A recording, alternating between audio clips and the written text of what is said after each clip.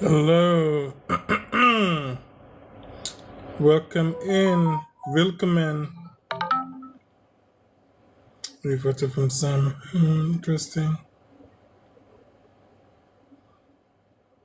Welcome in. Welcome in. If you disagree, if you think there's something morally wrong with these topics, request up. We are looking for some debates today. So if you disagree, if you were looking for opposition, I will take a few friendlies here and there to come up on panel, but literally looking predominantly for opposition. If you feel like there's something morally wrong with trans women being in women's bathroom spaces and sports, abortion, something morally wrong with letting kids be gay and trans and teaching kids LGBTQI plus education, illegal immigrants and asylum seekers, straight men dating trans women, or homosexuality. Request up, please. I want to hear from you.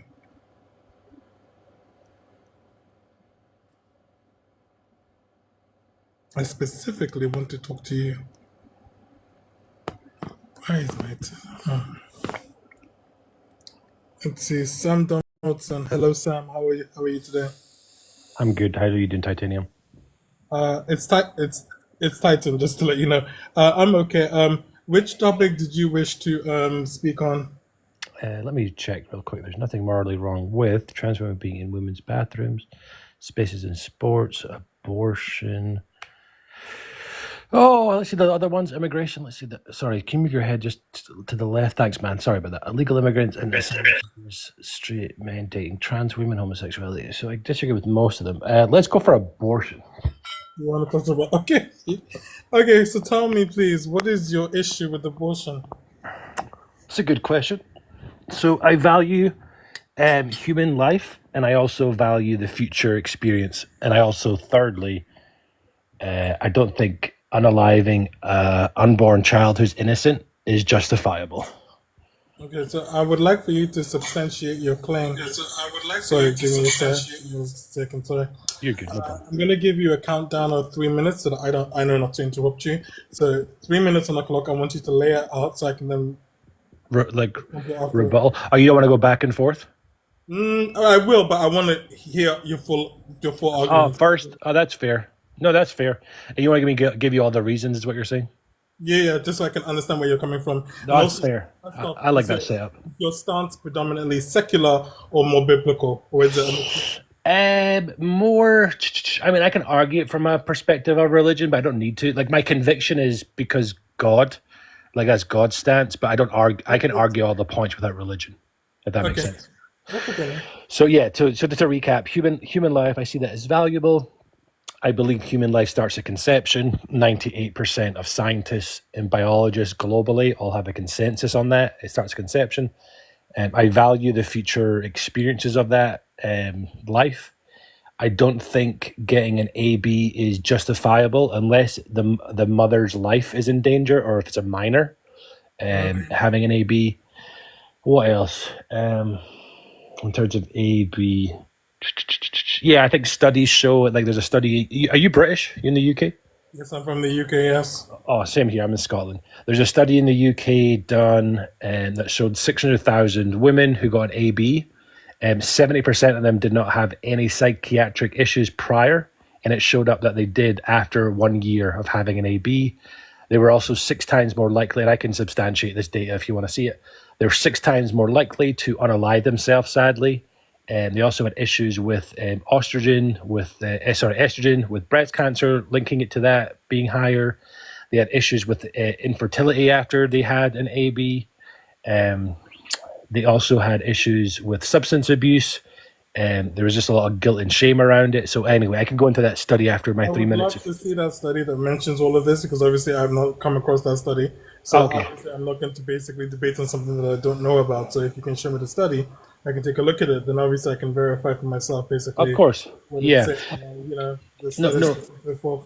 No problem. And I can reference if you have, but yeah, I think the downside of it is kind of recap is mental issues go up with AB.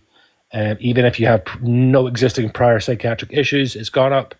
I don't think it's justified. I think post having a baby, if you keep it, And there is adoption options. There's right now more people that are on adoption lists waiting versus the ABs that are done. Especially in the US, there's 2 million people that are on a waiting list to have a baby, and there was 1 million ABs last year. What else? I think the economical impact too. Believe it or not, there was a study done that showed because of the amount of ABs globally that we get done. There's a study done in the US, especially. It showed that they spent over $6.9 trillion wasted because of AB. 68 million abortions were done since 1670s, which is 20% of the workforce, which showed the economical impact of not having that workforce in place. I think that's probably enough for now, but I appreciate the time. Well, for the statistics that you mentioned, I really do need to see some Yeah, of course. Yeah. I'm not going to be able to speak on stats and figures that I haven't seen. So, but I would like to say in general that basically when we're talking about abortion in this particular regard, and obviously I am pro-choice because I do believe that a woman's right to their body supersedes that of the perceived idea of some unborn fetus's life. Really and truly, I do not believe, and I do not believe that life begins at conception, and scientists don't believe in that. You have some scientists that say that, and a multitude of scientists that don't. Yeah, I got that study. Sorry? I said I can pull that study up too to back that up. That's fine, but let me just finish with what I'm saying. Obviously, anything that you have to present, please, I would love for you to present it so we can go over it eventually, so it can be sort of debate and discussion and so forth, so we can see what your points that are being made. And again, most scientists don't support that actually. Most scientists actually support a right to a woman's body because at the end of the day, basically, when we're talking about, for instance, stem cell research, which uses embryos as well, really and truly, that's one of the reasons why I think abortion rights group, not even abortion, sorry, pro-life groups have huge disagreements with people, with science, what's it called? Laboratories using stem cell research in terms of like for cancer research and so forth, really and truly, because again there is an argument that if the fertilized egg, which is a zygote embryo, which literally is a human life, then how is it that explain this, and this is a question now to me, actually this is a rhetorical question, sorry.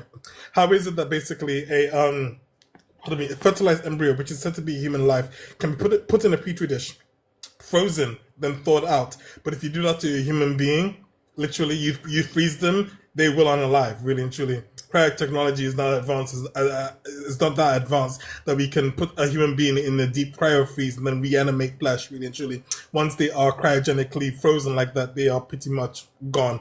Not to mention the fact that basically I agree with you on one thing, because my own particular cousin had a multitude of abortions, and she told me herself that in my own, just an anecdotal thing here. In my own family, I'm said to be the one with what we call the sight or foresight of sorts. I had a dream of my cousin getting pregnant the year before, and then basically,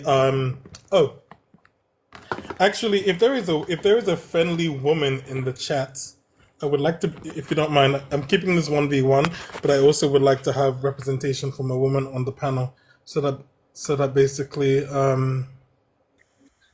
Who's Michael in Beats? Is that you? No, these are two of my backups just to use to boost the live. Oh, okay. Big man Kieran, you can come on up literally as an A5 person. As an A5 person, it would be good to have you up on here for this discussion. But as I was saying, basically, really, sorry, where was I? I was using anecdote, an anecdote story. So with my own particular family, I'm the one said to have the sight of sorts. I've had a dream of my cousin getting pregnant a year before. Then the next year she was pregnant. Then she told me that she'd already had like 9 different abortions, really truly, and she has to have this particular child because basically, if she has another abortion, she will become infertile. So infertility issues are there as a consequence of so many abortions that are being put forward. But this is not about the overuse of abortions in the first place. This is more or less about the fact that basically, really and truly, that it doesn't matter whether or not abortions are available. A woman should have right to her body. By having a pro-life stance, you're basically taking away her right to her bodily autonomy. And what you're doing instead basically is leaving it up to the courts to decide what a woman does with her body. In the case of Adriana Smith, I think that's her name, from Lady in America, pardon me, she was brain on life, she was on life support, and the state basically made it illegal for her to sorry, what's going on in my chat?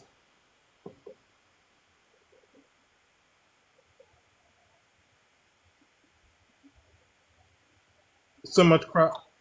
So wisdom, I take it, wisdom, you're okay. Wisdom, if you're opposition, you can wait in the request, and when I'm finished speaking with one guest, I can bring you up afterwards, please. I'm doing this 1v1, one at a time. Thank you so much, user. Can somebody mute wisdom? We're not gonna do that in live today. I'm trying to be respectful. I'm trying to actually have a nice debate. Sorry. Um, so in the case of Adriana Smith, she was put on life support even though she was brain unalived, and the family were against the particular pregnancy that she had going forward. Her own particular life directive stated that she didn't want to be kept on life altering machines going forward, as well as the fact that the state made them the family pay. And when the child was born, the child was deaf and blind, really and truly, with fluid in the brain. So, tell me how this idea of preserving life, especially in cases like these, is prudent or even beneficial to any unborn fetus here. Sorry, I've said a lot. I would love for you to No, respond. you're good. I'll go. No, you said some good stuff, man. I appreciate you giving an overview. That's really helpful. So I am. Yes, obviously your panel. I'll try and remember all of it, but I took some notes. So the first thing you did say, I want to just make a distinction. 98% of scientists agree that life starts at conception. What you said was a little bit different, sir. Not sir, sorry, Titan. You said that scientists, I wrote down what you said. You said scientists say that it's body autonomy. Are you disagreeing with science that human life starts at conception? Yeah, because again, when you're talking about evolutionary biology, a small modicum of scientists believe that. Majority of scientists believe that basically, when we're talking about human life, we're looking at something. Can I show the study then? Because I just want to make sure we spend most of the time here if you're going to disagree with science, because then it doesn't make sense to go any further if you disagree with science. This is a study done by .gov, so it's a government website. It's official. Every pro-choicer, I argue this for the last 10 years, all agree this is an official website. DubMeb. The study is, and here's even the PMID number. I've got friends that are work in the medical field in the US and the UK. Like, go by this. So this is, if you want anybody on chat, if you want to confirm this, PMID 366297778. This is also peer-reviewed, so even further to back it up. It's peer-reviewed journals in the biological and life science literature have published articles that represent the biological view that human life begins at fertilization. And to go further, it's a few pages long. Over 96%, I said 98, 96%, 5,377 out of 5,577 scientists all agree, affirming fertilization view for life. So there's also 1,058 biologist academies, institutes globally. They did a world assessed survey itemizing human life begins at fertilization. So if you have another study, this was just a few years ago, saying they all. I've got a study from NIH Okay. that I was. If you're saying they don't think life starts at human life anymore, I would love to see it. So let me just. I'm going to show you my screen right now, basically. Sure. I'll go off. Because the lady that. But Titan, just so you know, by the way, I'm not disagreeing with. Wait, can I just say something real quick? I'm not disagreeing with your study, and I say this respectfully. You'll be the first pro-choicer I've talked to in probably 8 years that has this stance, and I do this about 8 times a week. Well, the person that gave me the information I'm about to show you is a pro-choicer who's a PhD in anthropology. So at the end of the day, and also a woman as well, so no less. So I'm going to show you. This is from the National Library of Medicine. Yeah. Wait. Can I see the PI? But let me see it. It is worth repeating. Life begins. It says DRI here. Is a religious edition. Is it peer reviewed? Let me just make sure it's peer reviewed on the first time. It's National Library of Medicine. I know. No. That's just like you know that is right. National Library of Medicine. It's just like where you plunk information. It's not like peer reviewed. Again, this is peer reviewed. It's not. It always says in the first sentence if it's peer reviewed. It's not It peer is peer reviewed. reviewed. I'm sorry, but you're No, actually. I have friends that are at the National Library of Medicine who are doctors who don't have peer reviewed information. Again, this is peer reviewed. It's not. It has to say it's peer This reviewed. has a DOI All right, number. please show me where it says peer reviewed, and I'll shut up. You have a DOI number here that you can go and look it up for yourself. It's not peer This reviewed. is the National It's not Library of peer Medicine. reviewed. This is the National Library of Medicine. I know. I have friends that are doctors The that have PMID information on number. there. Please, can you just let me speak? Thank you very much. Okay. You're PMCID just number sending is stuff here. that's funny. The PMID number is here as well. Literally, this is peer reviewed. This is the National Library of Medicine. Look, What does PMID I'm stand trying for? to be very respectful and genuine with you here, but it can't be that your sources are peer reviewed and mine. Do you get what I mean? What you're doing right now? You're 'Cause trying it to said cherry. it had You're to trying say to it. cherry pick. Right now, you're trying to cherry pick to Okay, say that your source is more accurate than quote unquote. Hold on a second. Why is you're trying to cherry pick to say that your source is more accurate than mine? That's the problem I'm having here. We can have two opposing sources, but really and truly, and we can discuss the different sources and what they say basically. But please don't start trying to discredit my. It's a DOI. It's not peer. You have to show. It has to say peer reviewed. Peer reviewed as well. Okay, show me proof. Show me proof. Check the study yourself. I give That's you what I'm asking you. It's your burdens and proofs on you. You're already running away. At this again. point. Literally, you've Mashallah. got a PubMed. You've got a Let's National change Library subject of- because Again, you can't even seriously. agree on Sam, basic no. science. Sam, seriously. You I'm a can't master's. even agree on basic science, sir. Yeah. Again, you have a You just dropped me. study from You're an PubMed. idiot at this point. I'm sorry. You're an idiot. This is like basic stuff. If I'm such an idiot, have the data you deserve in the chat, and please find another live stream. This is literally what a lot of uneducated people do. You ask for a DOI number because you're looking for a peer-reviewed study that's going to be written by a PhD holder as well. Big Kieran, if you see Sam Donaldson may leave a comment. Mute them for the live as well. I'm not doing that. We could have had a discussion. We didn't want a discussion. The moment that I brought a study to dispute your study, you then just start saying, "Oh, we can't agree on basic science." You crashed out, really and truly. You didn't like the fact that basically I can bring a study to dispute your study, really and truly. You just sound like an idiot yourself. So please don't come back. Yeah, baby. Yeah, please don't come back, Sam. You're really dumb. I don't want to talk to you. Go bother somebody else. When I'm muted for the live, if you want to be in this room, you can watch without being able to interact, or you can basically have the day you deserve and scroll on. I don't want to talk to you. You're disingenuous as fuck. You came here. I listened to you. I gave you grace. I gave you time. You brought me a study. I looked at your study. I brought you my own. You don't want to look at my study. You just want to say, "Oh no, is it peer reviewed?" Peer reviewed means a consensus of scientists. It also means that it was not written by a medical student, it's written by a PhD holders as well. You got the DOI. You have the PMCID and PMID numbers as well. It's from the National Library of Medicine. Oh, you don't even understand science. Please get out of my live stream. You don't need to be here. You came here. You requested up. You crashed out because you didn't get your way. Because you want to basically cook the books. You don't want to have a discussion. You don't want to actually talk to somebody. Please don't request in my live as well. Sam Donaldson, go away. I don't want to talk to you. You're disingenuous as fuck. If you actually wanted a discussion and a debate, you wouldn't have crashed out the way that you did. Don't come back. Seriously.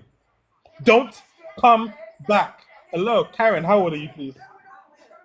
Hello, good evening, how are you? I'm good. How are you, please?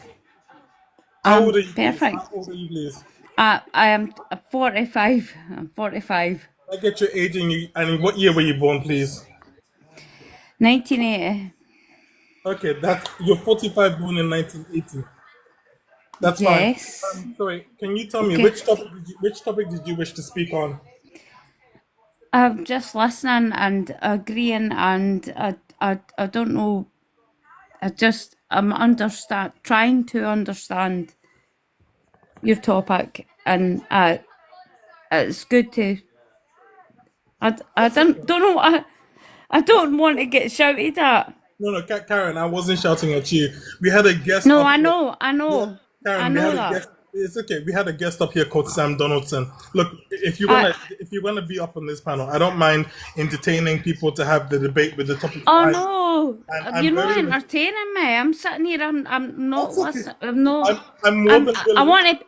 I I'm, want to be educated Me on too. the I like topics. discussions where we can educate each other. But instead, Sam didn't Yes. want an educational discussion. We could have Uh looked at each other's studies. We could have compared notes and so forth. He didn't want that. He started yeah. saying he doesn't want to have a discussion with somebody that doesn't understand science. I'm a master's student at King's College London studying applied neuroscience. I study neurophysiology. So I mean, literally, the fact that Well, basically he crashed out like a congratulations. baby. He crashed out like a baby. He just basically was. Is it peer reviewed? Is it this? It's what people do in order to make you look dumb. I know what peer reviewed sources are. I know that I'm looking for sources from a PhD.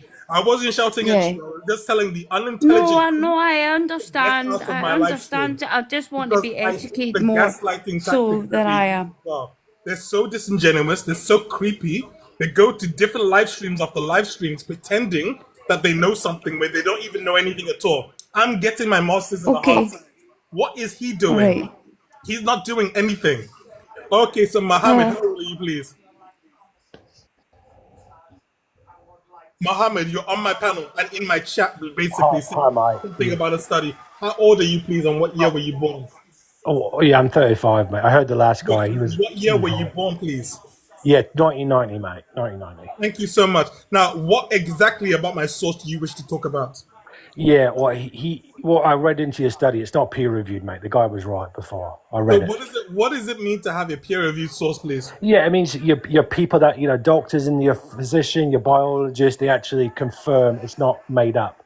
The No, person you're actually, talking that's not about, what a peer-reviewed study is. So, basically, a peer-reviewed you're study. going to crash out again, I'm mate. not done. Okay, thank you so much, Mohammed. Thank you for coming up. Rather than shout down opposition, I'm just going to drop you down because basically this is my live stream. I'm going to be able to talk in my live stream. If you don't like that, Big Man Kieran, can you mute Mohammed as well, please? Mute him for the live. You can watch the live stream. A peer-reviewed source is a source written by PhD holders. We have a multitude of scientific research and sources that are written by medical students as well. So when we're looking for a peer-reviewed source, we ask for the PMID, the PMCID, the DOI. We check to make sure that basically it is written by a PhD holder, as well as the fact that it's also, hey Tia, as well as the fact that basically it's also vetted by other scientists as well. Literally, this is a source from the National Library of Medicine, PubMed. Now, if he wants to come up here, he doesn't even know what a PMID, peer-reviewed source is. And that's what makes me laugh. That these people are coming in here saying X, Y, and Z. I'm doing my master's in a hard science. You don't know anything. So if you want to talk and let's have a discussion, well, I'm good with that.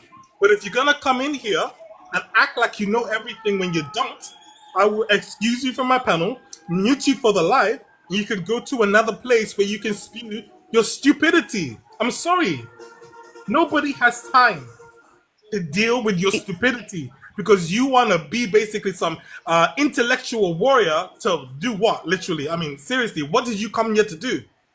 I would love to have actual educational discussions with good people, genuine people that are here for a discussion, not crapola creeps that basically got their TMU degree from fake Harvard, coming up here pretending to be doctors, biologists, and so forth, literally. You think that you have the right to talking about a woman's rights when you're not even a woman in the first place. That's what makes me laugh. That's what makes me laugh. You think you can have the I right to just? talk- Go ahead, I'm Karen. sorry. Can I interject? Go ahead. I'm a lawyer. I'm a lawyer. And I'm not trying to be bad to anybody, and I'm Scottish, and maybe nobody can understand how I speak. I understand everything. I'm a lawyer. You're a lawyer. Yes. Okay. And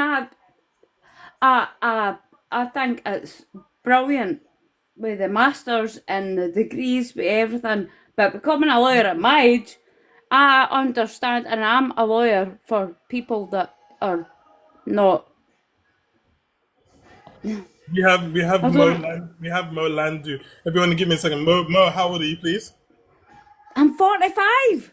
I'm Not you, Karen. 45. No, the one I'm above you. 45. Are you Not you, sorry? Karen. Mo, how old are you? Hello, I'm 25. Four, How old are you? I'm So, Mo, 45. Karen, we're speaking to the guest above you. So sorry, give me a second, Karen. So, Mo, how old are you, please? Hello, Titan. I'm 25. And what year were you born? I'm born in 2000. That's fine. Which topic did you wish to speak on, please? I listened to the last guest. Maybe we continue with abortion. You want to talk about abortion. So, what would you like to say about abortion? Well, I also read with a peer group thing, and you're a lie. You was not peer. It was you're a little bitch that you like to crash out. Bye. Can we mute that guest as well? Can we just mute the dumbos? Mute them. We're not doing that today. If you came up here to be disingenuous, creepy, and nasty, you will be excused from the panel. You will be muted for the live. You can scroll on. I'm not here to do that today. You came in here in order to derail the live stream, to get me angry. We're not doing that with you today. I don't have the energy for that today. I want to talk to people. Not we have a shouting match with idiots that basically don't even know basic biology. Please go back to your Timu University. Please go back to your fake Harvard. I don't have the energy for you today. Please scroll on somewhere else. Thank you so much. Oh,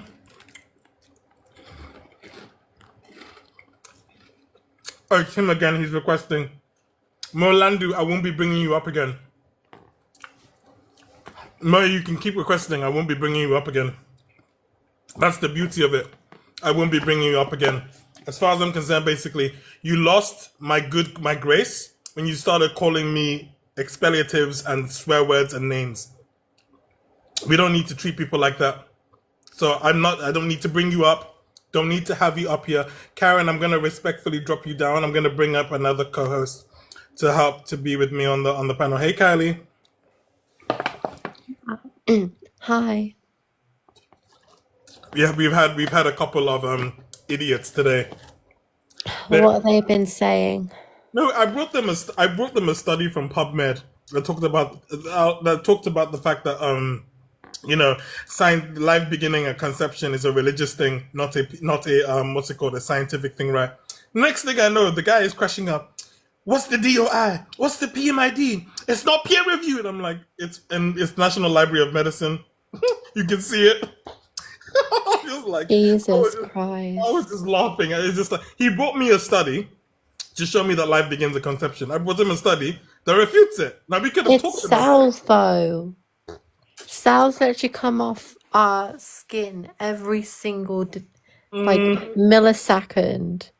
Okay, and nobody whines over that. Like, if I pull a piece of hair out, okay, that's like living cells that are like going to die, and then people are like, "Oh wow, there's now like a clump of cells inside of like someone's uterus, and now it's like a big deal," and it's not. It's inside somebody's body, and they have a right to get rid of that if they want to and not have to go through with a pregnancy and then raising someone for 18 years. You should not force that on people. It's authoritarian and it's taking away their bodily autonomy rights. You know what also makes me laugh as well? I brought up that they made the argument. Pardon me. They made the argument that life begins at conception. I brought up the fact that scientific laboratories consistently use stem cell research. They used fertilized eggs, zygotes, embryos to harvest them for stem cells, which is the reason why pro-life groups had problems with them. So if the consensus of scientists believed that life truly begins at conception, why would they be doing experiments on human beings? Exactly. Why would it even be legal? Come on. Exactly. The argument that this is, pardon me. They just want to control women's bodies. They want to be able... It's not just controlling women's bodies. It's this idea that they think that they have some kind of moral authority as well as superiority to dictate what they can and what anyone can and can't do. Not to mention, really and truly, that at the end of the day, basically, a clump of cells does not a human make. It's also a way of them wanting to trap women, because what they want to do is they want to cut off all women's access to abortion so that they forcefully keep their girlfriends and their wives by impregnating them and then them forcing to have their baby. But they're forcing them to stay with them because they want control and dominance over a woman who they believe should be submissive to them. It's just misogyny. That's the root of the issue. That's the root cause of at least most of the pro-life men. The root cause of their belief on abortion, And again, control and misogyny. it's predominantly evolutionary biologists, the same evolutionary biologists that believe that a woman is an adult human female, that campaign against transgender women. They're the same ones that say that life begins at conception when it does not. It's evolutionary biology. Same evolutionary biology that will tell you that an adult is apparently, biologically speaking, between the ages of 12 and 15. That's disgusting. Excuse me. It is very gross. I find it funny that basically people have a lot to say about transgender women, calling them men in women's spaces. Oh, hey, Tish. Actually, Tish, come up. Calling them men in women's spaces, but basically they will still legislate for 14-year-old girls to be married off in the United States. 14-year-old girls to be married It's off. gross. Why aren't we talking about that? Why are we talking about trans women in women's spaces when we should be talking about the 14-year-old girls in the USA being married off with parental consent? That is fair. Hi, host. Thanks for letting me up. I know you're opposition, and everybody, please. Tish is opposition, but I want to let her speak. Then we respond. I want this to be different. I don't want it to be a shouting match. Go ahead, Tish. Hi, thank you, darling. Your birth for TikTok, and then obviously go into what you want to say. Pardon?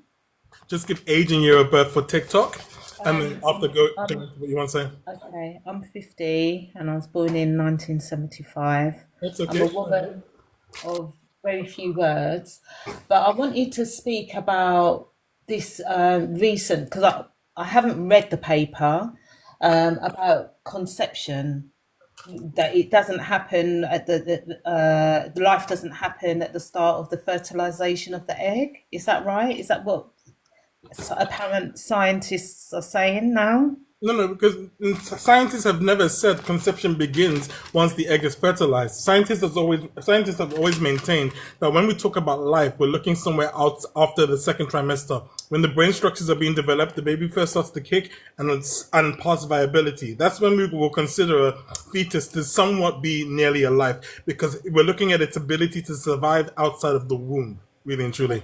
But that's the beginning. That's Exactly. the start.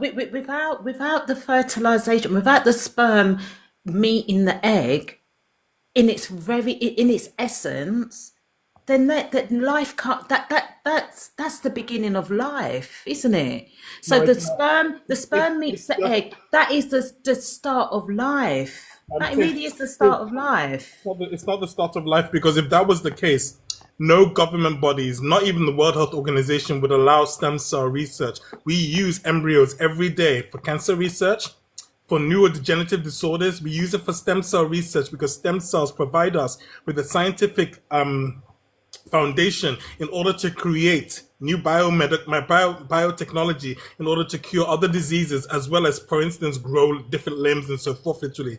If embryos were considered to be the beginning of, fertilized embryos were considered to be the beginning of human life, then there would be no way that we would legalize stem cell research, because scientists have already determined that when we're talking about life, It's somewhere after the second trimester, after viability, when the baby is not only able to kick and to move, really and truly, it's able to survive outside of the womb. That's why when we talk about abortion, it's not all 9 months. If a baby is past the stage of viability, 9 times out of 10, the doctor is going to basically deliver the child, really and truly. Do you know, host? Do you know that if the baby is deemed disabled, and I know somebody that was campaigning to lower the age, the trimester age of abortion. She had a child that was Down syndrome, and if a woman is carrying a child that has Down syndrome, they can abort that baby at full term. Yeah. No, they wouldn't be allowed to. This is the reason why. No. It happens. It's a fact. I'm not spewing lies. It's a fact. Up to full term, that baby can still be. No, because right now, basically, when we're talking It about still can be aborted. So what? So my point is, they don't care about the life of that child. As far as I'm concerned, scientists are very much against trying to prove that there isn't a creator.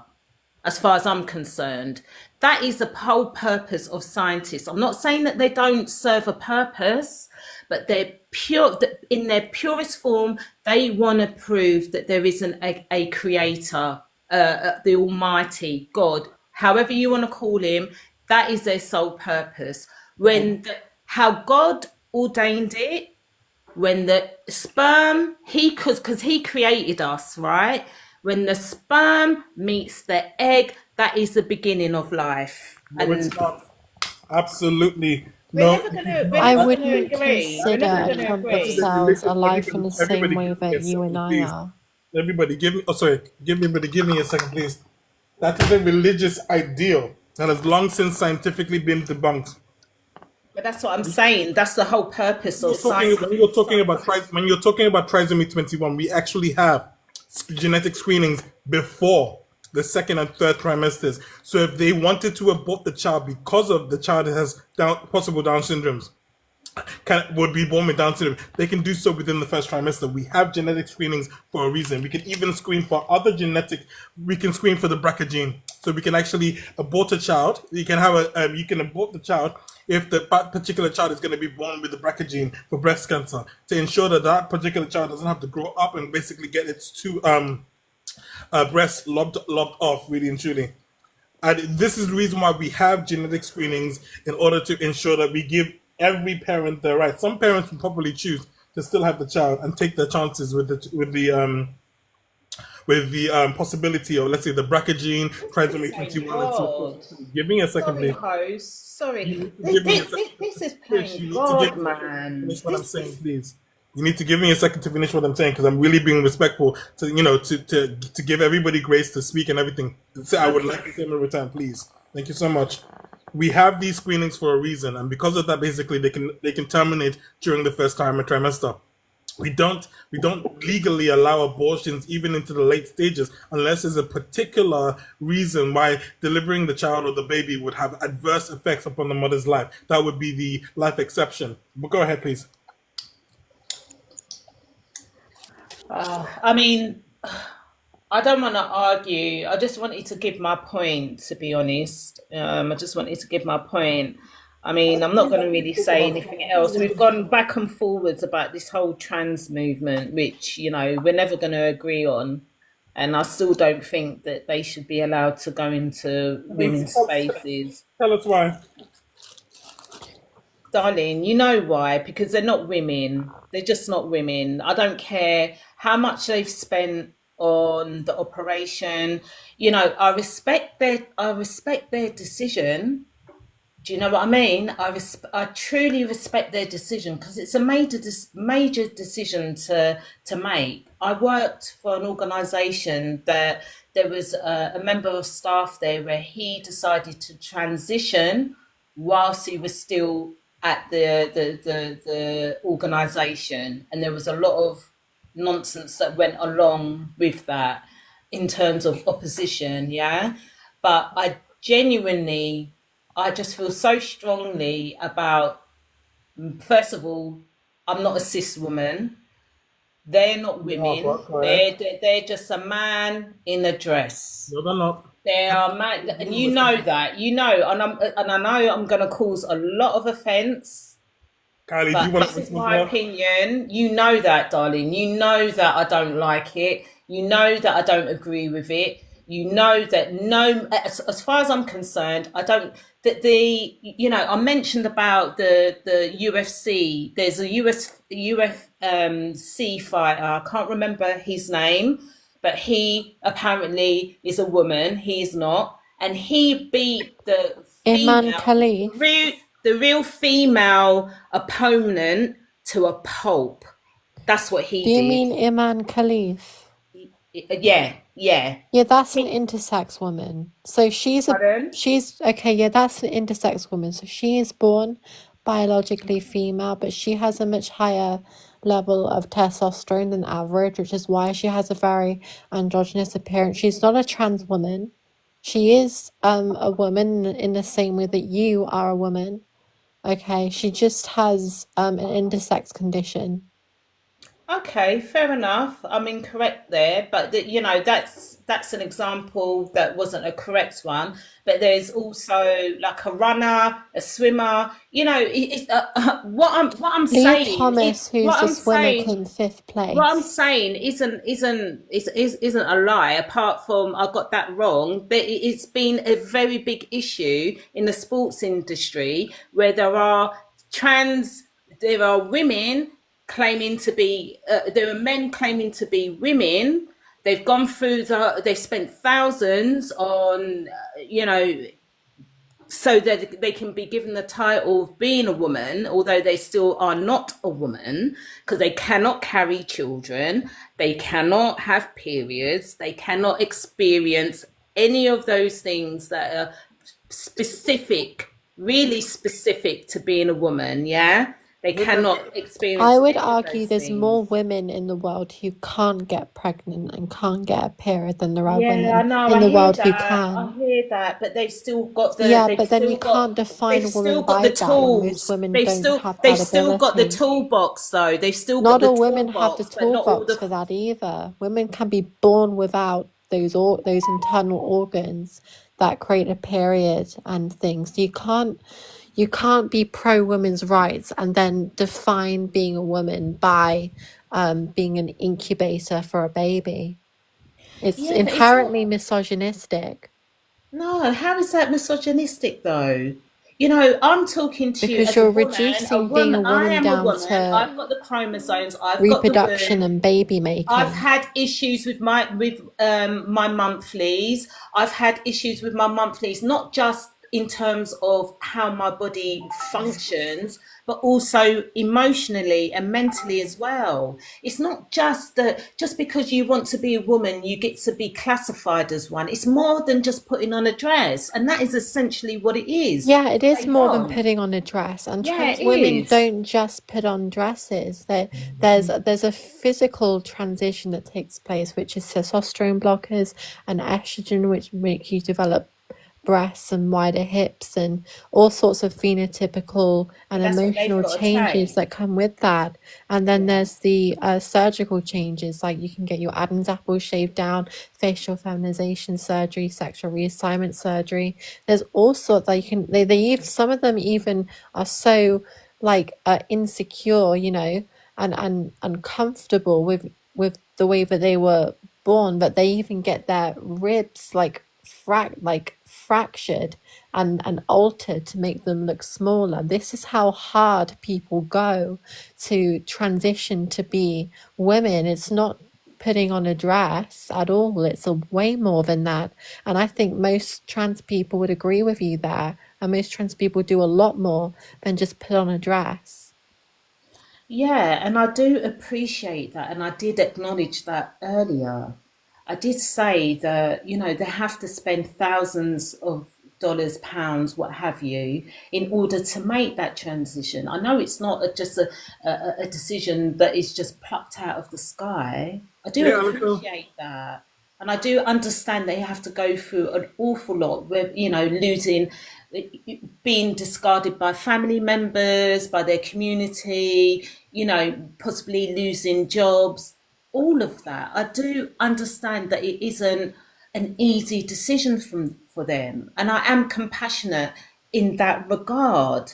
I'm not a monster, but I am a woman, and therefore that me being a woman, I never chose to be a woman. Oh, That's how God created it. everybody, And please. I don't see Please, why a please, man please. can just come along and say that he's a woman just God, because well, he God spent created Everybody, £10,000 people as on well. getting his Everybody, penis give cut me 1 off. second, please. Everybody, please give me 1 second. Can you all go on mute? Thank you so much. I would like to speak to the next guest myself. Jason, age and year of birth, please. I'm 23. And your trans and your year of birth? Oh, sorry, I'm trans and No. Your age and year of birth, please. sorry, I cannot hear you for the life of me. What year were you born, please? Oh, sorry, 2002, 4th of July, 2002. That's right, and you're 23. So Yeah. please tell me. I'm going to give you a couple of minutes on the clock. I want you to tell me exactly the same thing you told me in Envy's live stream tonight. I What was was I watching. saying to you? I was watching, by the way. Okay, what do you want me to say? I want you to tell everybody exactly what you said on Envy's live stream tonight. You got 3 minutes on the clock. I want them to hear you. Go ahead. Well, we had a conversation regarding trans people. So, are you a man? I'm transgender. Are you a man? No, Why?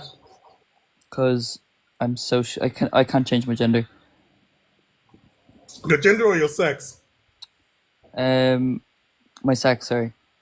So, if you can't change your okay, so are sex and gender the same?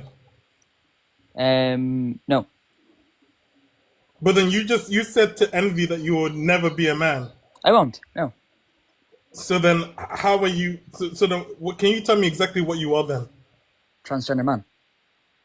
But a trans men are men. I don't know. So what are trans men then? It's a social construct. No. So what are trans men? Social construct. Do trans non-binary people exist? No. Alison, on mute, please. Alison, Yes. please, can you speak to our little our friend up here? Little? Are you gonna degrade me like that? No, I'm not. I'm not. Oh God in heaven, have mercy! Don't gaslight me right now. Literally. Little. So I'm confused as to you consider yourself in a categorical box, even though the word trans in front of that is just an adjective that describes the noun. It's no different than saying tall, short, Okay. skinny, fat, Subjective though, right? hungry. What? Subjective. Um, This is all subjective. This is how I feel about it, and regardless, I'm not trying to change your opinions, nor are you going to change my opinions. So, if it's all subjective, why are you 4 months on testosterone then? Because I want to be. So it's all subjective. Therefore, you should get testosterone. Sorry? It's all subjective. Therefore, you should get testosterone. Yeah. Okay. Does medical science deal with descriptive elements or prescriptive elements? So if you're going to talk about Can you- scientific Jason, stuff, Jason, if you're going to talk about scientific stuff, I can go into the science that there's no scientific backing for non-binary yes, people. yes. Oh, For non-binary God. people. This- So okay, your argument's about gone what? there. Your argument's gone. No, okay, seriously. Okay, Jason, you're not going to disrespect me in my own live stream. I am transgender non-binary. You're not going to tell me that I don't exist. I'm also doing a hard science. Don't You interrupt me, exist. please. It's not non-binary. Thank you so much. You know what? If you can't behave, what I will do, exit the countdown. What I will do, countdown, here we go.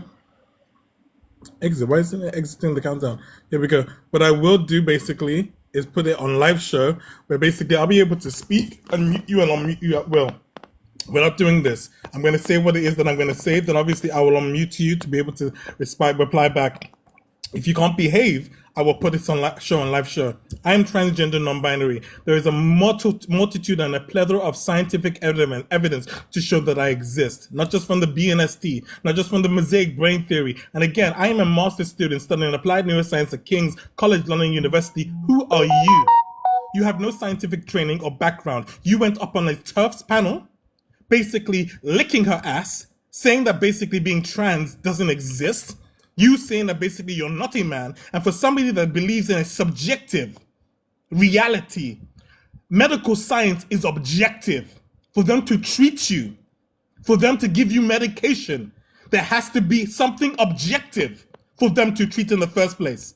It is long since no longer called gender identity disorder. It is called gender incongruence, which I am diagnosed under the ICD-11. If you look at the diagnostic criteria for gender dysphoria, it also includes trans non-binary people as well. You don't get to erase me, erase trans people because you want to be a pick-me for the TERFs.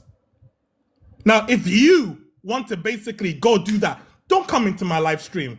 Not thinking that I don't know who you are. I watch my opposition. I watch my enemies. Je te vois. I knew who you were when you requested. I like good conversations. I like good debates. I like good discussions going forward. That's why I banned the GCs from my space. Because their crapola misinformation, I will no longer be party to. Hence why Envy is not coming by anymore. Christy, I'm not going to go on his panel. Why are you here? If you believe the crapola that came out of your mouth tonight, why are you in my space? If you believe I am not a radical leftist, somebody mute him in the chat, please. I want him to hear me. Somebody mute him in the chat, please. I want him to hear me. If you believe so much, all this crapola, please don't come back to my space. Please go somewhere else. I'm not a radical leftist. I just don't have time for transphobic trans people who want to go up on a TERFs panel and erase transgender people. For what? Clickbait? You think the TERFs are gonna love you? Please, I beg. We're not doing that tonight. I prefer having Tish. Tish doesn't agree, but I can have respect for the fact that that is her opinion. That is who she is. She's not going to lie to my face, tell me she's trans, then tell me that I don't exist. That kind of hypocrisy I will not entertain at all. So if you are a TERF, a GC, or a TERF lover, GC lover, don't come to my stream. I won't platform you. Thank you very much.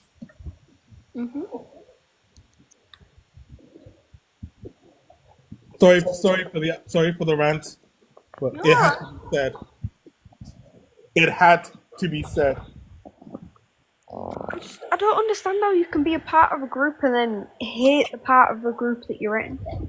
I don't like disingenuous people like that. For me, I would rather have anybody that has differing opinions from mine, who is genuine and say it with their chest, stands on that. I have great respect for that. We can have a different opinion, but I don't want somebody claiming to be transgender, going on testosterone for 4 months, going into a GC panel, telling everybody that you will never be a man, but for some reason you're on testosterone, calling it a subjective reality. Please, no thank you. Now apparently I'm a radical leftist. I am now a radical leftist because I, as a trans non-binary person, don't want to platform people with crapola coming from their mouths. Disney, can I get your age and year of birth, please? Yes, I am 33. I was born in 1992. And which topic did you wish to speak on? I was actually just going to speak to the idiot that was going on about what you ranted about. Oh, you mean, well, he ran. He ran when I put everything in live show. I watch my opposition. I was in there on this account. I was watching Envy. Today I saw Kurdish Doctor on Envy's live stream. Jesus, I am a trans. Dr. Zangana that's been coming to this live stream on Envy's live stream, and I heard a multitude of what he had to say. Then I watched, literally. So the reason I wanted to have a word with him was because I'm a trans person myself, female to male. I have taught my son numerous times it doesn't matter what you are, skin colour, sexuality, gender, no matter what, we all bleed red.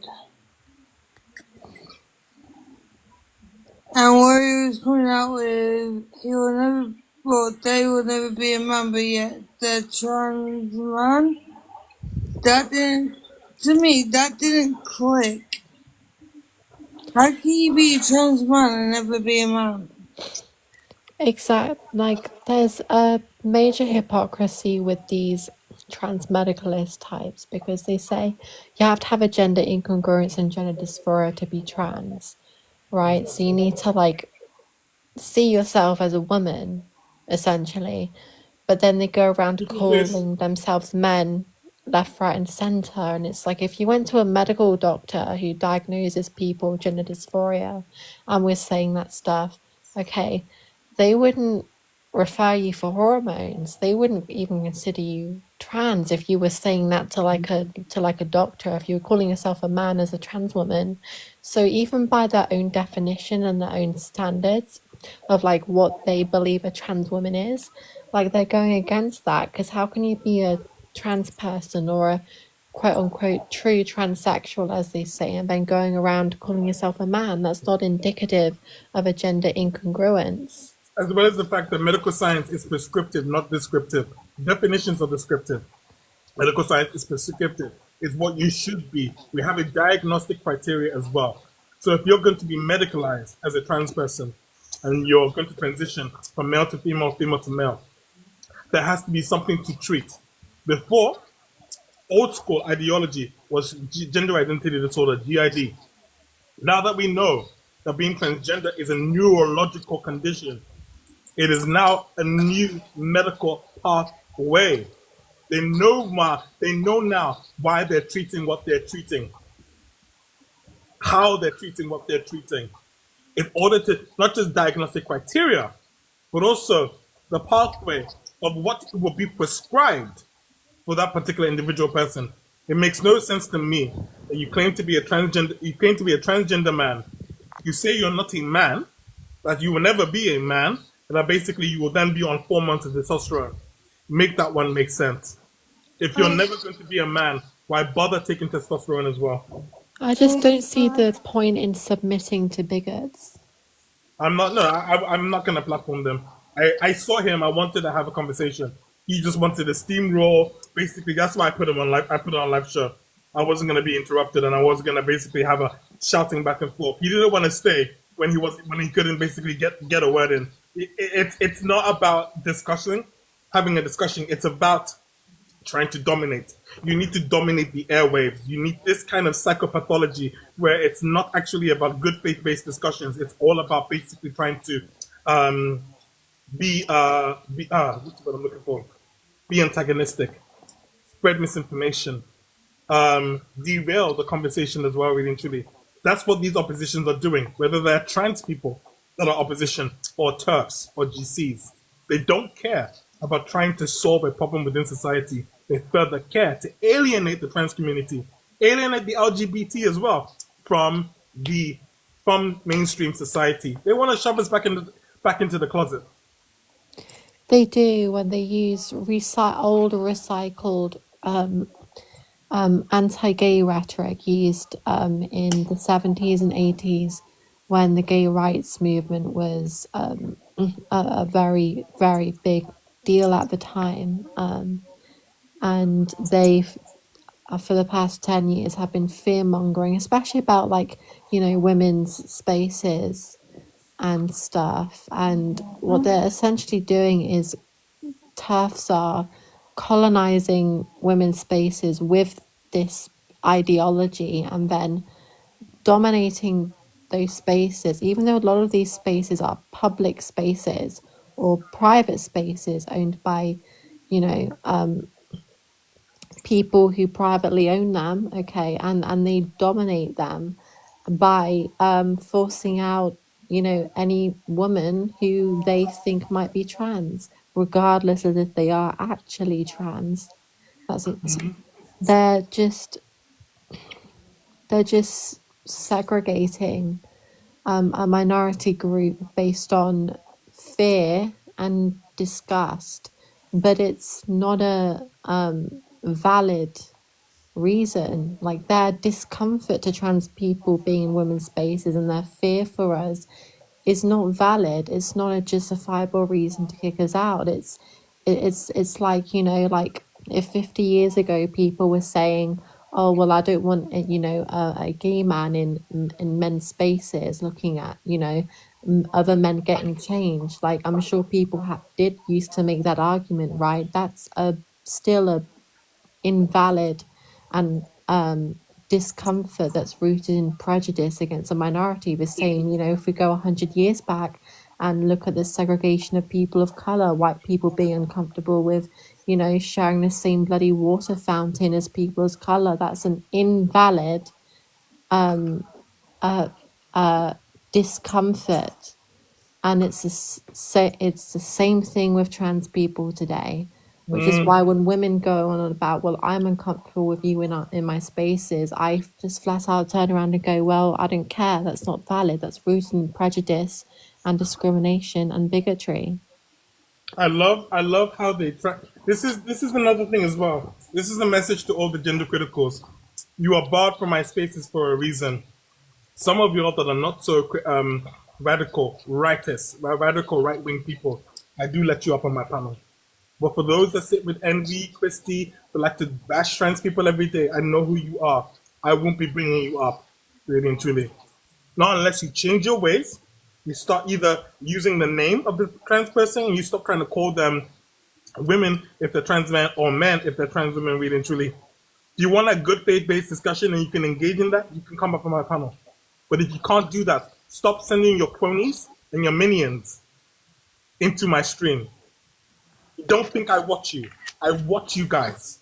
I listen to the crapola that comes from your mouth today. And I know who you are popping in. Preach. I was like, He didn't think that I didn't see him tonight. He thought, okay, he doesn't know me. I will lick Envy's ass and come in. Oh yeah, I'll go to this person's space. Yeah, I know you. I saw you on the panel. You were licking Envy's ass. You were saying X, Y, and Z about trans people. Please stay away from me. preach, sibling, preach. Oh, we've got a guest. T.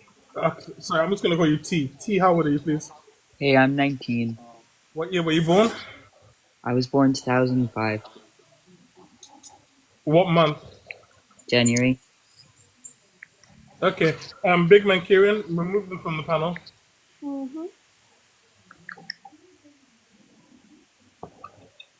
Again, if you're gonna come on the panel, it's 18 plus. I will ask you for age and year of birth. Please make sure your age and year of birth match. If you're born January 2005, you are 20 years old. You're 19, born January 2005. It doesn't add up. Also, Big Man Kieran, can you mute them in the chat for the live? This time I'm not going to be punitive with certain people. You will no longer have privileges in my space. If you want to be here and talk with other people, you will come correct. You will be respectful. And you will have a discussion. And you won't be bringing in misinformation. And you will substantiate your claims. If you cannot do that, respectfully, scroll on from my live stream. I'm not here for you. I'm not here for all your tactics to derail the live stream because you can't stand that there is a leftist on this app. I'm center left, by the way. I'm more moderate than you think. But I am never going to be as moderate to ever say that trans women are men, trans men are women, or that trans non-binary people like myself don't exist. That will never come from my mouth or anybody else's mouth that advocates for trans rights. Can I ask, are you in America? Sorry. I was just asking, are you in America? I'm in the UK. I'm in the UK. So you know about the rule that was... I know about the UK Supreme Court ruling, and it's disgusting. Right now, I know that there's a trans judge who is now taking the UK to court. and we're going to get our rights in law. But I still use the Frank women's Green, bathroom regardless. Good. Yep.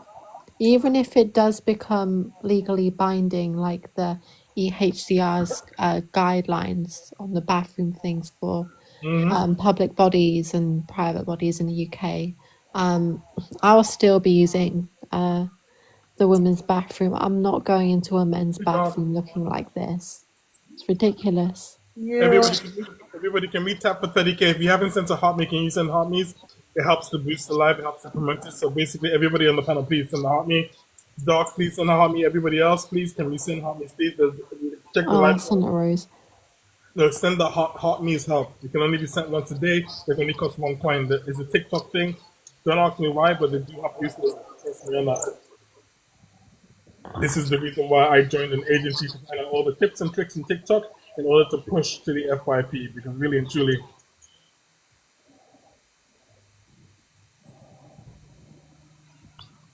thank you, Doc.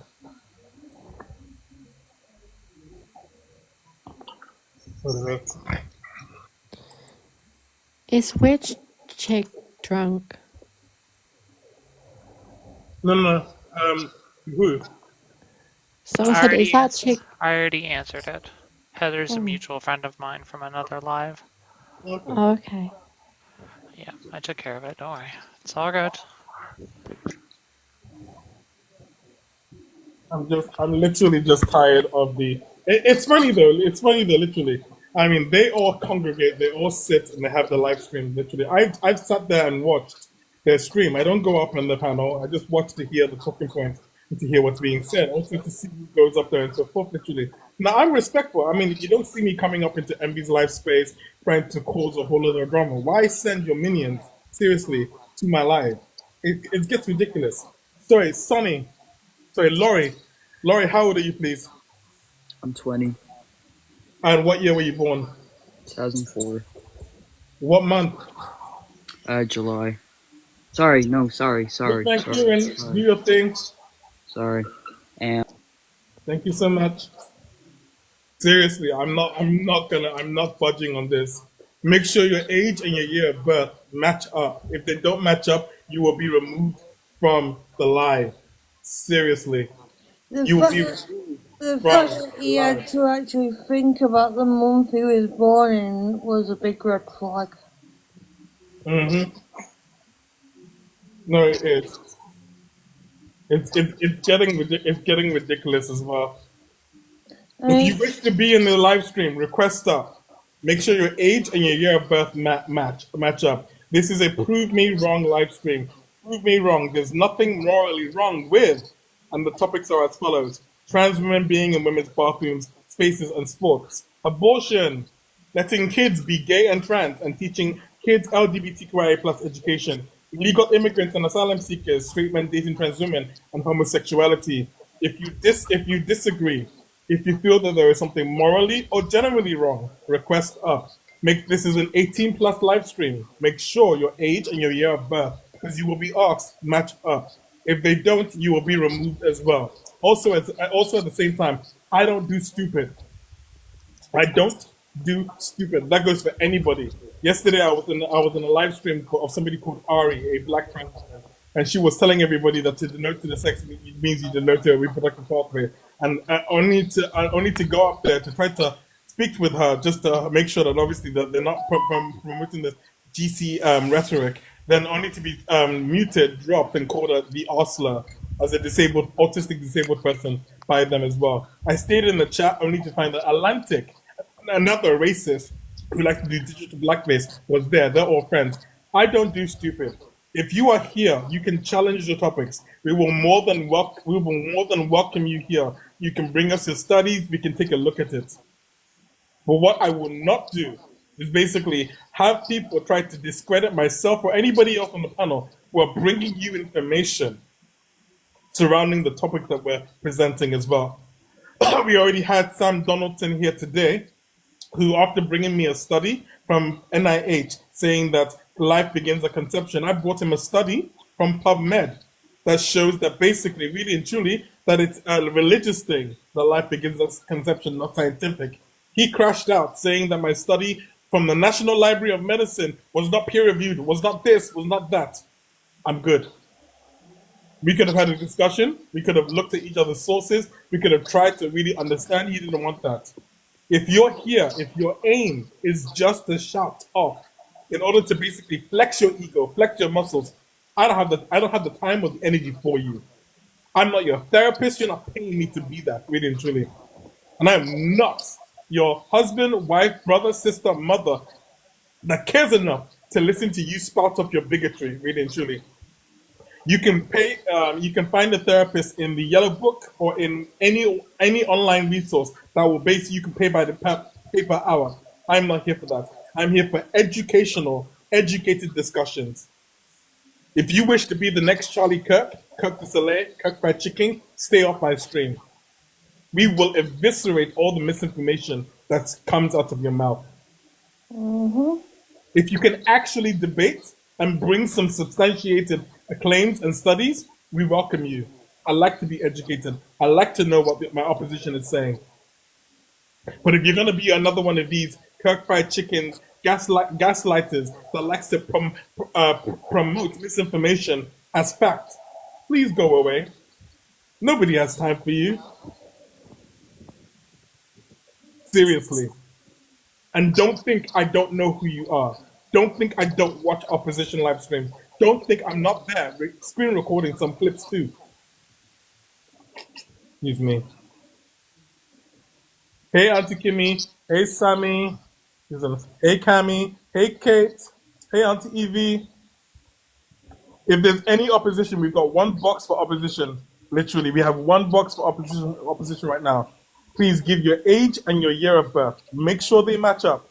If you disagree with the topics behind me, prove me wrong. There's nothing morally wrong with trans women being in women's bathrooms, spaces, and sports. Abortion. Letting kids be gay and trans and teaching kids LGBTQIA plus education.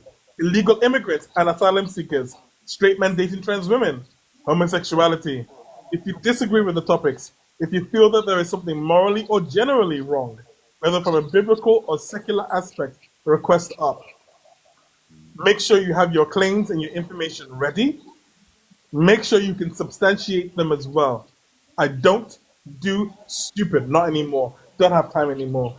For you, it is a joke. For us, it's about advocating and education for our community. The misinformation on this app, the misinformation being spread about us needs to stop. So if you care to debate us, discuss with us, conversate with us, because we can do one of each or all of the above. Request up, please. But if you show your colors, you prove to be disingenuous, Big Man Kieran will drop you on your ass. I mean, I was going to dip down anyway because I'm getting tired. thank you, Disney, for coming up again. Let me give you a follow as well. Sorry. Thank you for having me. You're amazing. Oh, thank you for coming up as well. Sorry, Vieta, request up, please, Vieta. I can't invite you. Vieta, if you wish to come up to the panel, request up. Let me drop you down, Disney, okay? Thank you for coming up as well. Auntie Kimmy, come on up, Auntie Kimmy.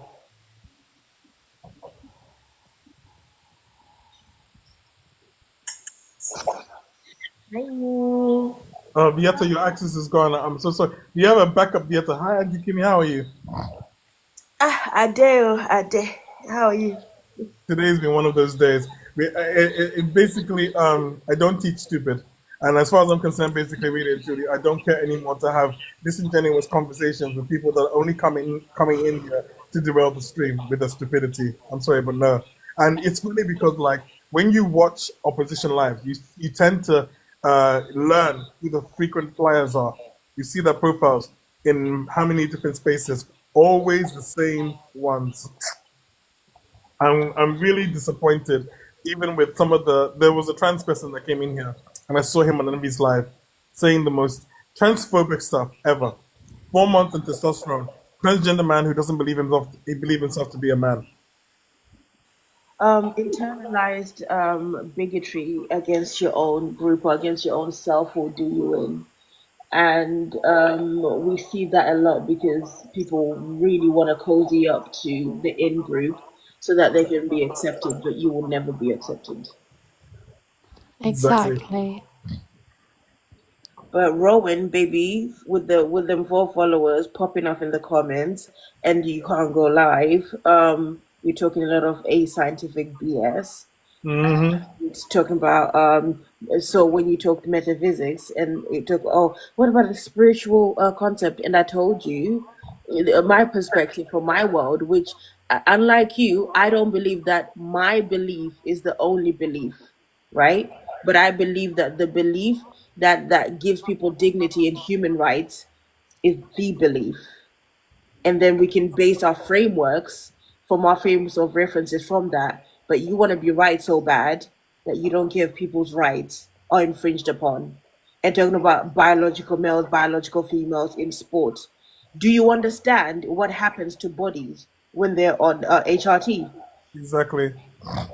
Actually, Alison, do you want to explain to everybody what happens to people's bodies, trans people's bodies on HRT?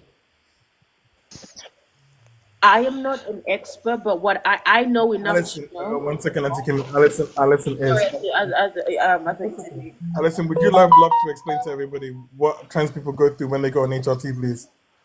Yeah.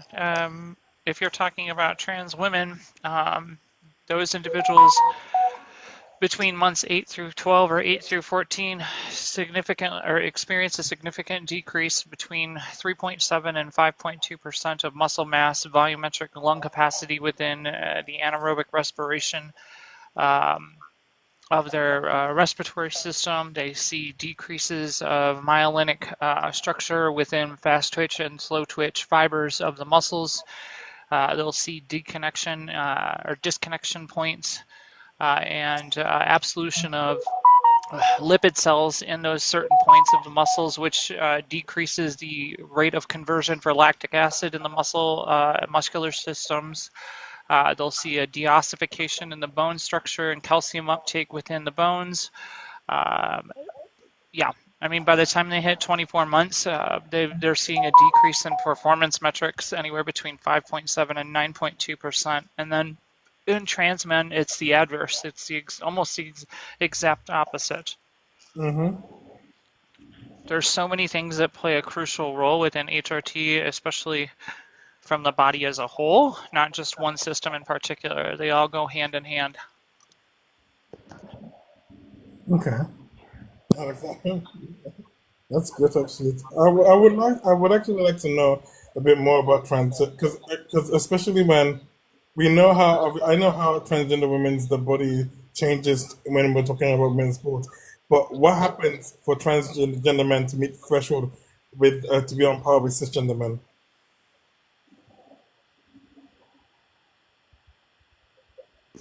I'd have to go look at more of the studies to understand how GAHT changes all of the specific systems in trans men. I just know that in the publications of the NIH that we see right now, and the analytics is heavily focused on trans women. So when they use their correlative data to understand what is affected by GAHT in that regards, the measurement levels are baselined around cis males, and then analyzing nanograms per deciliter in testosterone and how that plays a significant role in percentages. So you'd have to find one specifically for it where it subjugates both of them out. But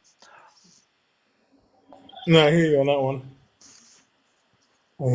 Well, today I heard our favorite doctor, Dr. Zangana, this Kurdish doctor who normally is here advocating for trans women. In a sense, he was advocating on one hand because he did go up against some of the bigots on Emmy's panel. But I heard him say the fact that he doesn't believe that trans women should be in women's spaces, that they should have their own space. He also said something about the fact that they shouldn't be in women's sports either. And I really was like, okay. Because we didn't really get into his views. Okay, are you here to be a troll, or are you actually here to they dropped it? Sorry. I think they dropped. That was literally what made me really disheartened today, watching somebody that's been very much a friendly in my live streams, and then these live streams saying a multitude of stuff that I've never heard them say, and then sometimes basically a friend is not, how do I say, you don't really know people until you've seen everything. That's so disheartening. Like, I'm so sorry you had to go through that because you think you know people, and that's saying you think you know people. No, he was up in the panel, and he's normally very respectful. He normally says that he believes the bathroom situation is, he did say certain things that I've heard him say before. Like he did say that this is just a distraction. He wasn't there just saying like he wasn't there being exactly transphobic, but he was like agreeing with Envy, like basically like, oh, they don't belong in women's spaces, they don't belong in women's sports, and I'm like, are you for real? And then he was there talking to Envy about complete androgen insensitivity syndrome. I mean, and then the last thing he did was basically going up against the bigot who was talking about trans people. That I had respect for him for, but I just felt like basically like number one, why did you go into the lion's den? Number two, basically why? I mean, you've never said that. You've never said that to me. We've had how many times have he seen the topic? Either I have this one or I've got trans women belong in women's bathroom spaces and sports, and he's been there. And so it just feels like basically a lot of people were coming into these spaces hoping to basically collect followers, collect friends from the LGBT. Then he said something about the fact that his children, he believes them to be your more average men and women without the complications of being part of the LGBT. And I was just like, wow. And that just like, it just hit me in so many different ways. I'm just like, oh wow. Okay, I'm just like, okay, if that's how you truly feel, I'm not gonna do the wash, rinse, and repeat. For me, basically, James was an experience in terms of listening to him there, and then I'm watching him come here. With Dr. Zangana, I'm going to give him some grace. I'm just not going to bring him up anymore. Thank you, Alison. Okay. And pardon me. And then what happened? So for me, basically, hey Park, I was just disheartened to see. I was disheartened to see that, and I thought that basically, like, I thought he was an ally, and to be honest, basically, I'm just like, wow.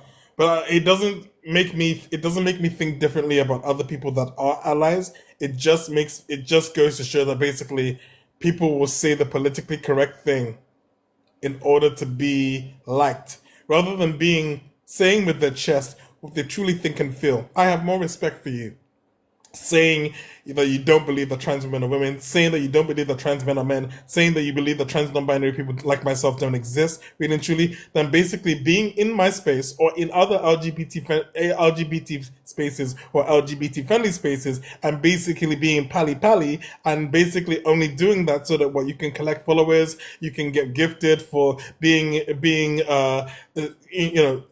parroting some talking points, really and truly. This is not about popularity. This is about human rights at the end of the day, basically. Human rights are being lost by trans people every single day, especially in the UK and especially in the United States of America, where it's even worse. So at the end of the day, basically, we're no longer coming to play. We're no longer coming to entertain you as some sort of gimmick or some sort of like favorite TV show because you are bored with Hollyoaks, EastEnders, Emmerdale, and a multitude or Days of Our Lives, As the World Turns, One Life to Live, which other General Hospital soap opera dramas that basically you are now bored with. We are not your soap. We are not your drama TV series. We are living, breathing human beings whose rights you're repealing because of your religion that has no foundation of any scientific principles at all. Look, you can have your religion. Don't shove it down my throat. Don't start legislating because of your religion. Really and truly. How many times do we have to go backwards in order to go forwards? You did this with gay people. You're doing it with trans people. It's the same thing with a different twist. You think that basically, hey, Blessed, I see you. You think that basically that we have not seen this happen before. Challenge the statement. Have a discussion. Be genuine. I would rather talk to a Christian and really have a great conversation and a meeting of minds. I believe in God. I don't subscribe to religion, but we can talk about that. We can talk about things. Now, I may subscribe to the left, but I'm a centrist as well, really and truly. I'm not a radical leftist, but I'm a centrist. But what I don't like are radical right-wing people coming into this space trying to use authoritarian, totalitarian talking points and concepts, trying to shove their agenda down my throat or anybody else's. Remember the fact that everybody doesn't agree. We're human beings for a reason. Oh, we have Laurie. Laurie, you are on mute. Laurie, this is the last time we're going to try you again, okay? How old are you? Age and year of birth, please, Laurie. I'm 24. What year were you born? 2001. Good. And which topic did you wish to speak on now? I just want to know why the minute someone has a different opinion than you, you're calling them a bigot. The what? You're calling them a bigot for having a different opinion of you. Calling who a bigot? Because certain opinions No, can be bigoted. Kylie, give me 1 second. Calling who a bigot, please? People with different opinions than you. No, I didn't. Please repeat exactly, word for word, what I said, please. You called a live that I was on earlier among you. Oh, so you were on Envy's live? I was, yeah. Oh, okay. Okay. Do me a favor. Did Envy ask you to come to my stream? No. Then why are you here? Because I just think that you're a very angry individual. I'm not angry at all. I'm just annoyed with basically TERFs coming to my panel. I'd rather talk to people that actually have education. I don't want to talk to people that believe that denoted to the sex means you denote to a reproductive pathway. I'm sorry. If you want to, I don't want to platform people peddling fake science. That's what Envy does. That's what you do. Now, if you want to talk from a real factual basis, I don't mind doing that. I just don't platform stupidity anymore. But you don't have to call them bigots. Thank you so much. They are bigots. They are bigots when they spew out hate. They are bigots when they peddle fake information. That's what I have a problem with. Please stop calling me angry man, because basically I'm not angry. Number one, you haven't even seen me angry. Number two, really and truly, when you have somebody like Envy saying on our live stream that apparently the hypothalamus is not activated until your puberty, that's false. That's wrong. When you have somebody like Envy saying that you denote to the reproductive organs, even my own biological mother does not stand with the transgender movement, does not believe that trans women are women, but she herself, as a medical doctor and medical scientist, will tell you that denoting to the sex references secondary sex characteristics. I've had a debate with her over the phone, and I won! God have mercy. My sister is a neuroendocrinologist, as well as first degree in neuroendocrinology and medical degree as well, specialized as a pediatrician. My mother is a GP consultant here in the UK. Now I've had, who do you think I bounce off my masters with? Oh, we have Jason again. Okay, so Jason, are you really gonna keep trying to call me an angry man when I told you that I'm trans non-binary? Stop misgendering me in my own chat. Seriously, Jason. Stop misgendering me in my chat. If you can't be respectful, Jason, please go away. Seriously, go away. I think these people are literal trolls, because the way that Laurie just came in so calm and was like being inflammatory with like an even tone and saying, why are you an angry man, after you've explicitly said that you're trans non-binary, shows me that there's an agenda to literally get people in our community especially riled up. And when you ask someone, why are you angry, but you don't, and you blame someone for their anger and their reaction, and you don't look at the root of what makes them angry, you're part of the problem. You know what? I wasn't willing to entertain you. Now I want to entertain you. Now I want to smoke. You will find out why I used to be called Elijah. Get your ass up here, Jason. Thank you so much. Hello. You're calling me sensitive right now, really and truly. Wow, look at you, you're Let's steaming on the forget line. this. Let's talk about how self-hating you are, please. Why are you a self-hating transgender man? Why are you muting me if you want an I'm answer? muting you so that I can finish my sentence, and when my sentence is finished, yours can then begin. Go ahead, Jason, please. What was your question? Why are you a self-hating transgender man? No, I just don't like non-binary people. Sorry. You don't like non-binary people. So what did non-binary people do to you? They injected themselves in the trans umbrella. How did we inject ourselves in a trans umbrella when the definition of being transgender means that you have a neurological, I'm not transgender, I'm transsexual. neurobiological incongruence? I'm transgender as well. I'm diagnosed with gender incongruence as well as of childhood and adulthood. ICD-11. That's my diagnostic code. What are you, Jason? What exactly are you? Because as a transgender person and transgender man, 4 months on testosterone, it is embarrassing that you not only misgender yourself, or you go on a turf live stream. You say that you are not a man, you will never be a man, so forth, really and truly. Why are you here? I don't know you. I didn't even follow you. I sat there, watched the live stream. I watched respectfully. I didn't even leave any comments. I was just watching. I literally was just watching to see what was being said. And I heard your spiel, everything that you said to Envy. So my question to you is this. I'm here doing my stream. Why are you here? Jason, I'm talking over a bigot because you, Jason, are a bigot. That's what I'm talking over. I'm talking over a bigot. So now I'm going to unmute you for you to speak so you can answer me now. Please go ahead. Why are you here? Because I want to be.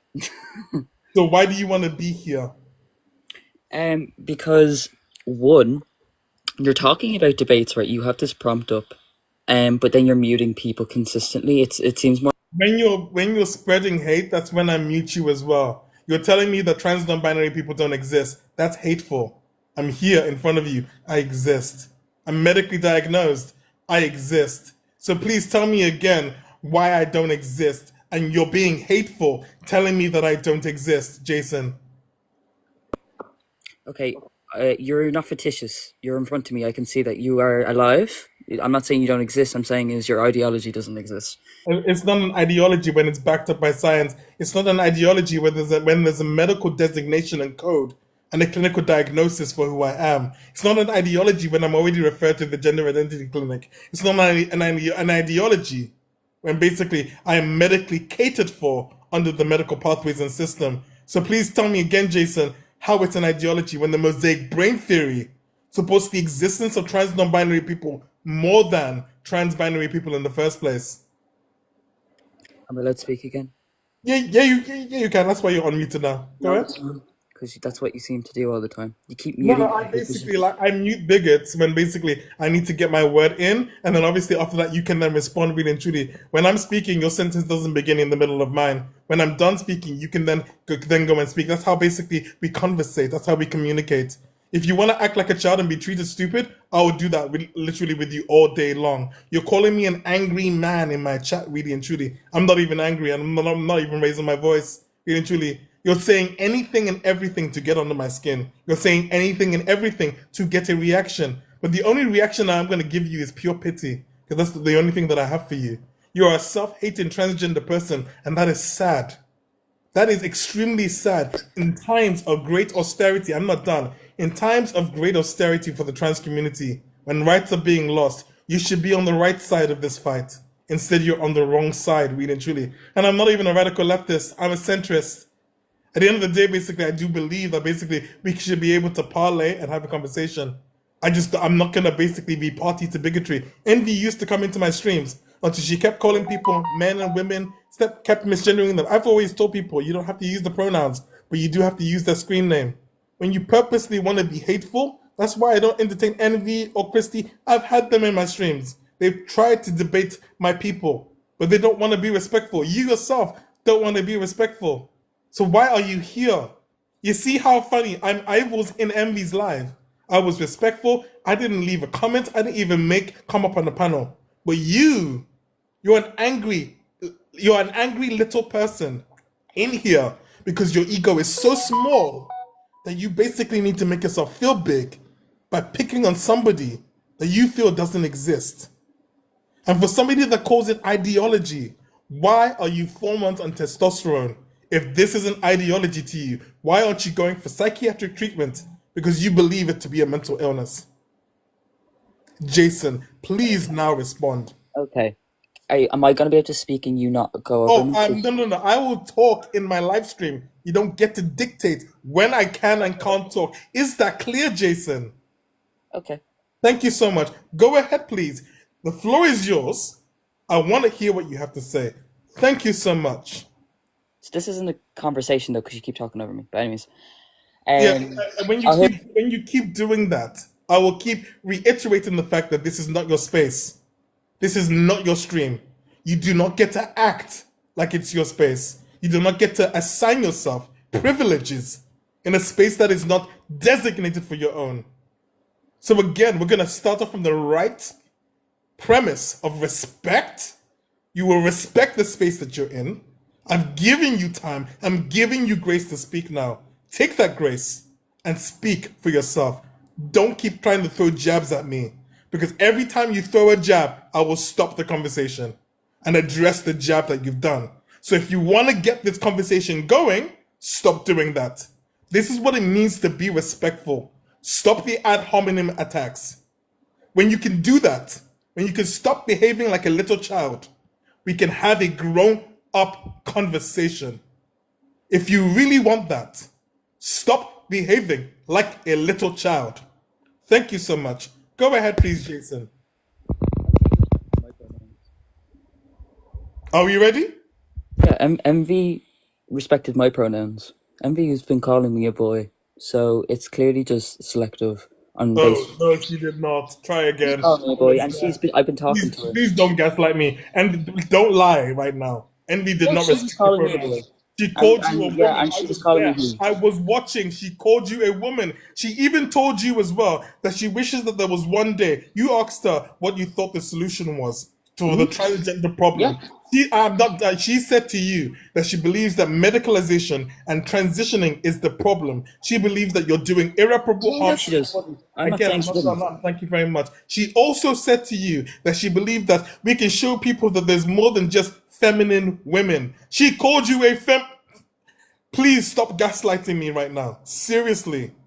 So again, I'm giving you the grace to speak. Stop lying. I was there. I watched you and her conversate. So please try again. Unmute and give your side, please. Stop gaslighting me. So I was there. I watched you both converse. Can I speak? Yeah. So privately, like I just said, if you actually let me speak, I will be able to answer your questions. Privately, she was calling me he. She was calling me a boy. So the one thing that I know about Envy is that Envy does not even privately use pronouns for trans people at all. She calls trans women men. She uses he, him pronouns for them. So you saying that she did that when I know categorically she doesn't do that. If I were to, to me, she did. That's my experience. I can message her on Discord right now. Go ahead. I can have her come in go here, ahead. and she will tell you she never called you. Okay, go ahead. I don't need to prove that. Everybody seriously, knows. Go ahead. I don't need to prove that. Seriously, Jason. Jason, how long have you been on this app? About 5 years. No, you haven't. Yes, I have. Oh no, you haven't. No, you're gaslighting me. Yeah. No, you're gaslighting me. No, you're lying to me. Okay, you know what? No, you're lying to me. No, you're lying to me. Kylie, does Envy use the pronouns for trans people? Yes or no? Kylie, are you there? I have never heard Envy respect the trans. Big man Kieran, does Envy use trans people's pronouns? Yes or no? Absolutely not. Allison, does Envy use trans people's preferred pronouns? Yes or no? Yeah. Not in any one iota. Not ever, not once. Kimmy, does Envy use trans people's preferred pronouns? Yes or no? This is my first encounter of Envy, but I know that he doesn't respect himself, because you will take someone using your pronouns in private but disrespecting you in public, and that tells me that They don't you even use it in private. I know Envy. I mean, it would be insulting to say that Envy uses people's pronouns. She will tell you herself she doesn't. I love how you're lying. Please, can you stop lying? I beg you, please.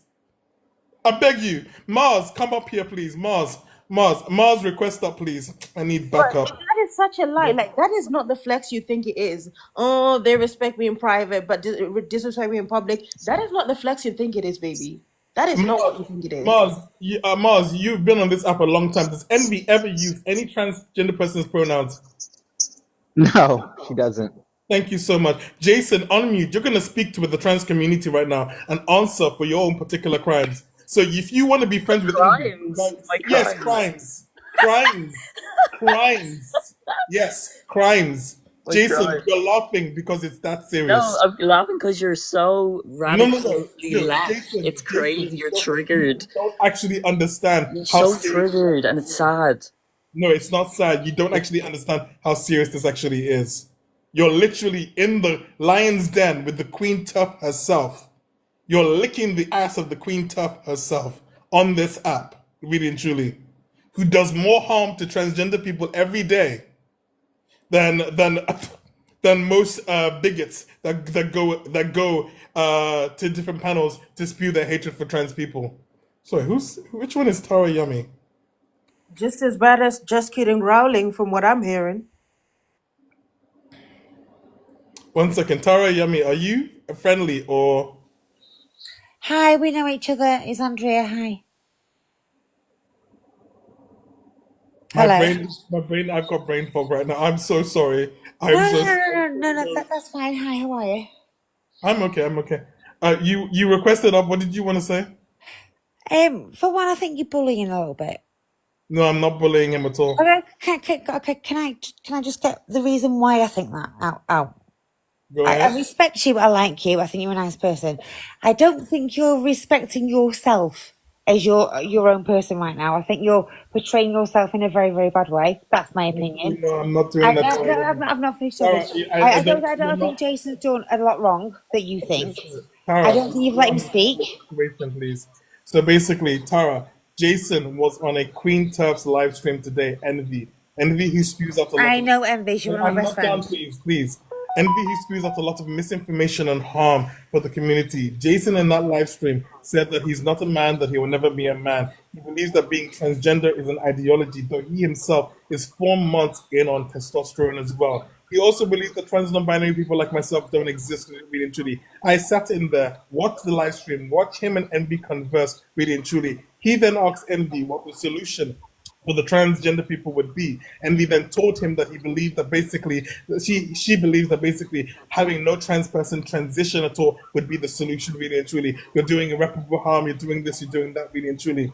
When you are a trans person and you go into that kind of space, really and truly, it's one thing if you're there to debate. A friend of mine, Jaden, goes in there regularly to be opposition, to basically make sure that our side is represented. Jason, as a trans person, wasn't representing trans people at all, was instead further diminishing the trans community with what they were saying. So when you're telling me that I'm representing myself in a bad way, I'm not doing that at all. I'm saying to you that you are personally. I'm speaking to this is personal, Tara. You don't seem to understand. This is personal.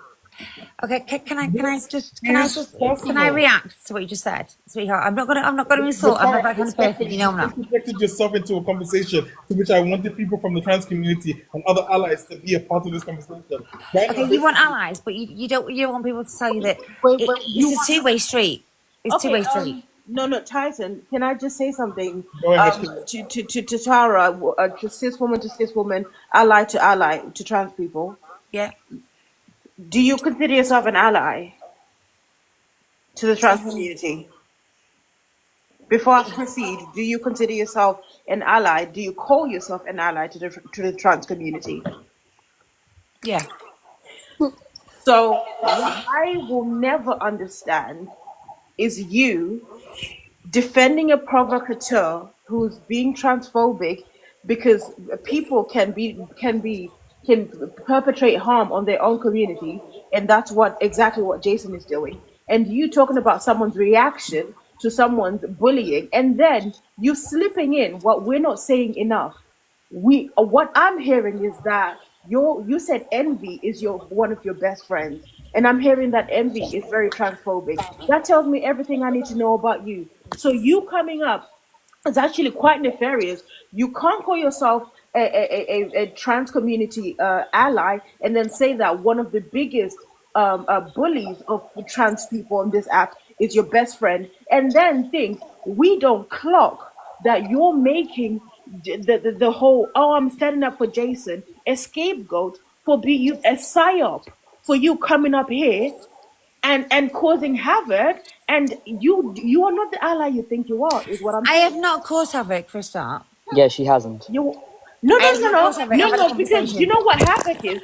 Havoc is you say, I'm going to be very respectful. I am going to be I'm respectful. You've had your say. I'm not going to I'm mind. responding I to have your not caused comment. havoc I'm at responding to all. your comment. You saying, and then I you say didn't you give want I didn't allies. give you a Wait, comment. your comment was, and then you want allies. No one that's a I true never ally said would I say want that. allies.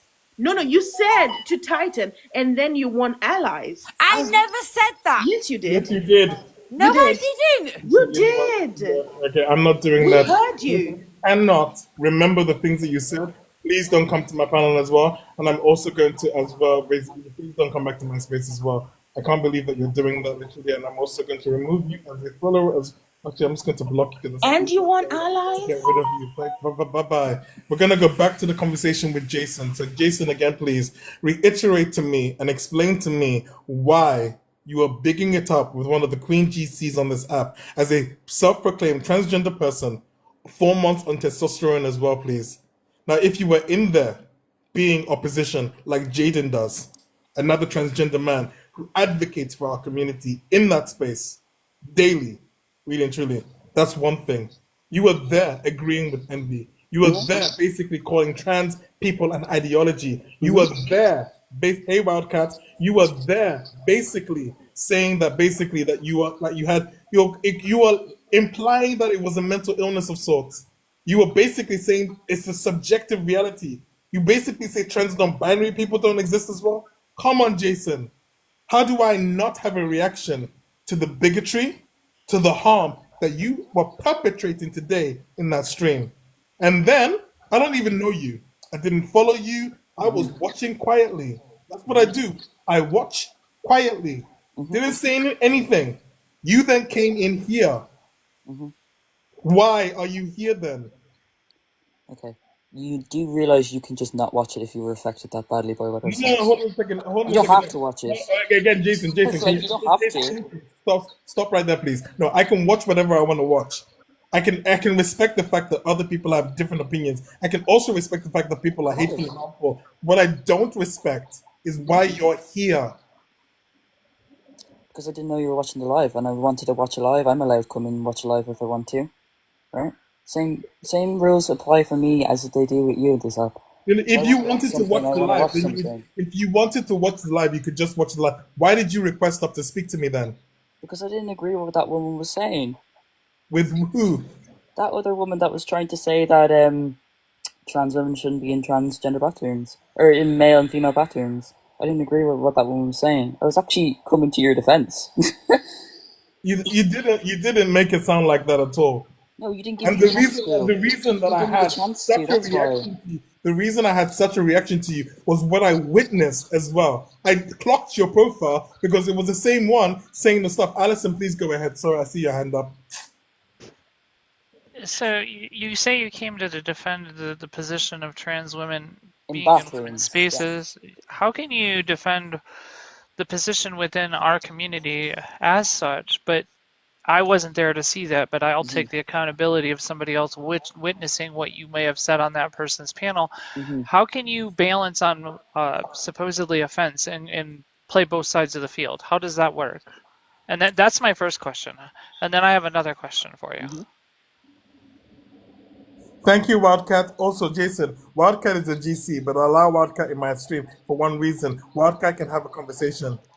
And Wildcat is not you didn't give me the time to have a conversation. I'm not done, please. I have GCs that are respectful that come into my stream.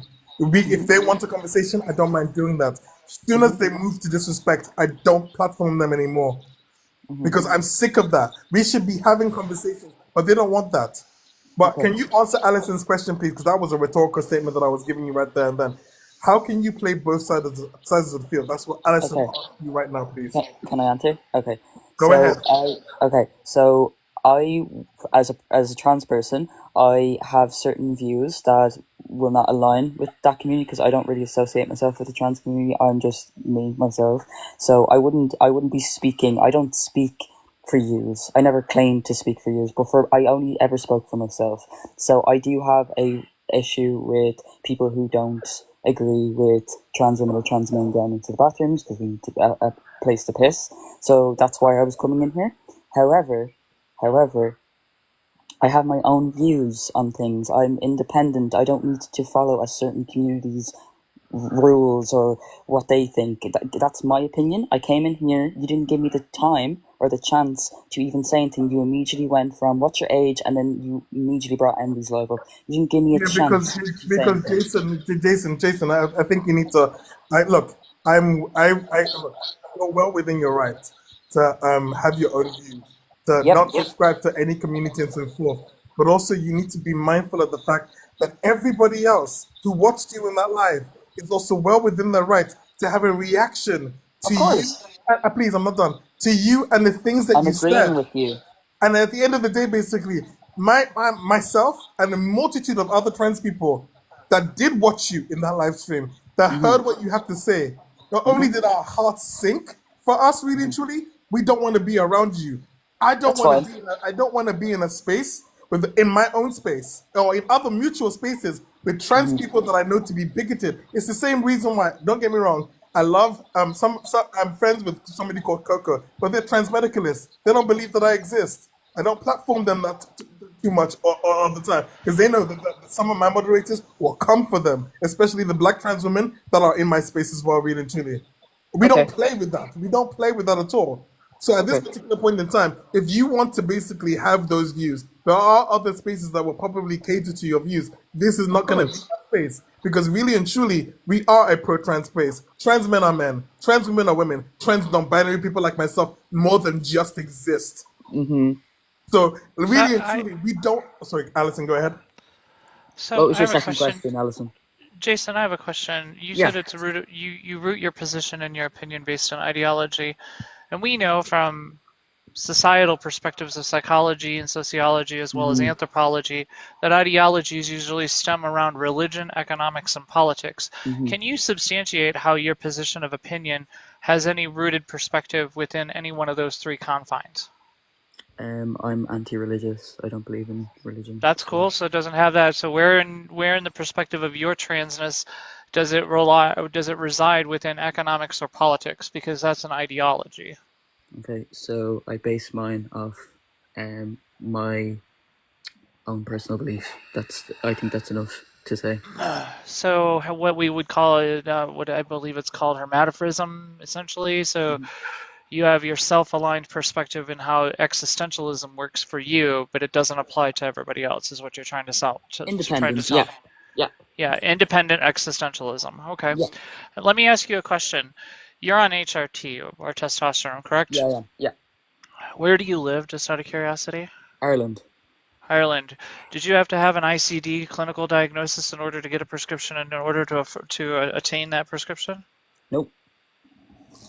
So you received testosterone without having a clinical diagnosis to ensure it? Yep.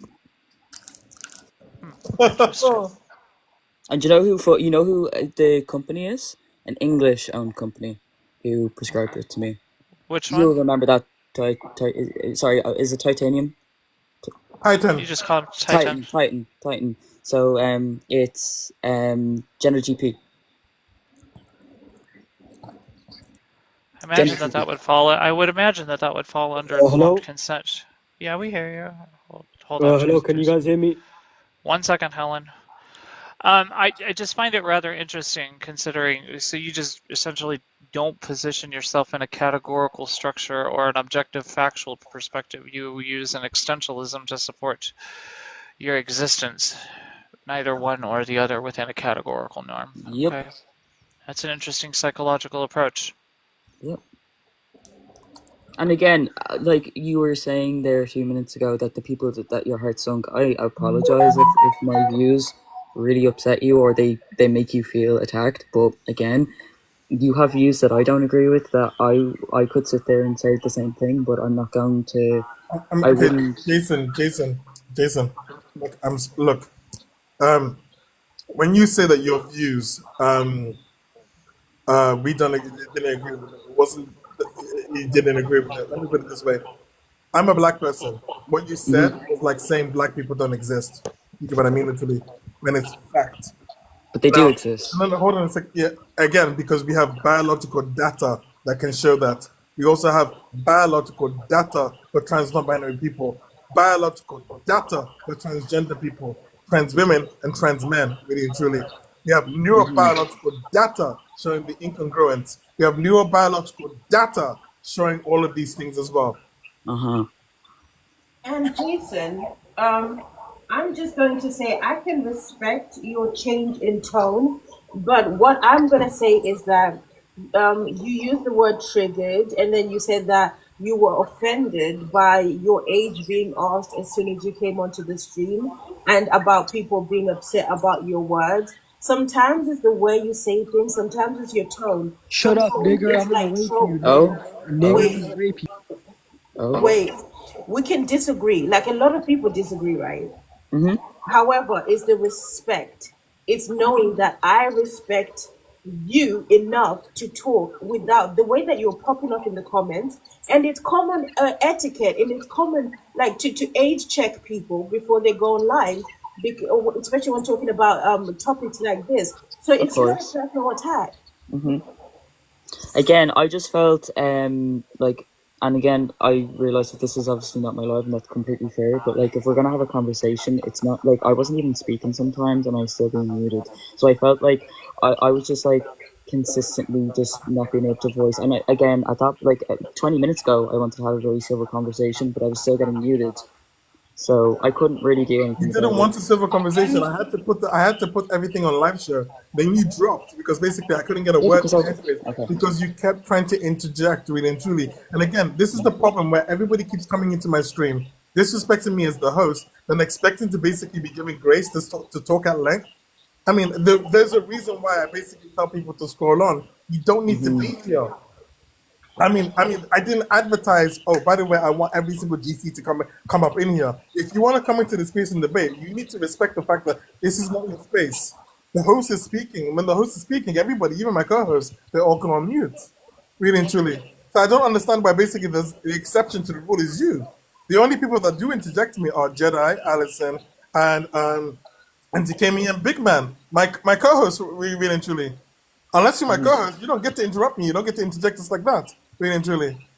Okay. Now, when you go into somebody's space, basically, you respect the host, you respect the co-hosts and moderators. That's etiquette. I would say that we would practice on, a multitude of different TikTok spaces. But you seem to be wanting to advocate for a different set of rules for yourself in my space. And I don't take kindly to people trying to basically, what's the word I'm looking for? Gaslight me and then basically demand liberties that you did not earn in my space.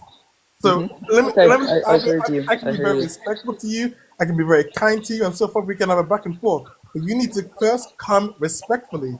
You need to respect the host, respect the space. You can have your views. We can challenge them. We can have the conversation. But if somebody's already seen you in that space, talking the crapola that you said about transgender men never being men, transgender women never being women, biologically, that's saying that you're 4 months on testosterone, but apparently, really and truly, you know that you will always be a woman, that you will never be a man, and so forth, really and truly. How do you think I feel, as well as the fact that you believe that trans non-binary people don't exist? How do you think trans people feel? How do you think I feel as a trans non-binary person hearing you say the stuff that you said? Of course, I'm going to have a reaction. I never expected you, of all people, to end up in my live stream today. That's how I know that basically Envy is sending some of her minions to my live stream. Because the problem here is the fact that Envy knows full well. If she wants to be in my space, she knows the rules of my space. She doesn't like the rules. That's why she doesn't come by. Same with Christy, Viral Christy as well. Okay. So I have a question for you. She didn't. Yeah, send Jason, it. I have a question for you. sorry, can I just say one thing just before? Yeah. Sorry, apologies. She did not send me. I genuinely just came off your live because I love watching live people with prompts like this, just to see people's perspectives on it. So I did not know. Again, you said you never commented on that live, you just watched. So I was just genuinely looking at your live. I wanted to come up because that woman was talking about trans people in bathrooms, and I disagreed with what she was saying, and I agreed with what you were saying. So yeah, she did not send me. Tell me, Jason, where should transgender women go for the bathroom? Into the women's bathroom. The transgender women should go into the women's bathroom. Yeah, well, subjectively if they want to. That's not what you said on Envy's last year. Alison, go ahead. Sorry. I have a question. Let me posit this for you, okay? In Ireland, hypothetically, because I don't know what's going on in legislature for Ireland in that regards. But if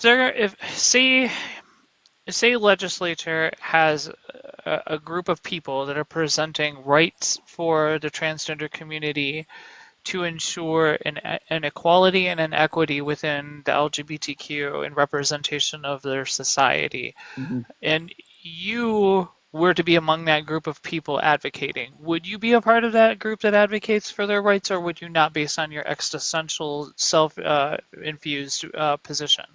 Depends on the context of what the rights we're standing for, exactly. Okay, let me give you a perspective of questionability within regards to why I feel like, now I don't use the word feel that often, but this is going to be a position of my psychology understanding and my education.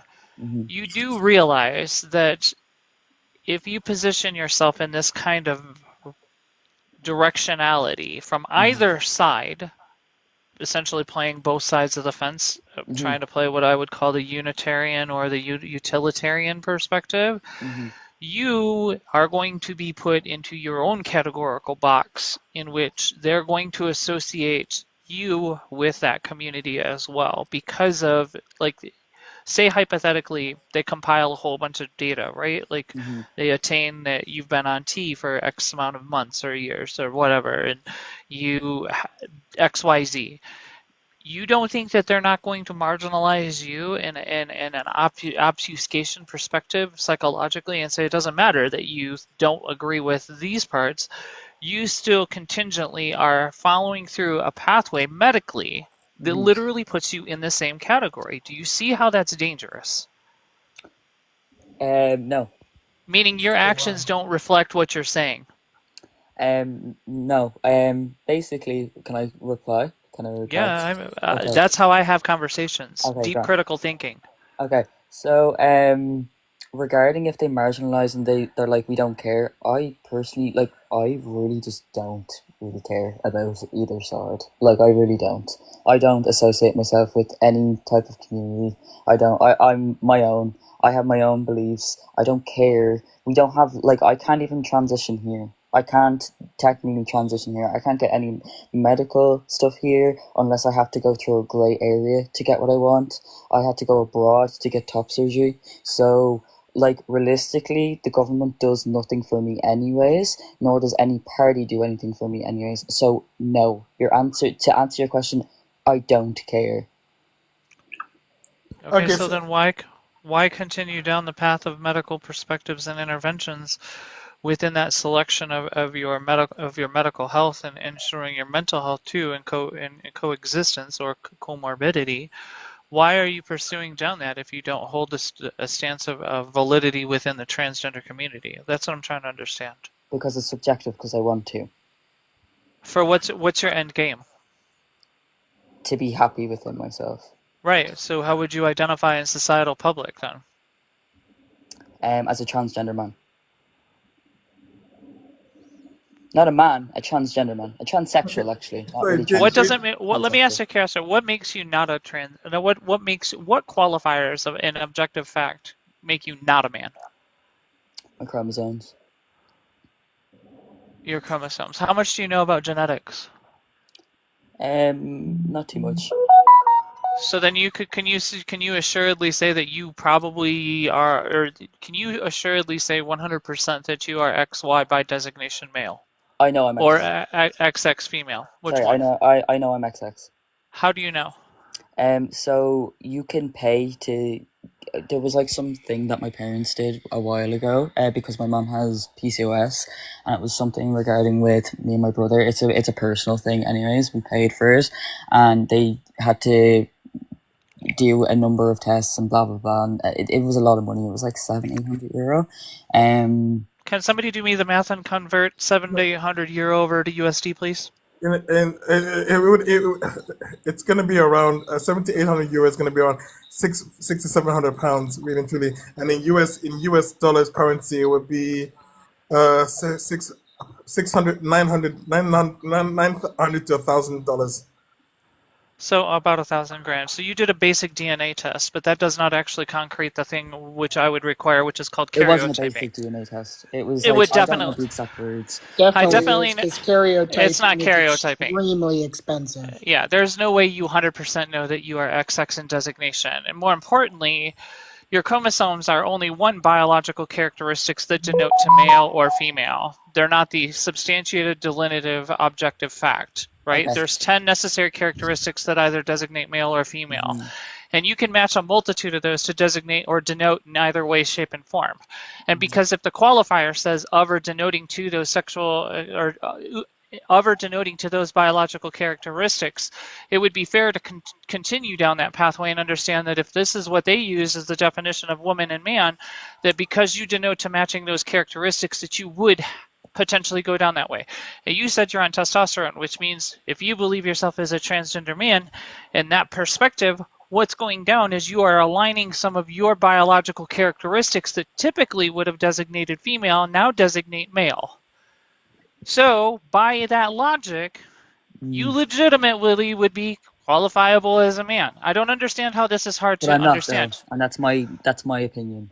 Regardless of the stuff you're telling me, that's my opinion, and I'm allowed to have that. I hate to tell yes, you are allowed to have your opinion, Yeah, but I hate to tell you this. regardless But of at what the you end of the say, day, regardless of what at the stats end you of the say. day, you are going to be marginalized just as bad as we are.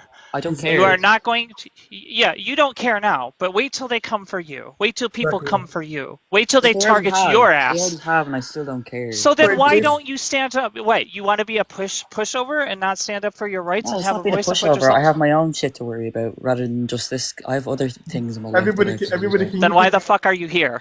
Exactly. Everybody, give me 1 second. Again, I already told Okay, you. Jason, please wait. Yeah, Thank you so yeah. much. Jedi. Because you have nothing better to do other than try and pick on people that you have a difference of an opinion. I get it. Jedi, how long? Okay, has your voice always been deep? Yes, Okay. Do you know any other transgender men? I know a bunch. How long did it take for them to notice their voice deepening on T? About a year and a half. He's been on T for 4 months, and I'm Nope. calling. Absolutely not. I'm Your calling- voice would not drop in 4 months. Hey Saps. So hey Saps. Jason. So Jason, can you do me a favor? You said that MV called you by he/him pronouns. Can you screenshot it, turn your camera on, and show us the conversation of MV calling you he/him pronouns? Then can you also go on camera, please? Because I that's the first thing that I'm gonna do. Basically, I don't like disingenuous people, and right now you're ticking so many boxes for me right now. Basically, now I know about the gender GP. The Gender GP, which one of my big sisters uses for her trans daughter, really and truly, they issue prescriptions, but the prescriptions has to be fulfilled by another GP, really and truly. If they don't do it, there's a specialized service for you to be able to go and get your your medication. Now, Gender GP doesn't just offer you testosterone without the designation of the ICD-11 code. I know that because basically she uses it. So I'm calling crapola on a multitude of things that you said. So first things first, I would love for you to show me. Yes, please. First, I want to see the messages between you and Envy, where Envy called you he/him. Number 2, I would love for you to come on camera so we can see you for ourselves, really and truly, because you say you've only been 4 months on testosterone. You sound like you got a deep voice for 4 months. Not to mention, Envy doesn't even call me he/him. Everybody, we are going to speak. We're going to. Jacob, stop licking my blanket. This is the bottle. I was diagnosed without a diagnosis, and this is my top surgery scars. There ain't no way you've been on T for 4 months. I have been on testosterone since the 30th of May, 2025.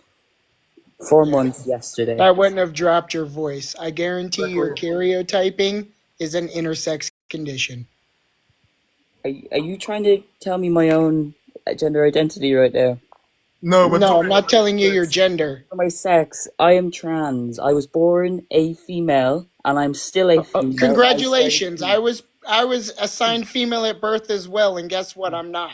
I'm intersex. I'm sorry that my voice is deeper than yours was at 4 months. It's actually not. It's really not.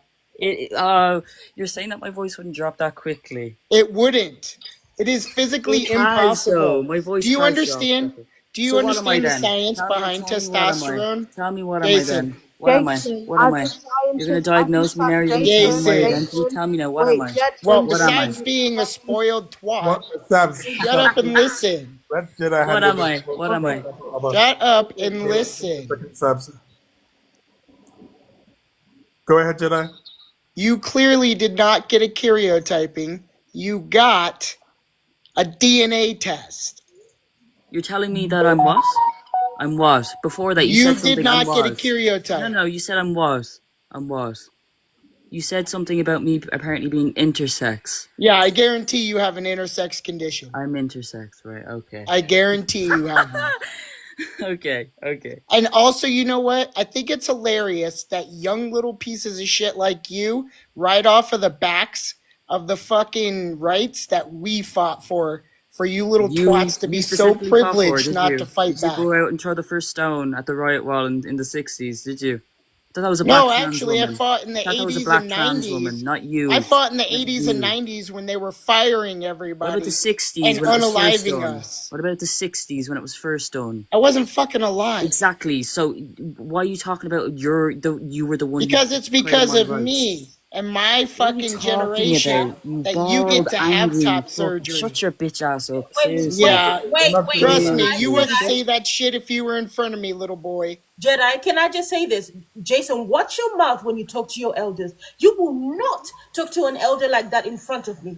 I will slap the taste out your mouth if you ever think you can talk to an elder like that in my face. Don't you ever in your It's living life. Can we have Sabs? Can we have Sabs? Can we have Sabs, please? Sabs, go ahead, please. Spoiled little twat. As a scientist, for me personally, I really the way that voice has deepened, I'm either concerned that you aren't doing it yourself, or that, like Jedi said, you have an intersex condition, because when you go through a second puberty, you are essentially going through the puberty you should have gone through before. It takes 2 years for Tanner stage 2 to develop. You haven't even reached the first stage of Tanner stage 2. Exactly. You're So for 4 you months to- on I have a T. question. You're If I'm 4 months intersex, on One T. second, Jason. It Sabs takes is speaking. you start Tanner stage 2 at age 12, you end it at age 16. It takes you 2 years at the most. At 1 year at the least, 2 years at the most for your voice to deepen to that effect. That is why teenage boys go through crests and falls of their voice cracking and breaking and reconfiguring until they finally reach the way their voice is going to sound at age 18. It takes a long time for your voice to deepen to that effect. It doesn't take already 4 had it months. naturally. And if your voice, and I have a deep voice for a girl, and I'm very My voice recognized, before I I'm transitioned very to hormones was to cognizant, say it was and lower than I'm you. very cognizant that I have a very deep voice for a girl, and then sometimes when I wake up, my voice is raspy, but I don't have that deep of a voice, and I have never met a woman who, and I mean women in terms of cis women who has a voice like mine. Deep. That was when you were speaking with Alison, because Alison was challenging you on playing both sides of the fence, really and truly. When you were speaking, I was like, you said 4 months on T. It wasn't adding up for me. That's why I asked Jedi, because again, I'm not a trans man and I'm not. So you're telling me I'm intersex, is it? Again, please, can you just give us a second, please? I'm intersex, Again, am I? Jedi is making an assertion as an intersex trans man to you because your voice is that deep that there must be something else going on to explain that. You've gone on camera, you've shown us your testosterone. What was it that you showed us? That bottle. It's testo gel. Testo gel. You've shown us your testo gel. You sure as hell would not have got that in 4 months from gel. Exactly. Absolutely not. That is the lowest dose that you could possibly get. Okay, so I am what's also your justification here by cisgendered. trying to say, haha, you might be intersex? I'm So not. what There's what no would you be looking justification. for? No one's Jason- attacking your. No one's attacking. You're your laughing and value. saying I might be intersex. I didn't No, laugh. nobody is saying haha. Jason, You did might you be hear me nobody's laugh? laughing at that. Wait, I told hold on, Jason. Titan. Jason, did you hear me laugh? I'm talking about Jedi. Yeah, but I'm talking. It was me that was talking to you. I I'm didn't. talking about that bald man right there. Hey, watch your tone when you Bald talk. Or man. was. Or This was. bald man shaves his Or head. was. Yeah, well, And guess why? what? My wife likes it. Third of all, your I little don't care what puny your ass wife wouldn't likes. I get don't 2 care what feet your wife away likes. I without don't getting care what knocked your the wife fuck likes. out for I talking don't. shit like that. I don't You're a care what little your wife likes. bitch. I And don't Jason, care it's what your only an insult because you look down on intersex people. It's No, it's only an not. insult. I'm not finding it. I'm not finding it Jedi, at you okay? Is all. Jedi okay? You said it's an insult. No, I didn't. I said you are literally. When did I say that? When? When? Didn't you say that Jedi was insulting you by saying that you're intersex? No, I said he's laughing at me. You're laughing, insulting semantics, but laughing, you wouldn't be offended if you didn't think it was a bad thing. Bro, I'm telling you now, Jason, being intersex, or we're just offering possible explanations to why your voice has deepened. I don't care that my to voice that is that effect. low, though. You're But giving no me. one's saying that it's an issue. You're giving me these. We are- You're telling me this Jason, when I never don't asked you to like tell me this. I Jason, don't I do care. not like So the fact Jason, that you are everybody, 1 second, getting please. angry at me Stabs, give me now. 1 second. So Jason, the reason why we're questioning the things that you're saying is basically after what I witnessed with you and Envy on Envy's live stream today. I'm trying to understand why a transgender man, no less, is agreeing with the Queen Turf herself, is agreeing that transgender men are not men, transgender women are not women, and so forth, really and truly. Is saying, Did you think I was? Did you think I was cisgender? Done, please, I am not done, please. Oh, It's sorry. saying that trans non-binary people don't exist. It's asking Envy what the solution is to it. It's saying that you're living in a subjective reality. It's saying that basically, really and truly, that what's it called? Calling it an ideology. If you, why as a transgender person would you be saying all of these things that far-right people are the ones that are saying about the trans community, repealing our rights, taking away the what you get to enjoy, the privileges of what trans rights brings you to be able to go on your testo gel, to be able to get top surgery and so forth. That's a luxury of what happened. You heard it from Envy herself. She believes that the cure for trans people is to take away being able to transition. She told you herself. That's her opinion. No, that's her opinion. That's what she's advocating It's like she's for. entitled to it. No, hold on, Jason. You don't Like seem she's to, entitled to Jason, it. you don't seem to get it. Do you think that these live streams are just opinion-based live streams? No. Envy's been building up her base for years. She even told a friend of mine when debating her, the reason she debates trans people is to infiltrate their spaces, to add more people to their space. This is not about just spreading an opinion. This is about spreading a rhetoric. And you have to be This is strong this to is say about no. campaigning So, for which you so-called clearly aren't. rights. And again, seriously, no, Jason, you keep thinking that we're talking about a difference of opinion. We're talking about human rights here. And the human rights to which you enjoy getting testosterone gel. You enjoy being able to get top surgery. Of course you do, yeah. All of these things are made available by trans people who have advocated for those rights for you to have, to be able to enjoy that as a transgender person. Okay. So when you are in the Queen GC space, agreeing with every single thing that she's saying, being her tokenized trans person, she's already got 2 detransitioners there, Ari and Get Michael. Yeah, that was crazy. She's That got was crazy. She's got 2 detransitioners in her space. You met one of them tonight, Gay Michael. He was on the panel. Now, You are there being a token trans person, saying the stuff that you're saying for her side, really and truly. And you wonder, I, myself, Alison, Jedi, have a problem with what it is that you're saying. You are the very antithesis Hmm. of what we are trying to fight against. I am also trans non-binary, and the fact is, it's no problem when someone espouses an opinion, but when that opinion is detrimental and harmful to a selective group of people, it is no longer an opinion, it's now fascism. It is no longer an opinion, it's now toxic. It is no longer opinion, it is now deemed to be taken as a fact that you dislike a certain category of people. I can say an opinion is that I prefer oranges over apples. I know what an opinion is. An opinion is I prefer this show over that show. An Mhm. opinion is something that isn't based in fact, it is only based on my personal experience. There is nothing about a personal experience that would lead me to go on and say that trans people do not deserve their rights to Mhm. transition. Listen, I just think that I am strong enough to be able to have those civil conversations with her. I don't agree with a lot what she's saying. I asked her what her That's not solution what was. you said tonight, though. I No, but was listen, watching. if I can speak. So, I No, asked her but her solution. Keep bringing that up. Jason, sorry. Again, like I can't speak Jason, again. please. Here we go. I do want you to speak, but the problem for me here is that you're not being honest with what you said in the stream. Instead, you're trying to explain away what I saw you say in that stream.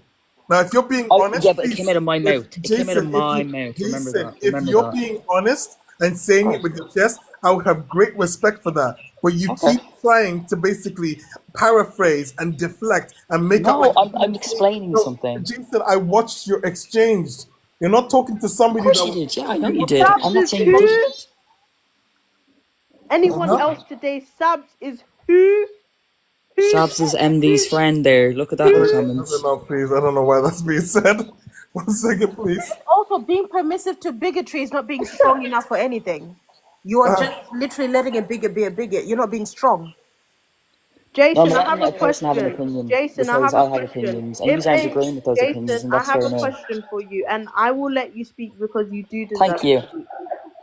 Jason, I have this question. Go ahead. If you had someone that had the opinion that black people are dirty, would that be an opinion that you would stick by and stand by and have No, conversations with them? absolutely not. So then why is it okay when people are saying that trans people do not deserve to transition? Because that's my opinion on it. It's subjective to me. So your opinion is trans people do not deserve to transition?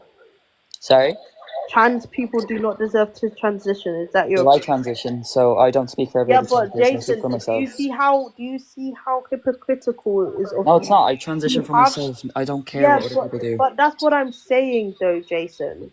For Is that myself. I don't care what you guys Jason, do. I I don't get it, care. and I'm not trying to argue with your lived experience. That's what you're not understanding. No, I don't know for anyone, but I'm not trying to argue with your lived experience. I'm saying, do you see how hypocritical it is of you to sit there and say, I have transitioned for myself, and you are well within your rights to, yet Of course I am. categorically denying the rights of other people to also make that choice of transitioning by way of aligning yourself with someone who categorically disagrees with people having the choice to transition in the first place.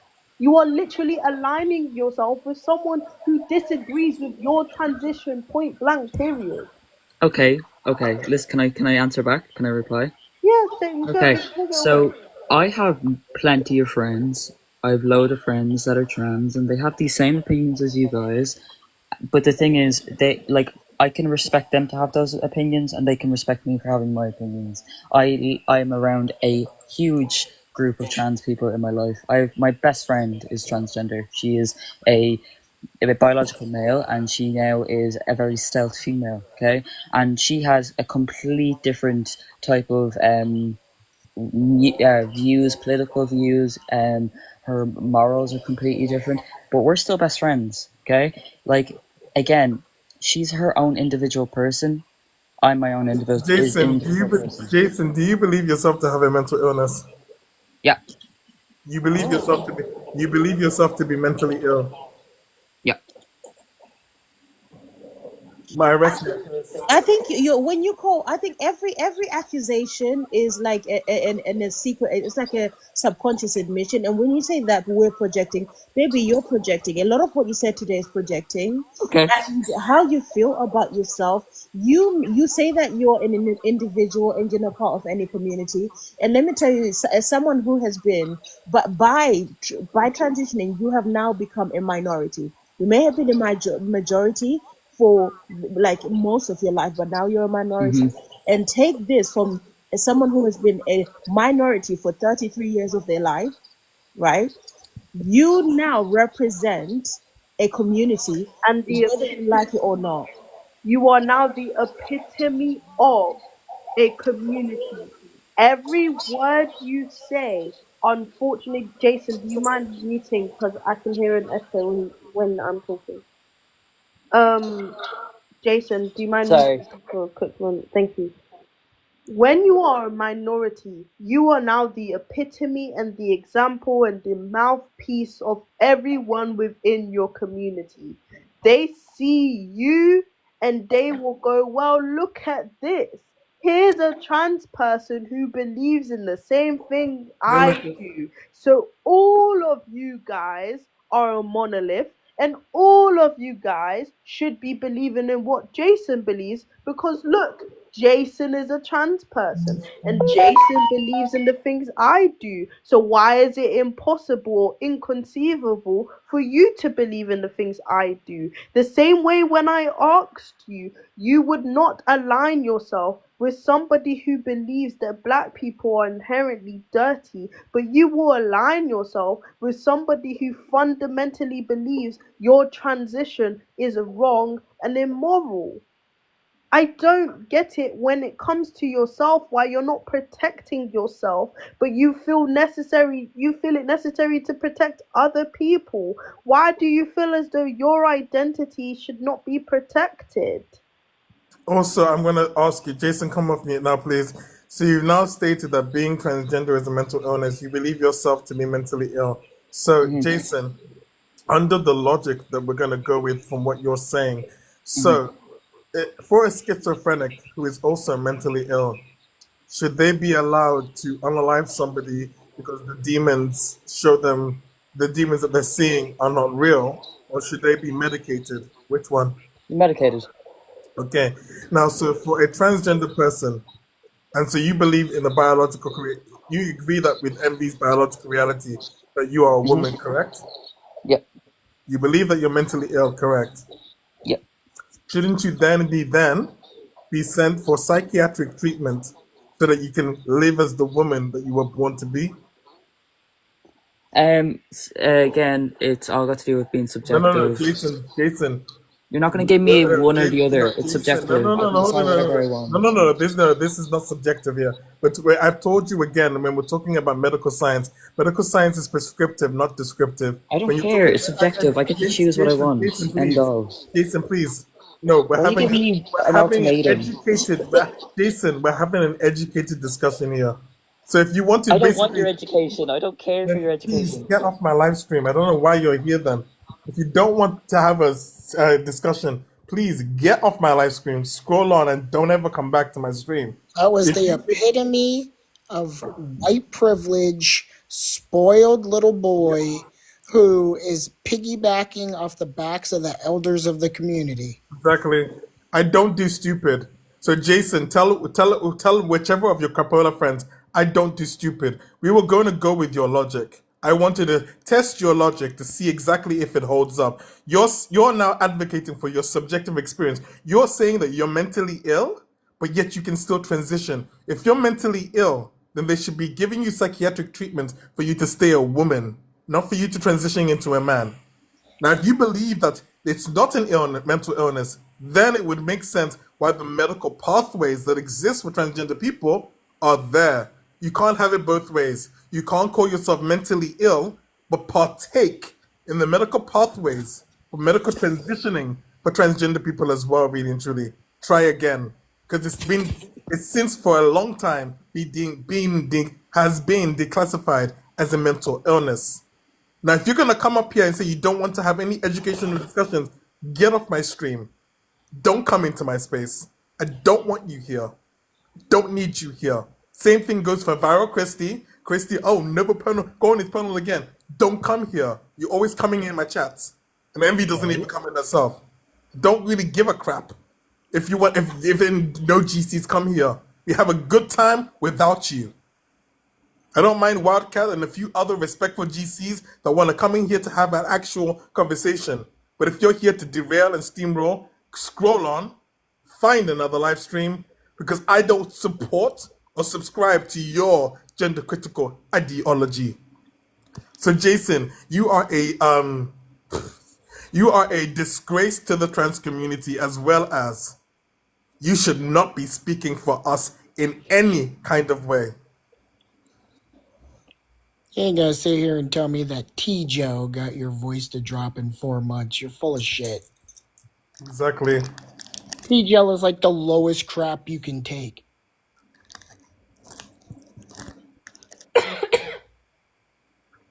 Disingenuous, completely.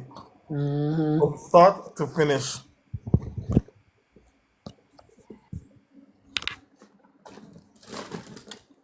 And I'm gonna have some words.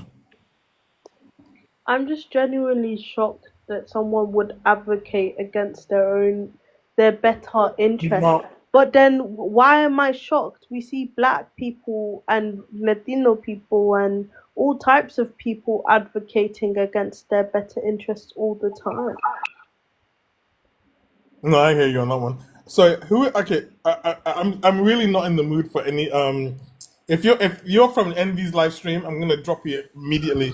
So Simone, how old are you, please? I'm 46. What year were you born? 1978. And what did you want to say? Oh, I was wanting to talk to Jason. That shit was pissing me off. I'm a post-op trans Okay. woman myself. Okay. So I'm just very sensitive right now. All I know is that I've got Envy's trolls coming on my stream. I don't give a crap for them anymore. And I was literally, before I went live, I was making this backdrop while I was watching and listening to Envy's live. Oh man. Yeah, everything that I was wanting to say, you and Sabs pretty much said, but that shit was pissing me off. We have fought for so long. I was born in the 70s, and we have fought for so long to have the rights that we have. And for him to sit there and enjoy those rights and even be able to transition and then to have that type of opinion is just disgusting to me, because he'll lose those rights. He will lose those rights. And he say that he was getting his medications from somewhere else, not in his country? The Gender GP. But even then, I called Crapola on the Gender GP one, because I know Gender GP requires the gender dysphoria diagnosis as well, because my big sister is doing all the trans healthcare for her trans daughter privately. Well, yeah, and he's not even doing like normal shots. He's doing the gel, which is like nothing. I would have thought that in order to have top surgery, you would have had to been on hormones a lot longer Exactly. than that. You would have. So, yeah, I was going to say the concentration. I lost my audio for some strange reason, so I don't know. But anywho, the concentration on gel patches is anywhere between 1% and 3% in concentrational value. And the biggest reason why that it has this problem is because of the transdermal effect and capillaric reaction between the skin and the medicine. Exactly. That's why I was really shocked when he showed the gel, because I was thinking this is such a low dosage of testosterone. Yeah. It should not have been able to affect the voice that much. Exactly. Well, and that's why I said I believe that they're intersex. When you look at their videos, I swear to you, Allie, if you were to look at their videos, they look like me as a kid. Yeah, I did a quick look over it, and I kind of noticed a little bit of a trend behind, and you and I, we've been through all of our videos over the last 2 years. There was definitely a similarity. And hey, Simone, nice to see you, honey. I mean, you Me can too. see. Allison, This someone is who does mine. that, Allison, where I think what he's doing is he wants to sit at the popular table, where he's like, hates himself, and maybe he just that subjective, oh well, I can do this, but I don't care if anyone else has the ability to do it or not, because I am real and no one else is, and so Yeah. I'm going to agree with these people because I want to be a part of their And I want to be. what do you call that Simone, in A pick me, psychology? bitch. everybody, one Hot second. pet. 1 second, everybody, please. Simone, he came in here saying that he wanted to advocate for trans women being in the women's space. He didn't know that I was watching him on Envy's live stream. That's the thing. He didn't know that I was watching before, that I knew who he was. That's how disingenuous he was. He is. He'll say one thing to Envy, then come in here thinking that basically, oh, hey, everybody. Hey, family. Hey, Well, that's why, Jedi. Hey, Simone. Hey, Titan. Allison. That's why I challenged him on the ethic perspective, right? Like, if you, okay, if I put this into a hypothetical of how a group is going to come after me, and if I'm going to make sure I have all the substantive facts to make sure that I can persecute somebody, right? The things I'm going to attain are going to be your legal name, your legal address. I'm going to try my damnedest, if I'm any kind of representation, to attain your medical records to understand, right? And I'm going to come at you hard and heavy. If I'm coming at you hard and heavy and I have all of these things that do pertain to you as the individual Jason in that regards, with regards to his medical history and all that, you think just because you have an opinion that's opposite of what your medical actions say and state, and you call it subjective, you don't think they're not going to throw you in that box of attacking? No, like, that's wild. You are dense to think that you're not going to be put into the same category as everybody else, even though you have this pick-me attitude. That's why I challenged his ethics behind it. But Allison, the same thing is happening within the LGBTQ plus community, where they want it to be LGB. I mean, they think that if they exclude and break this community up, that they're not going to come for them, and that's not the case. They are. No, I know. They're coming You and for I've them. had that talk on multiple lives together. When they come for one, they come for all. For all. Exactly. Exactly, Jedi. And this is who basically, or she has, Envy has Ari, a detransitioner. Gay Michael, another detransitioner. Again, apparently Gay Michael did a new live stream today. I was messaged by one of my mods. Apparently they recorded it. I'm also getting another recording to debunk the news story that Gay Michael's now floating around. Because on Jaden's live stream on Monday, he told everybody that he's just stopped detransitioning 3 months ago. Apparently, he doesn't produce any small gametes and so forth, literally, and that he stopped detransitioning after his boyfriend. He ended things. His boyfriend dumped him. So I was like, okay, that kind of it's all tracking now. It's all kind of making sense to what's going on. They even told everybody on Jaden's live stream about how they were planning on getting bottom surgery. This is what's happening right now. She's collecting token trans people, from Ari to Gay Michael, now to this particular person, Jason. God have mercy. I mean, it's one Let me. thing. Isn't Envy a lesbian? Simone, it's one thing to fight gender criticals, but we can't keep fighting our own as well. But isn't Envy a lesbian? Yep. See, this is what I'm saying.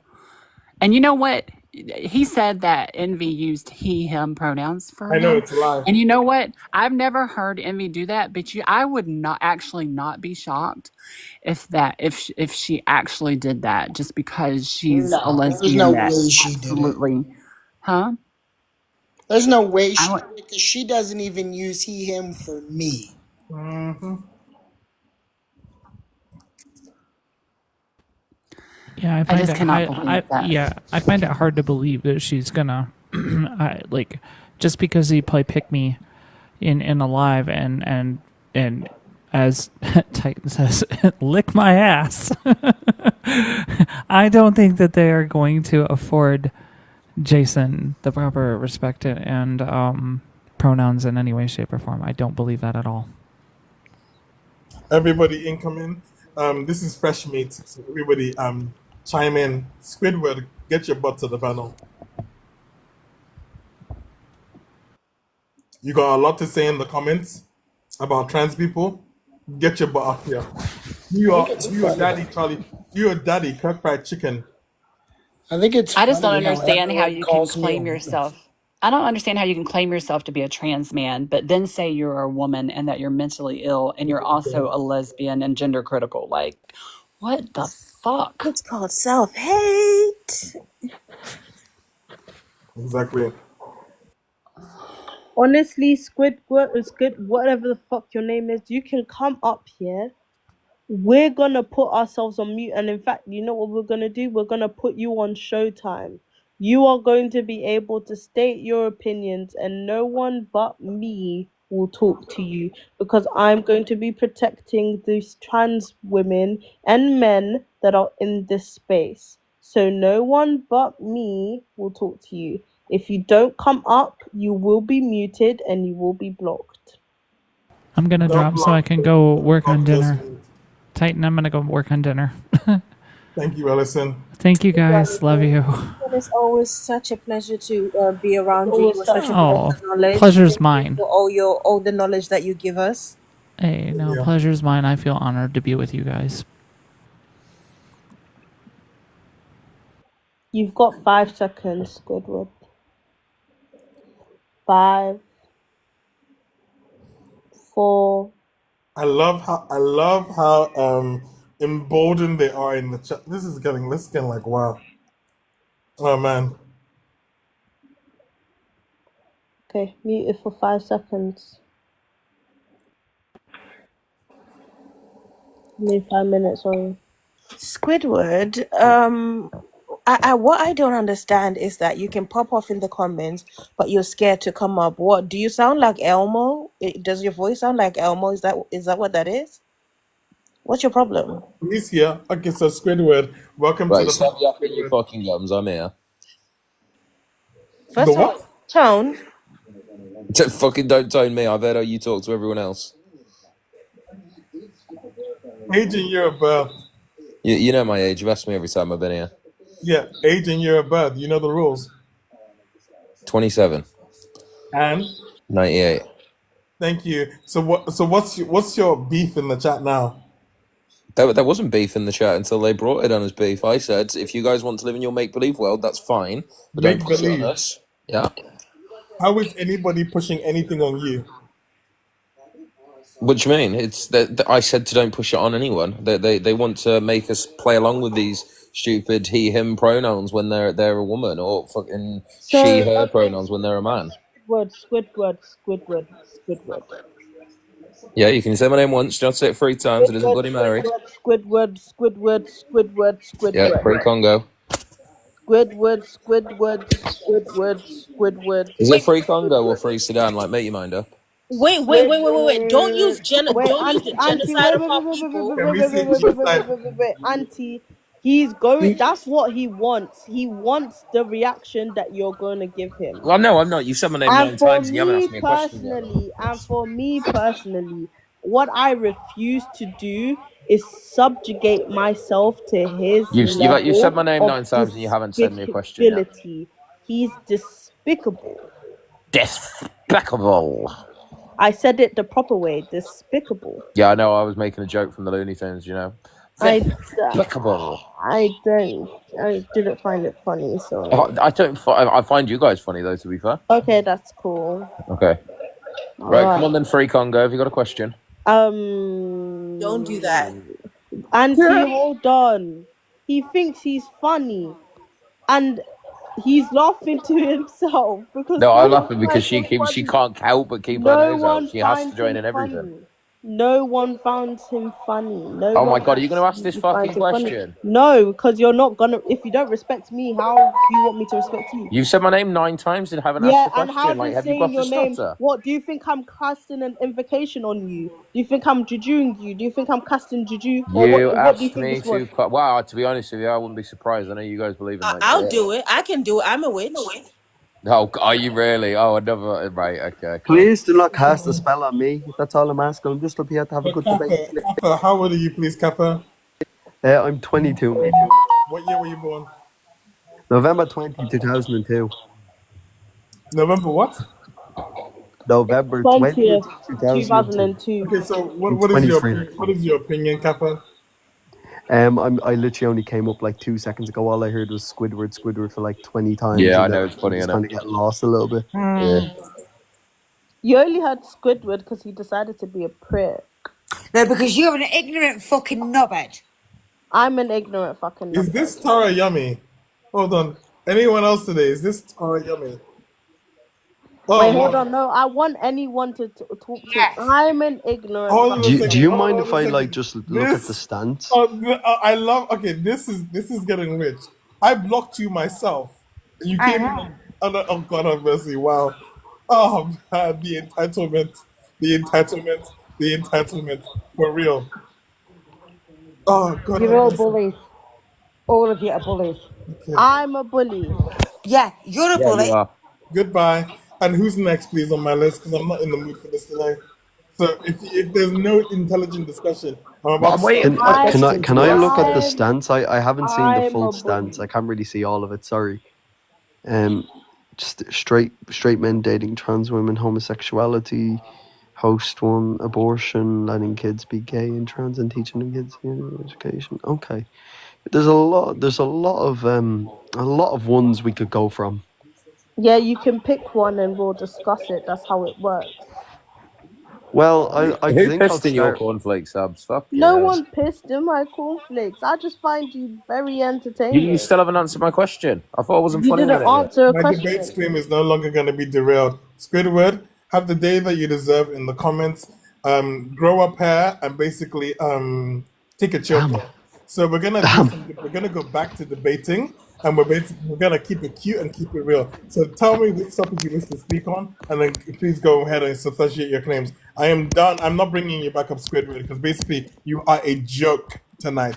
Normally, we've had some conversations before, Squidward, about your daddy cook fried chicken and a few other things that you like to say, really and truly. You only came up here to be basically contrary and basically derail the live stream, like Jason did, really and truly. Because the gender criticals don't like the fact that basically that there is a live stream here, positive for LGBT, positive for the trans community. They need to control every space they go to, and they send their minions that they think that I don't know about into my space. So we're gonna go back to debating. So Kato, please.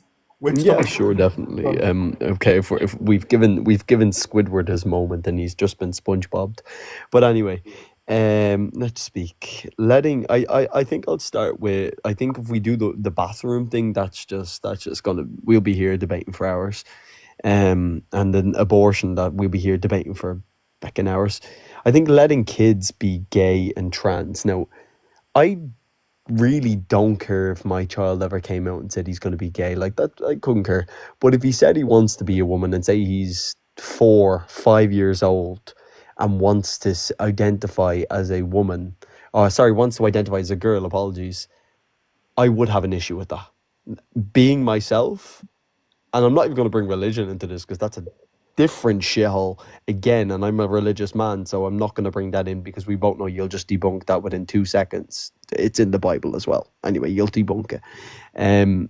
I think if my kid ever came out and said he or she is trans, I'd maybe give him a couple of years just to kind of get a more broader understanding of what. So Kato, what age do you think a child will come out and say they're trans? Oh, well, like when I was 6 and 7, I said to my mum, basically, Kato, when we're talking about transgender children, every child, whether you're cis or trans, recognizes their own unique gender identity between the ages of 3 and 7. The bell curve is around 2 and 3.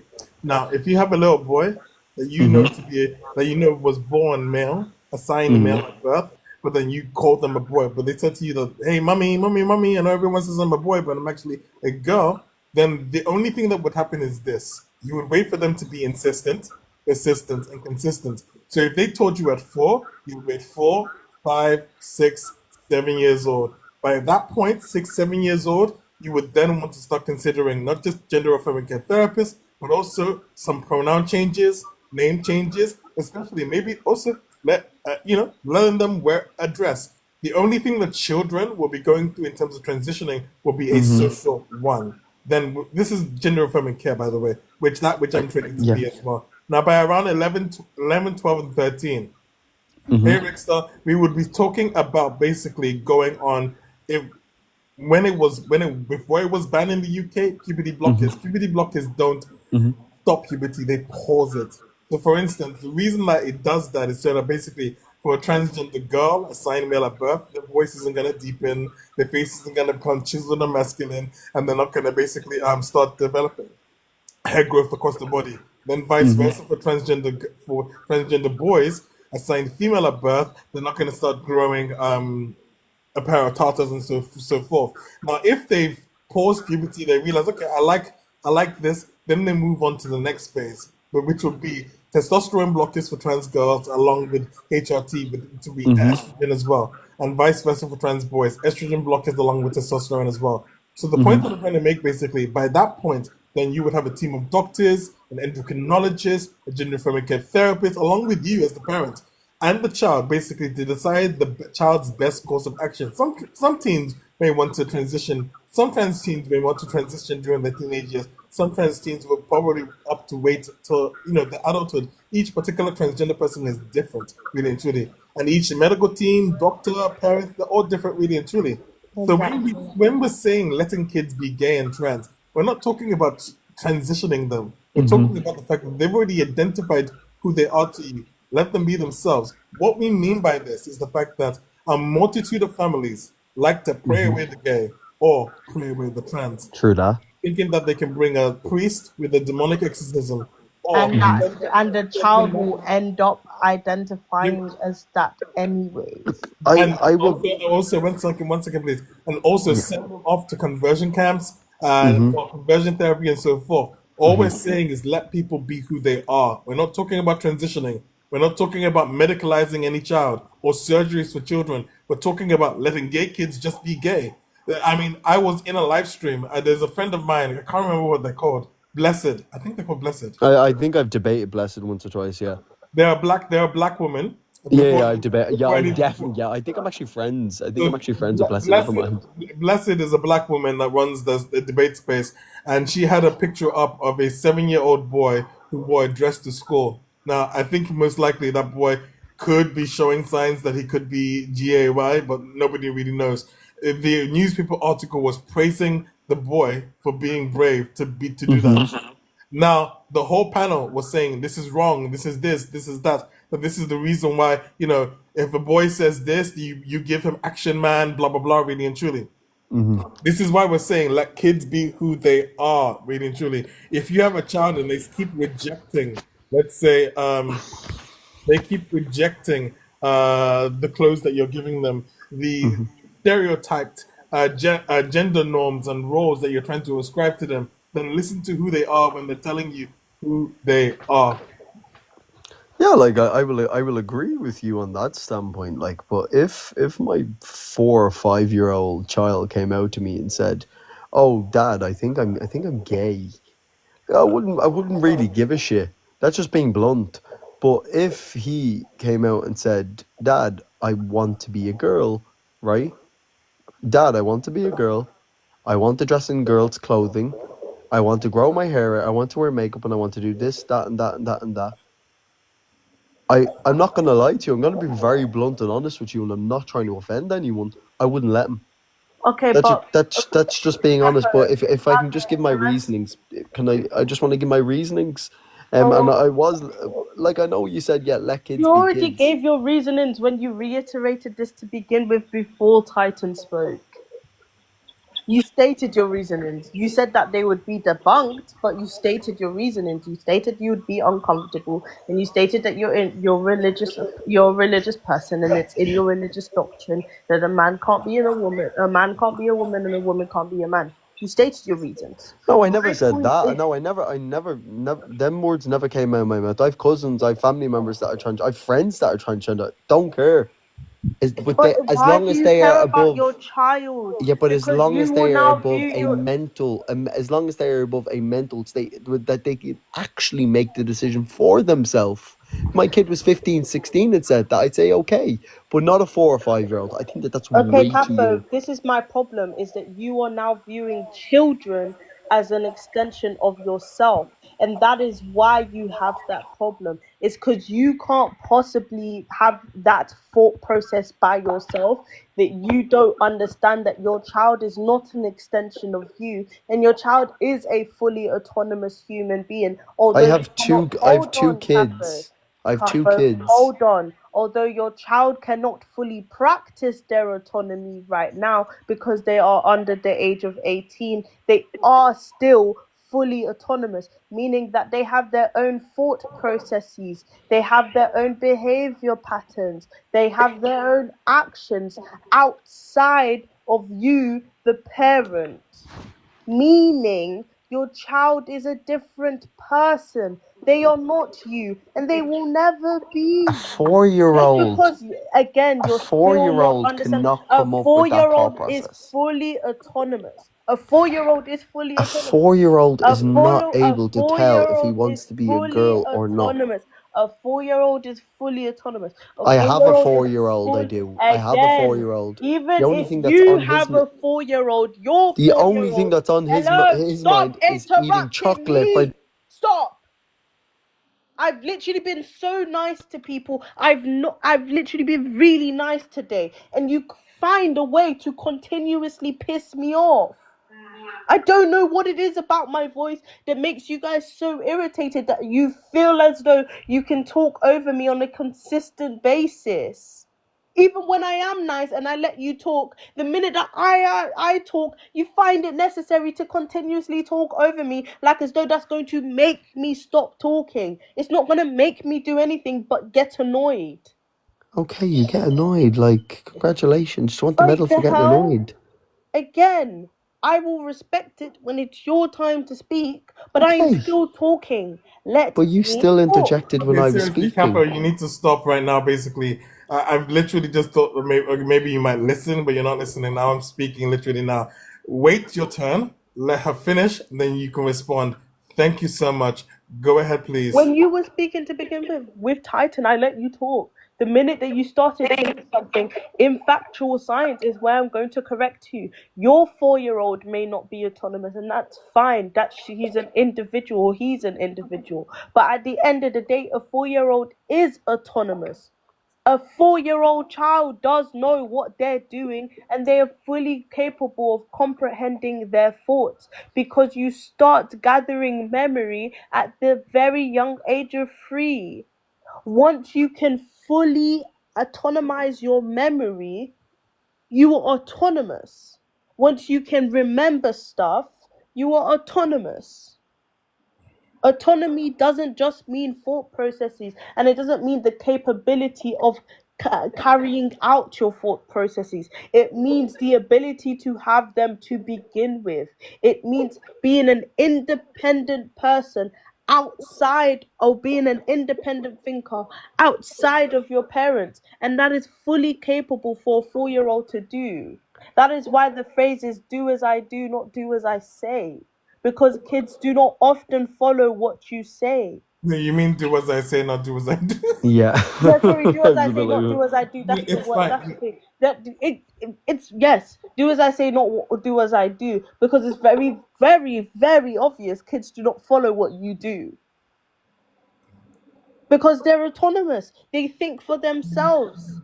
They are very capable of doing so. Their whole body, their whole behavior, kids are very selfish, innately very selfish, and very self-centered. They are Yeah. very much so autonomous thinkers. They are not an extension of the parents. That is why very often you see kids disagree with whatever doctrine their parents have for them. Kids are very autonomous, and at 4 years old you are very capable of recognizing whether or not your body is incongruent with what you feel it should be. I Exactly. knew very much so at the age of 4 that I was gay. I knew that I liked girls. I knew I had a crush on girls, and that is the problem. It's the over-sexualization or the sexualizing of trans and gay people.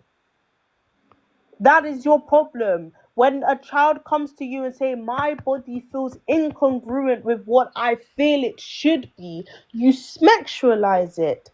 How is it possible that a boy would want the female genitalia of a girl? Maybe they just feel very feminine.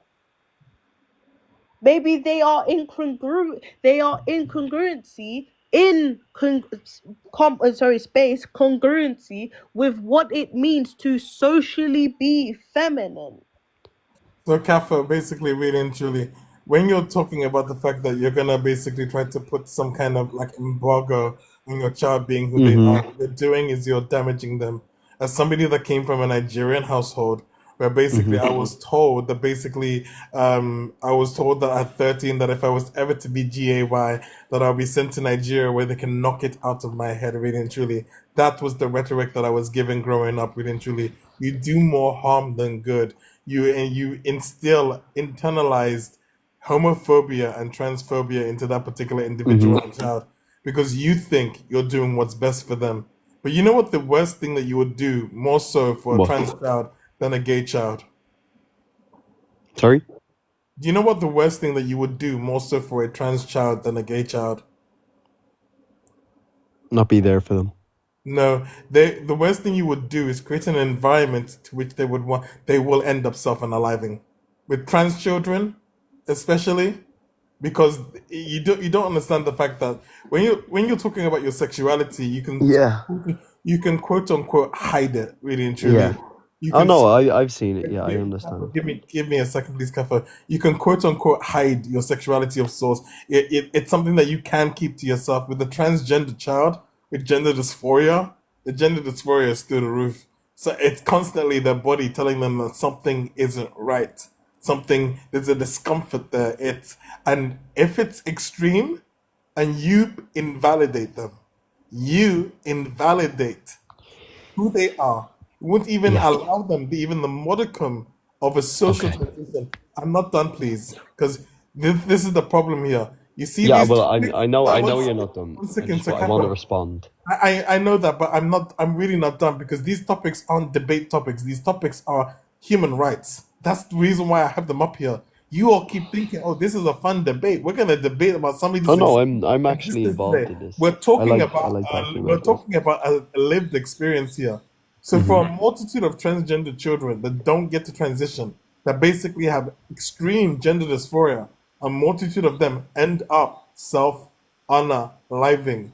And as a parent, I would hope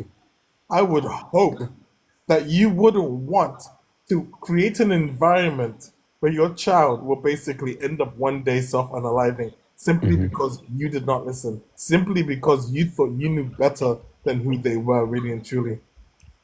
And I would hope that basically when you are advocating saying that it's kind of cray-cray that they would say this, why not just try to be understanding? You see, the thing about the LGBT, people always say, "Oh yeah, I like the LGBT." They try to be politically correct, not until it's somebody of their own family. I've seen a multitude of hypocrisy from black families. They're basically like, "Oh yeah, I'm cool with the LGBT." Then not my child. He shouldn't be GA. Do you get what I mean today? And that's I hypocrisy. understand. But I also find that when families have LGBT children that have those views, they end up having to unpack it, change their own ways, change their mindset, because it becomes a choice between whether or not you are in your child's life or your child, when they're old enough, will exile you from their life. And can I ask you this question, Kafa? How would you feel if you had, let's say you had a transgender girl, basically assigned male at birth, you refused to acknowledge them, you refused to let them in any kind of way express who they are in terms of pronouns, name change, and social transition and so forth. Literally, they basically went through a male puberty. They conformed to while in your house, living under the idea of being called, let's say, David. Yeah. David, really and truly. Then by 18, they Ironically, leave my your house. son's name. Yeah? Ironically, my son's name. But yeah, continue.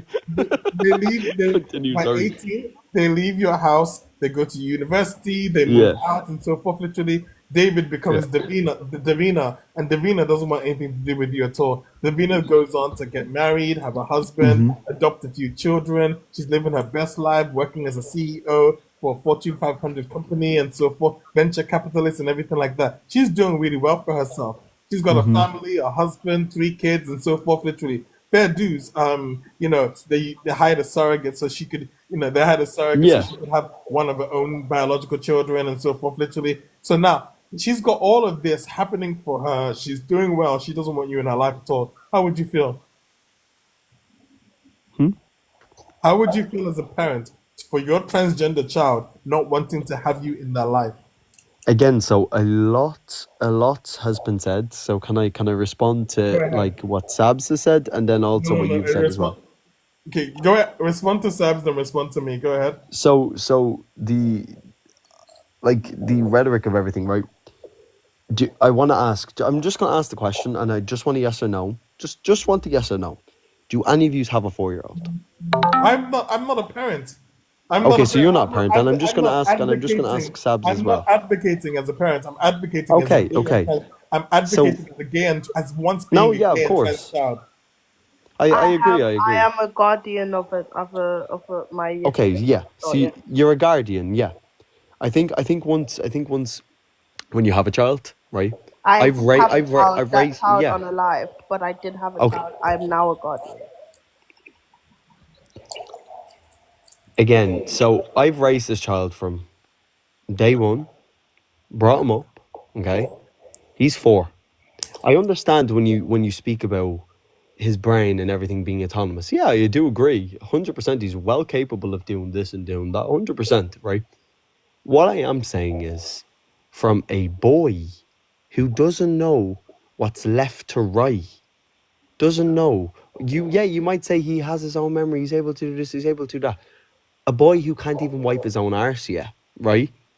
Telling me that he's this or that. And if he says he feels like that, I'd say, okay, I would let him. I'm not saying I'm going to full off just disclose it, like throw it away. Like, what I'm trying to finish off is saying is my son tomorrow came out and said, Dad, I think I might be a girl. I'd say, okay, sit him down first and actually have a conversation. Where did you pick this up? Why do you think you're a girl? No, I but don't feel right in my own body. I'd say, okay, son. I'd say, okay, son. We've actually had this conversation only I'm recently. sorry to interrupt you. I don't mean to. I do want to give you the floor, but at the end of the day, basically, before even the terminology was, how long do you think transgender people have actually existed in the world? Oh, thousands of years. You know that Since the beginning of time, like there's Okay, but if you go to books stretching back to the which is Greeks fine, and then Kafka, Roman but Empire. Kafka, please, if you go to the 1950s, where we live in a very Auntie Kimmy.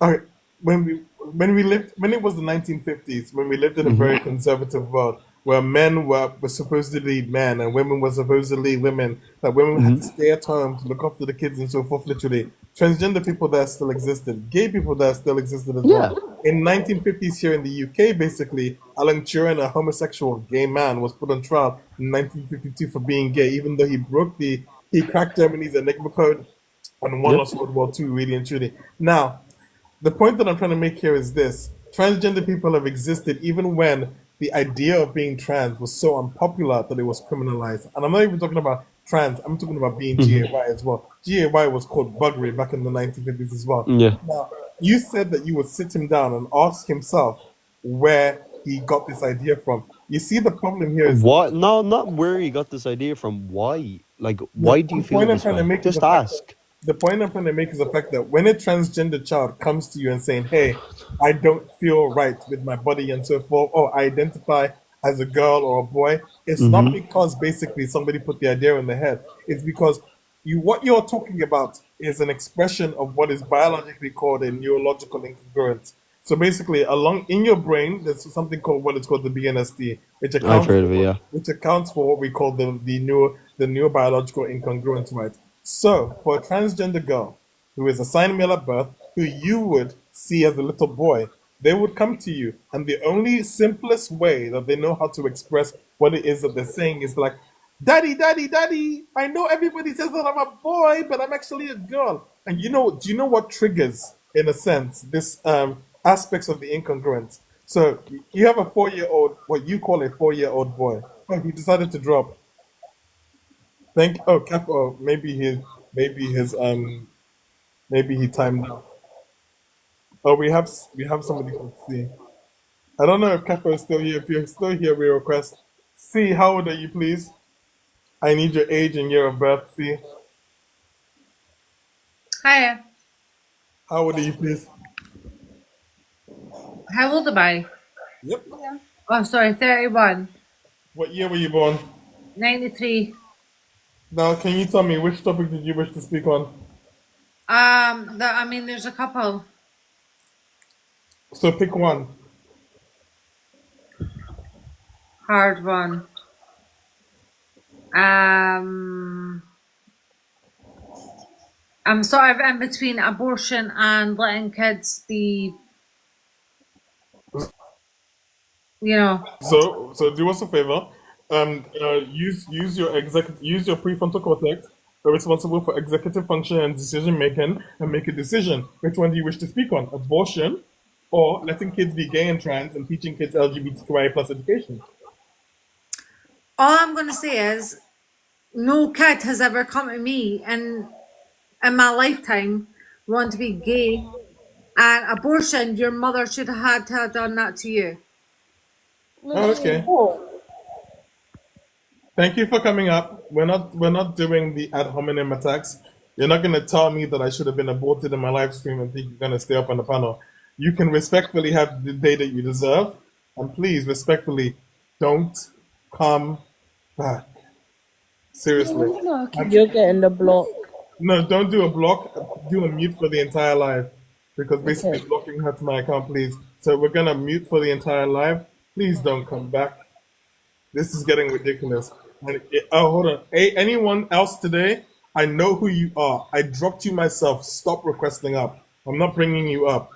I came to have a good stream. I'm not looking for derailment. So if you actually want to debate, if you want to have a discussion, request up. If you're here to basically spew up ad hominem attacks, you'll be removed swiftly and you'll be muted in the chat as well, literally. We're no longer playing or entertaining the crapola of the cesspool of this app anymore. You want to be a part of this demographic of this cesspool of bigotry and hate, go to somebody else's space. Go to somebody else's live stream. I mean, Envy might still be live. I know she likes to congregate with all the bigots there as well. Go commiserate with her. Leave me alone. Seriously. Go find somebody else on the app to go and basically have a go at, because basically you and your fifis are in it. You and your fifis and your knickers are in a twist, because basically you didn't get your cornflakes today, or you woke up on the wrong side of the bed and you decided that you want to punch down on marginalized people and marginalized communities because you're having a bad day. I am not your therapist. I do not get paid to be your therapist. I don't want to be your therapist. I would like to have debates and conversations with intelligent, educated people. If you don't meet my criteria, thank you, Sabs, for being here today. Thank you so much. If you don't meet my criteria, please don't request up. I don't do stupid anymore. I'm done with speaking with stupid people. I don't do stupid anymore. So if you're up here to spew out ad hominem attacks, scroll on to somewhere else. If you're up here to peddle fake science, scroll on to somewhere else. I will no longer entertain or platform stupidity anymore. If you have direct opposition to the statement and can substantiate your claims, give genuine, good reasoning, I want to hear from you. I want to converse with you. I want to have great conversations with you. But if you are a grade schooler, if you are somebody that didn't even do A-level or GCSE biology, if you are somebody that doesn't even know the basics, this live is beyond your pay grade. This live is way above your purview. You are not educated enough to come on this panel and to engage in discourse in this live. This is non-negotiable anymore. If you do not possess the intellectual capacity to keep up with this conversation, to eloquently articulate researched points, I don't want to hear from you. Go to Envy. Go to Viral Christie when she goes live. Go to Edna Modnate, really and truly. You will enjoy their spaces. They will peddle the garbage you're trying to peddle here. I have no time for it anymore. I don't want to talk to you. The amount of crapola that I've dealt with tonight, I don't want to deal with that anymore. So if you like those statements, and anyone else today, I keep seeing you rejoining, please scroll on. If you like those statements, if you peddle that garbage, I am not your person. I don't want to talk to you. But if you are educated, please request up. Prove me wrong. I'm not here to basically speak to idiotic, stupid people anymore. There's no point in talking to stupid people. You can't educate the uneducatable. You can't educate the willfully ignorant. You can't have civil discourse and discussion with people that don't know anything of what it is that they're talking about. Lavender, I agree with you. Edna Mode is absolutely vile and disgusting.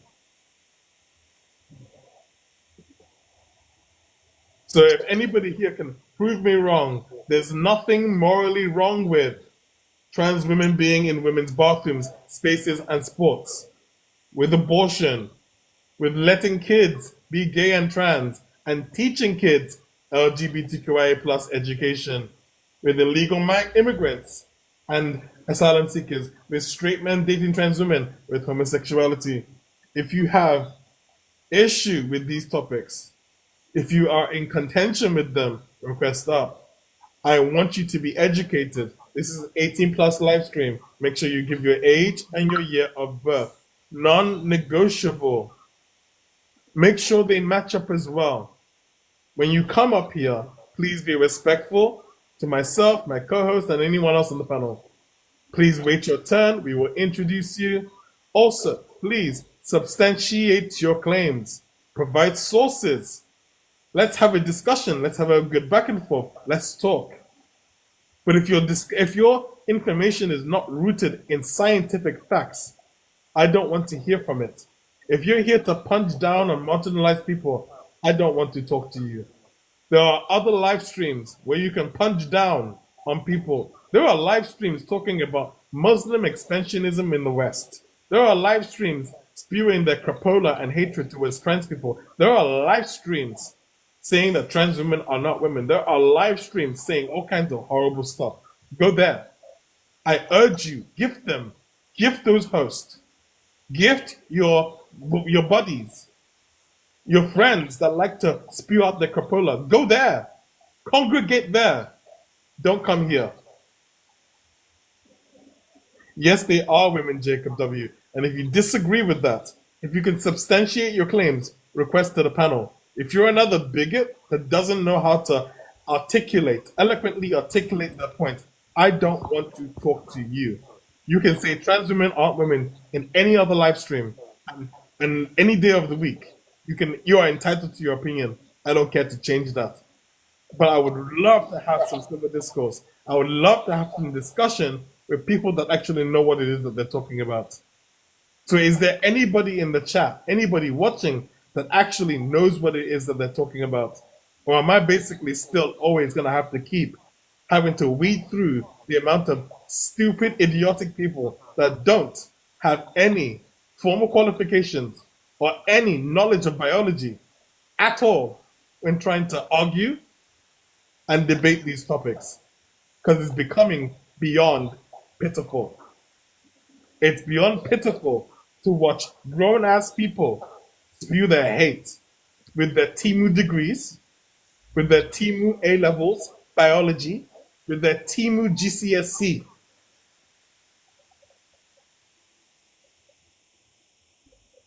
So if you're able to eloquently articulate your points, substantiate your claims, request up. But if you got the Trust Me Bro TIMU degree, please scroll on. I am not the one for you. There are a multitude other live spaces that will entertain you. Trust me. You could go to Atlantic. Atlantic would love to have you. Tell her Titan sent you. Atlantic would love to have you. Go to Atlantic. She goes by Seven of Now. She also goes by Atlantic Brunette. She would love to have you in her stream. Atlantic would love you. Tell her Titan sent you. Have a good day with Atlantic. Go to Atlantic. Ooh. This will be funny.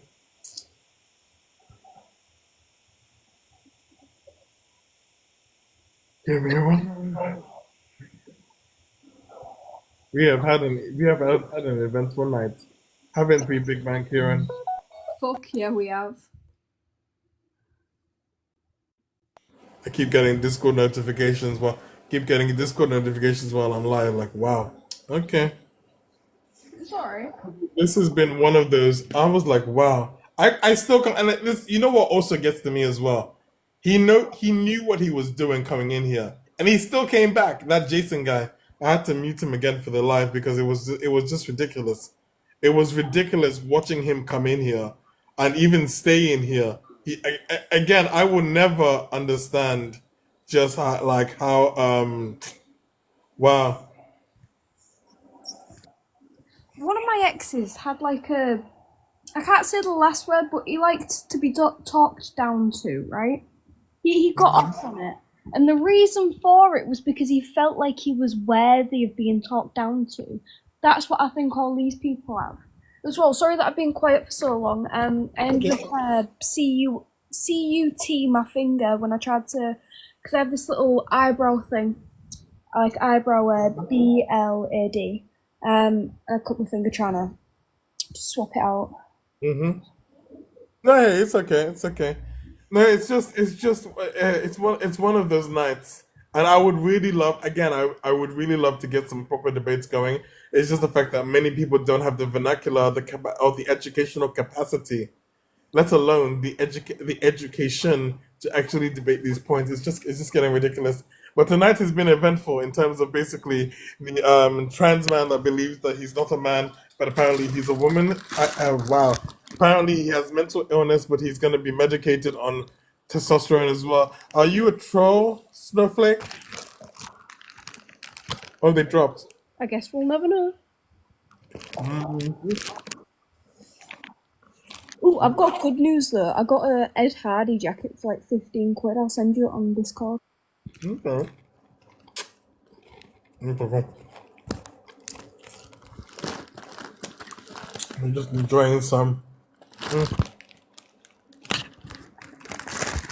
onion rings. Where did my other phone go? Interesting. Like, oh, who's in our request? Let's see. Okay, Snowflake, how old are you, please? Snowflake? Hello. No, I'm not a troll. I'm not a troll. But you How are old are you, please? Huh? How old are you? 19. When were you born? You don't sound 19. Okay. When were you Yeah, born? I'm so sorry. You don't sound 19. I'm so sorry. We're not doing that.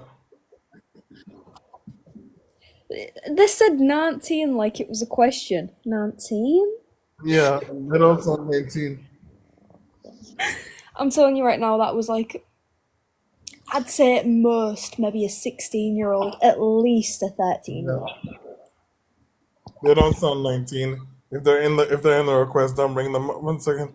Yeah, I'm not bringing you up, Snowflake. You don't sound 19. I'm so sorry. Actually, I'm not sorry.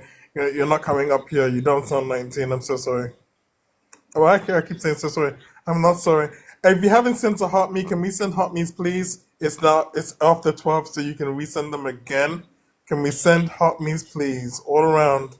Heart me. I already sent a heart me when it went bang on 12, but can send other gifts. I'm gonna check out what other gifts I can do.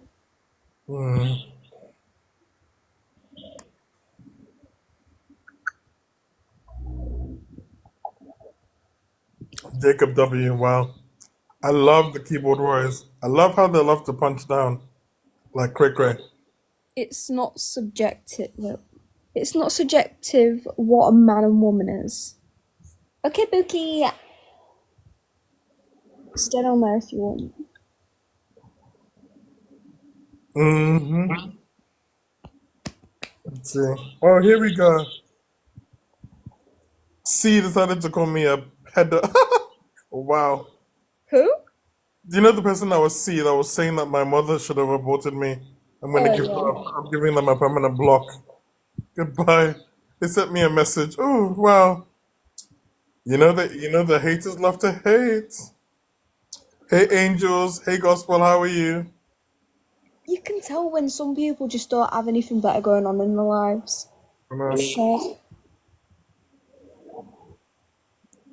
It's ridiculous. It's beyond ridiculous. I'm just double checking. If yeah, I'm just double checking a few things. 106, 8,000.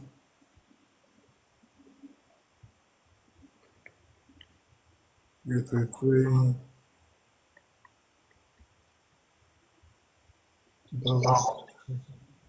If there's anybody that disagrees, if there's anybody that wishes to speak on the topic, why does it's funny because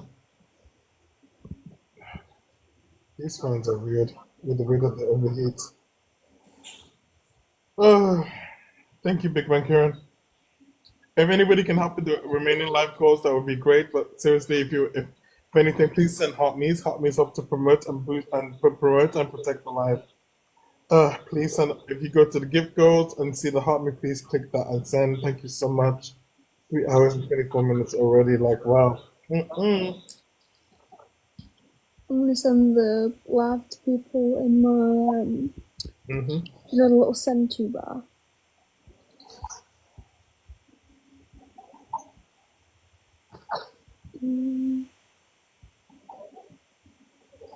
Yeah, I'm gonna download this live tonight.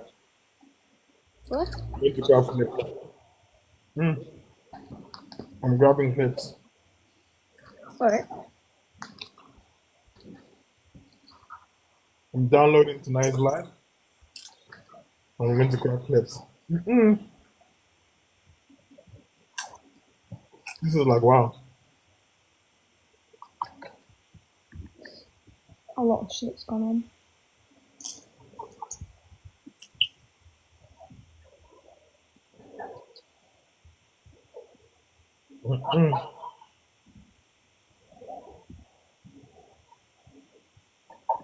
Thank you, Christina, for the repost. Jacob W., you seem to be doing the most. Love in the bloodlust, Christina. Hey, Christina. I hope Jedi is okay. Hey, Gospel. What happened to Jedi? I don't know. I'm not sure. I hope it wasn't the trans man that was saying the awful things to him. Jason. I don't get it. It's like going, oh yeah, I'm a woman and I wear trousers and I go to school, but I'm not a feminist. Like, absolutely no. That's just pick me behaviour. I know. Sat there going, yeah, I'm a trans man, but I'm not a man, you know. I'm actually a female. That's just. I'm sorry, it irks me so fucking much.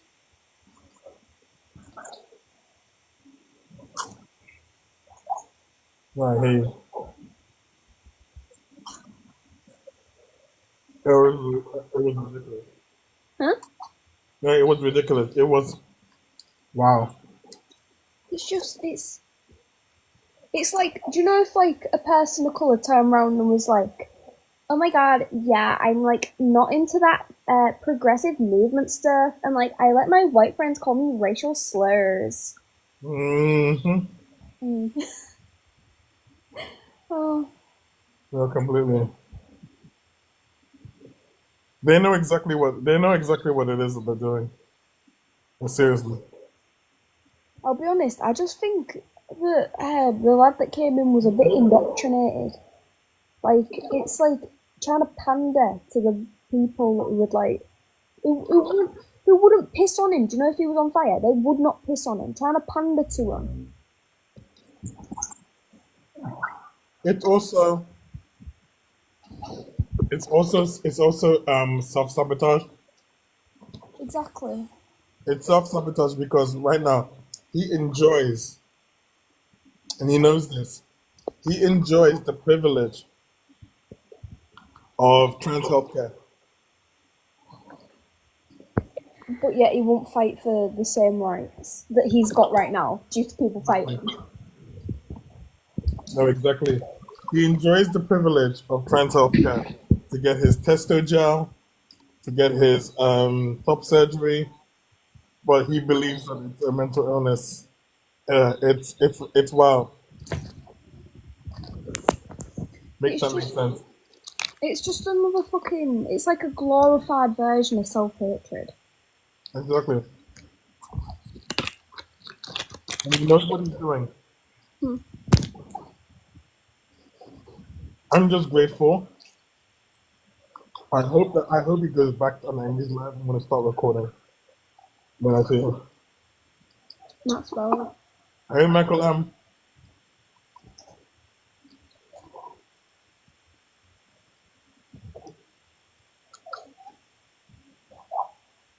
I'm truly. If I see him in Envy Space again, I'm gonna start recording. You should do. This is getting ridiculous. Keyboard warriors, if you'd like to actually say something, why don't you request up?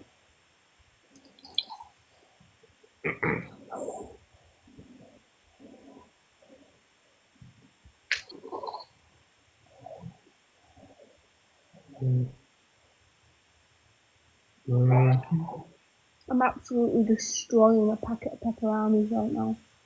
Which one? The green pepperonis. Fucking love them. Different vegan onion rings. If there's anybody that disagrees, request up, please. Hello,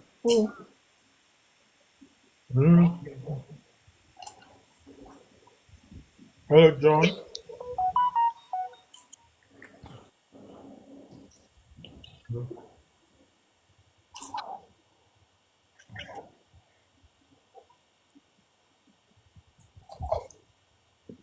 Actually, let me double check the TikTok airwaves. Who's on right now? Hey, Princess O, you missed the fun tonight. It has been an eventful night. Titanium, you just reminded me of something that I wanted to tell you. Right, so do you remember Yuri, my ex-boyfriend? Yeah. Yeah. Turns out, right, he was a Charlie Kirk sympathizer, kept reposting things on Instagram about he's so racist, and then it's like videos of him on the off chance being nice and stuff like that. So I was spiteful and I kept reposting things of him actually being a nasty piece of work. And then he started an argument with me out of the blue as well. And he sat there and acted as though I was going to sit there and take it. So I blocked him, and then he messaged me on Pinterest. So I blocked him on Pinterest. I dodged a bullet though. I know I dodged a bullet. 'Cause his mum don't like him. We all dodge bullets when people reveal. Actually, get this. There was a guy that I was into way back when. He was a bit weird at first. Because of that, I didn't really like him. There we go. You know what, John? Request up. You want to talk to you. You say you love Trump. Coming up. So he was a bit weird at first, right? Yeah. Because I was so weary of him that I didn't bother to I was late for our first date. Then he came back to one of my place one day. We ended up having sort of like a low-key date / schmacks. Then I didn't want to see the guy again. He was like, he was weird.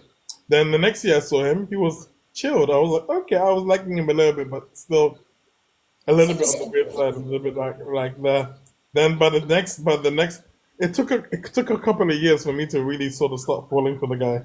Only for then basically like he then moved He then he went from being a store manager in Kingston, then in the Superdry store on Oxford Street. He used to be a store manager for that. Then he started working on a cruise ship. He was trying to get his visa to go live in America, right? Next thing I know, I check his Facebook, MAGA everywhere. Donald Trump, 4 more. I was like, what the fudge? He was him wearing a MAGA. I was like, wow. No, do you know what it'll be? Do you know what it'll be? Do you know when people started making fan fictions of Elon Musk and Donald Trump? Of them like being little boyfriends and stuff. He probably saw that and got jealous. He wanted Trump. He wanted to fight Elon for Trump. Mm-hmm. You bullied that boy earlier. Poor lad, you bullied. Who? Vieta. That wasn't bullying. That was a read down. When you have a transgender person who erases trans non-binary people, who goes to a gender critical space to advocate that trans people are mentally ill, that wasn't bullying. That was a read down. And I'll gladly do it again tomorrow and every single day of the week. Bullied him into showing his face, and he is younger than you as a grown person. How old was he? I have no clue. 20-something. 20-something, right. Boom, there, 20-something. I'm 19, man. And I even had some things to say about him, so don't start bringing his age in. Of course they do. They like to gaslight. You bullied, you did this. Okay, this person is going around saying that, as a transgender person, saying that trans people are mentally ill. So I'm supposed to use the Queen's English and be, so, why are you a bigot? Can you tell us why you dislike transgender people? And also, why as a trans person you're self-hating? So I should speak in this voice, because this way I'm non-threatening, I am PC, I am, I fit what they're trying to say. Here we go, Vieta is saying that I'm bullying, Vieta is saying that I'm this. Oh, come on, Vieta. Vieta, I'm pretty sure you're a child, because you can go live on as guests and stuff on TikTok. And you can have 0 followers, so I'm not going to take your opinion into view. Yeah, you can be a mother and still be a child.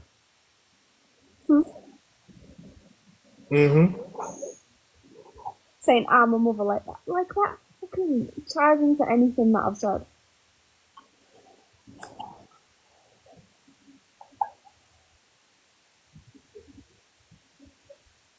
John, why are you being a keyboard warrior, John? John, baby boy, come up and speak to us.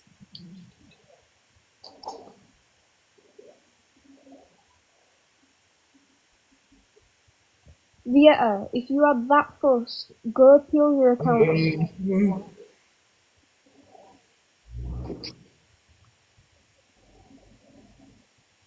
are you looking on here? He only Why consents. do I always get the weird ones on dating apps? Seriously. I have somebody that just wolfed me on Scruff.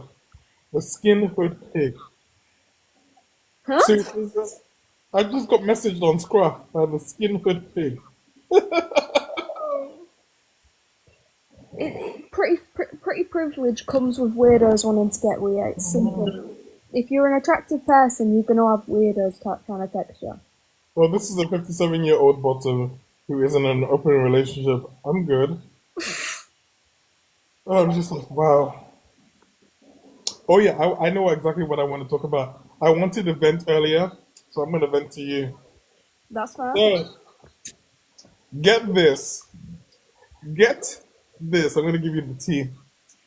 So, now, most days I don't have time for drama in terms of... Actually, is Gospel here as well? Gospel, come up. Gospel, come up. Kato, one second. Kato the Elder. Kato. Oh no, they unrequested. Gospel, request up, please. Come up with Gospel. I have some tea to share with you. So, get this. So, there was a guy I was talking to earlier this year. His name, 6'4", Viking blonde. Good body, nice looking dude. He's UCL graduate of biochemistry. I mean, he's quite intelligent. He's an events manager, lives in London. So now I like to talk to people at length before I even get to know them, before even meeting them in person. If there's a connection, if you get what I mean. That's what I always do. I don't like just, for me, it's so impersonal to meet up with somebody, bump uglies, and then, I can't do that. I don't do that. So we've been chatting for a while. Things sort of fizzled out, right?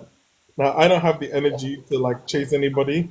Like if I don't really see you on my WhatsApp or in my DMs messaging me and me messaging you back, I will return messages, and I will also initiate when I'm feeling like there's a reciprocal back and forth. But if it feels like I'm chasing you, I will just leave it for at the end of the day. I'm not your mother, your brother, your keeper.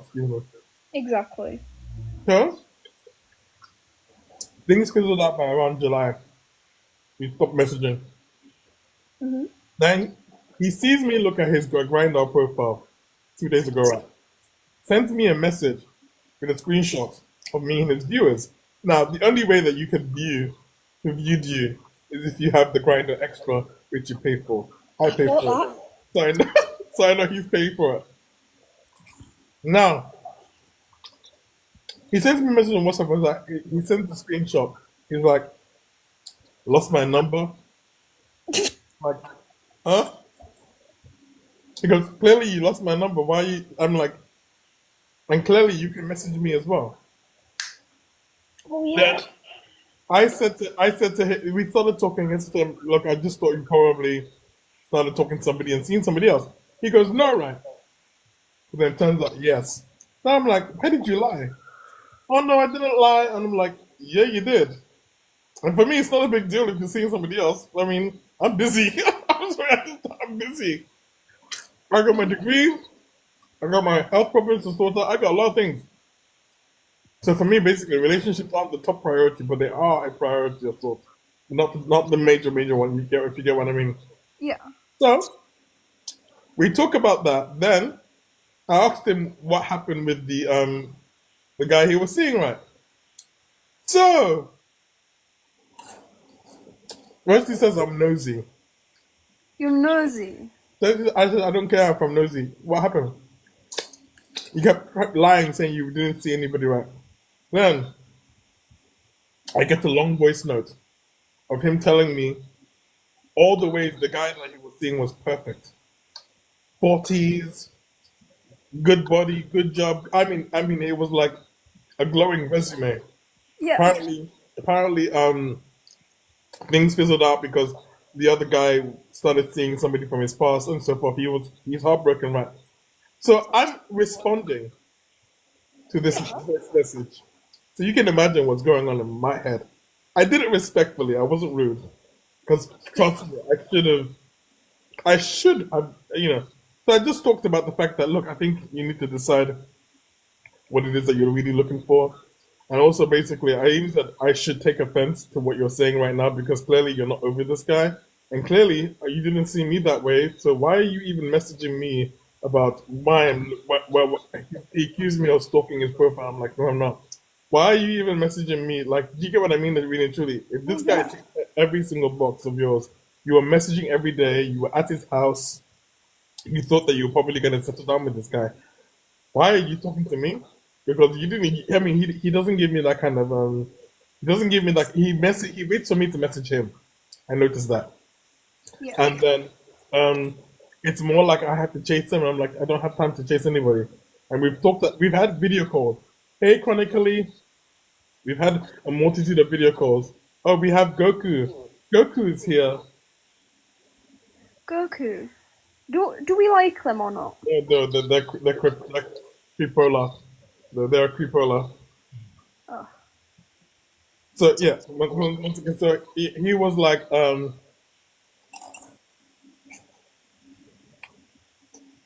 I said to him, look, I think you need to decide what you want. You're clearly not over this guy. He didn't treat me like this though. He was messaging this guy. He's fawning over this guy. Really, he's crushing on in likes. He likes this guy so bad, right?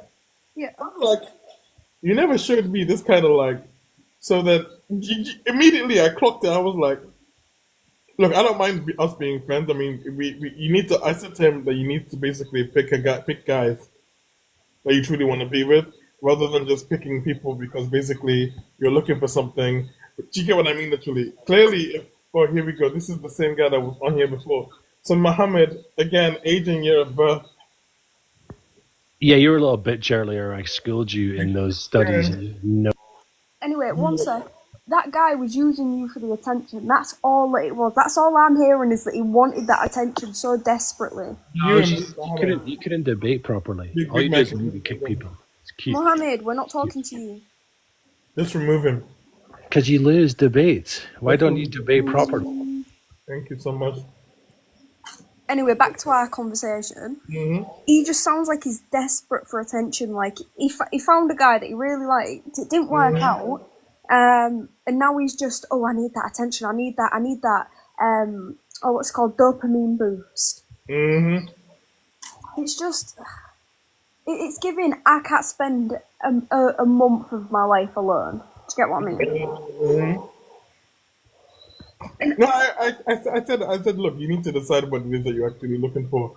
I mean, you need to figure out the guys that you actually like and focus on them. If there's a guy that you really like, make the effort. Don't wait for them to text you. Make the effort. It sounds like basically you're playing the field, and then you have the guys that you do like, and then basically you're settling for the guys that And I'm like, look, I said to him, look, I'm not even like offended or anything like that, because look, you don't need to like me. We can just be friends. We've talked for so long. He knows about me in terms of my health conditions and so forth. Yeah. I'm very easygoing. I'm not the type of person that's gonna take it too hard if we sort of fizzle out, or if you tell me that you're dating somebody else. Because right now I'm busy. I have to get my 1,500 word essay done for techniques in neuroscience, along with study all of the coursework. Sorry, the core reading materials for my MCQs that are coming very soon. Exactly. So for me, basically, I just don't have the energy for if I am talking to somebody, it needs to be easy. It can't be complicated. It can't be like trying to figure out do you get what I mean? Literally. So the moment that I see that there's no real messages, I just leave you. Maybe you're busy. Maybe you're seeing somebody else, but I just leave you. I don't assume anything too much. I don't hold a grudge. If the conversation sort of fizzles out, I just let nature take its course, if you get what I mean, literally. If there's that person that's giving you that sort of like rapport, and there's a back and forth, you're messaging each other, that's great. But if there's this person that's basically waiting for you to initiate messages every day, I'm good. I'm exhausted. Today, I wanted to come live today, but I was exhausted all day. I could barely keep my eyes awake because I was that drained, because I was that exhausted. So I've already had like a self-care day. I'd gone to the shower, came back to bed, making this backdrop, and then I was watching another live, and I come live now. So, for me, basically, really and truly, I need somebody that can understand the fact that basically my main priority, my main focus right now is my degree, sorting out my health. I don't mind if it's an easy thing that we can sort of like, when you're doing a doodle on a piece of paper, then it becomes like a whole, like that. Not this whole thing where basically I have to do advanced trigonometry in order to figure out this relationship. I'm not really interested in doing that. And the thing about me is the fact that basically I've seen the problem with the gay community.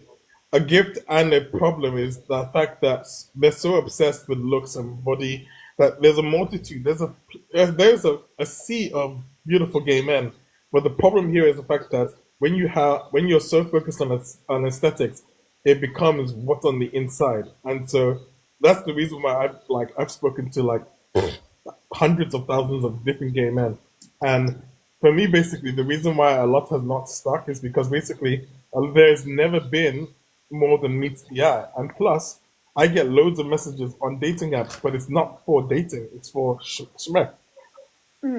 I get fetishized as a black person daily on those apps. You have BBC and so forth, literally. So for me, basically, really and truly, like I said to you, I like to talk to people at length. I like to I wait months before I've even met somebody, in order to have even just to go on a date and so forth. Literally, I like a call. I like voice notes, phone calls, video calls. I like that personal touch because I want to get to know somebody. I'm 35 going on 36. I'm looking to settle down. And for me, I'm not looking for the whole instant relationship, but I am looking for somebody serious enough. Look, I'm not going to be like, oh, I need to be exclusive with you because I'm not looking for exclusivity right now.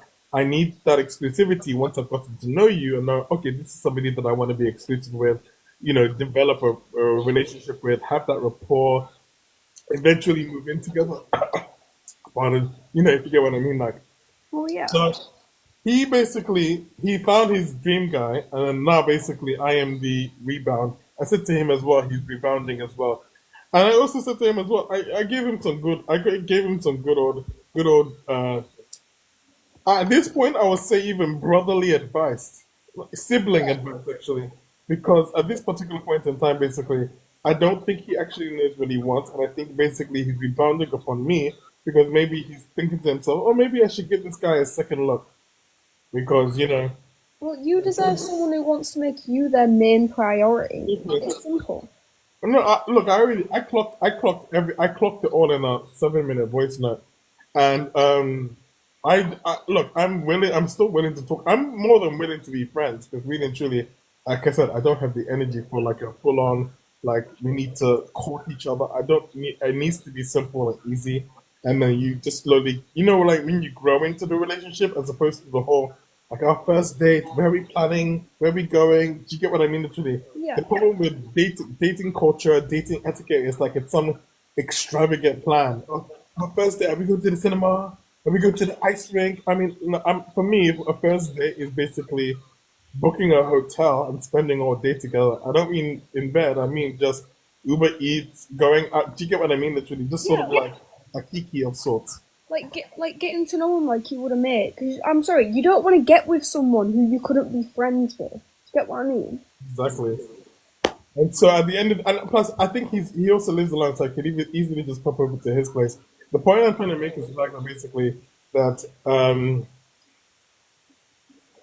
he needs to figure out for himself what he really wants. If you want somebody, make the effort. Don't leave that person wondering to themselves, do they actually want to be with you? Do they want this? Do they want that? Really, truly. And the thing about it, I just don't have. Today, all day, I've been trying to do uni work. I've not had the energy to. And even when I came back to bed tonight, I was like, do I want to do uni work? Or just go live? I'll do uni work in the day tomorrow. I need to focus. I need my brain to be sharpened and focused so I can get through. Well, I've already got most of the prep for my essay done. I just need to go through all the resource materials and just start piecing it all together. And that's going to take me some time to go through all the sources. But I've got like 40 sources for this essay.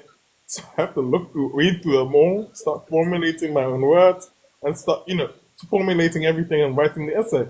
So I don't need the whole, do you love me? Do you love me? Do you love me? I don't need that. I don't need the whole, he loves me. He loves me. I don't need that really and truly. I remember what it used to feel like when trying to date somebody back in my 20s. And I'm basically always like waiting at your phone, waiting for that text message. Does he like me? Oh, I see him online. He hasn't messaged me back really and truly. I remember being that neurotic person way back when. Now when somebody doesn't text me, I'm like, probably busy. I just get on with it. When you don't text me, when you're not blowing up my phone, I'm either on here, on Instagram, making a singing video, or just chilling, watching some Law and Order SVU. Do you get what I mean, literally? I think people take themselves too seriously, especially on dating apps. They do. 1,000% they do. So it's like, I just think basically, just be honest. If you're dating another guy, I'm not jealous. Happy for you. Because I also want, while you're dating the other guy, I'll be dating somebody else too. Oh yeah. I mean, the thing that really knacks me is, do you know those people, right? That you'll start speaking to them, and they're speaking to like 5 other people, but then when you mention, oh yeah, I'm speaking to son and son, or I'm going to date with son and son, then all of a sudden they're like, oh, but we're supposed to be exclusive. Oh, but this, oh, but that, but this, that, and the other. Like, exactly. No, I'm like this. If we are talking and we're seeing each other, until we have that conversation where we DTR, define the relationship. I am my own free agent. I can see 10 guys, 20 guys, 50 guys if I want to. You do not get to tell me who I can and cannot see. You do not get to tell me basically who I can that I'm cheating on you or anything like that, literally. Until we have that conversation where we talk about exclusivity, where we talk about how we want this to go. Only then and then are the parameters set in place. So it's neurotic to think that people would try to like manipulate in order to do that. Yeah, Do you but get what I it's- mean? Literally? Yeah, It's it's kind of like, do you know those Karens that will walk into a shop or something, and they'll be like, "Oh, I was gonna buy that TV. I was gonna buy that. What fucking brand of TV do I have? I was gonna buy that. I've got a Polaroid TV in front of me. I was gonna buy that Roku TV Polaroid, and you've sold that to someone else. Yeah, well maybe if you got it first, and it'll be yours. The main reason why I like the freedom is because basically it means that I can also speak with other guys and also do.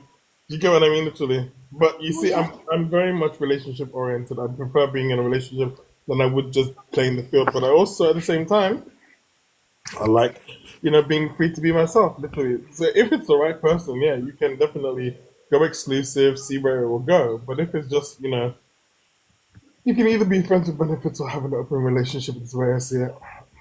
I know what you mean. But like, at the end of the day, you're gonna want to look around and see like who you can date, who you don't want to date, what qualities are better in certain and certain person. Like, you don't want to just go for one person and be like, oh my god, like I want to get you, and then like a few years down the line you realise, oh, I don't like this one. They're a bit like whatever's wrong with them, and then you realise, oh, there was that other person that was like literally perfect. I should have gone for them. So, Lady of Darkness, how can you be free to be yourself in a committed relationship? I would like to understand. It depends, because I'm not always thinking to myself that what is it? I don't always think to myself that basically some people are afraid to go into a relationship because they're afraid that they're gonna lose themselves. But I actually think that a relationship makes you more of yourself. And so for me, basically, really and truly, oh, Lady of Darkness, come up. Hi. Hi. Just give us age and year of birth, and obviously we want to Um, understand where you're coming from. I'll just say I was born in '69. That's all. I don't need to give you my age.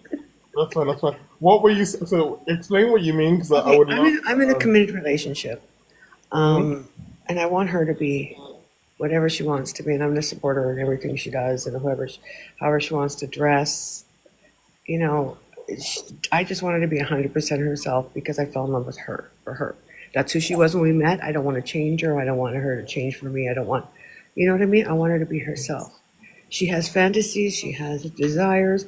We look at it together. We talk about it. Maybe one day we'll, bring a third in just for fun, and then tell them to go away. But I want her to be true to herself and never be afraid to talk to me about anything, and vice versa. You sound amazing. I need to get me a partner like that. But to be honest, I'm very much like, if I'm in a committed relationship, I don't need a third. I just need that particular person. But up until that point where I finally decided that this is the person that I choose to be with, not the person that I'm just settling for. Do you get But what I'm I just mean? talking about, no, I mean, she's my person. Like, hell or high water, she's my person. Nobody better fuck with her because they're going to get fucked up. But people have desires, people have things, and there's fantasy I have that involve her that don't involve me. Like, I want to see her doing things. You know what I mean? If we ever get to that day, great. If we don't, great. Like, we're cool. But we talk about it all. We're open about it. Neither one of us walks down and goes, ooh, she's hot. Ooh, he's hot. We don't do that crap. We were totally respectful of each other, but we have a very open communication. Not an open relationship, an open communication.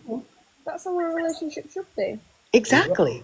So I'm saying you can be in a completely committed, there's nobody else I want, totally madly in love with her since before we knew each other 2 years before we even met face to face.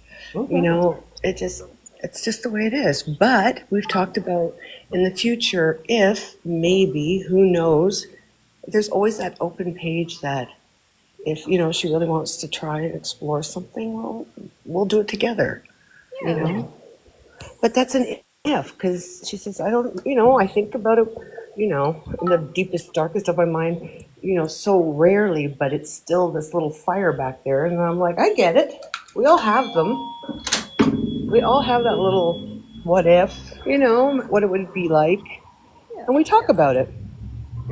Doesn't mean it's ever going to happen, but we openly talk about it and said maybe one day we'll both be comfortable with it.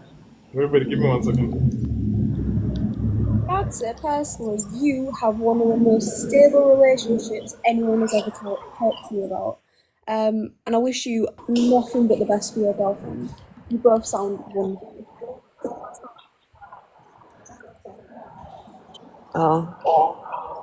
What is that noise? We're So mostly basically, not liked on the app I'm gonna play you. because I'm she's gonna play you trans. something. Everybody, I'm gonna play you something. This is the recording that I sent. Okay, I'm not gonna play his recording because I don't have his permission and I don't really want to do that to him. But I'm gonna play you what I said, so you can hear exactly what I said.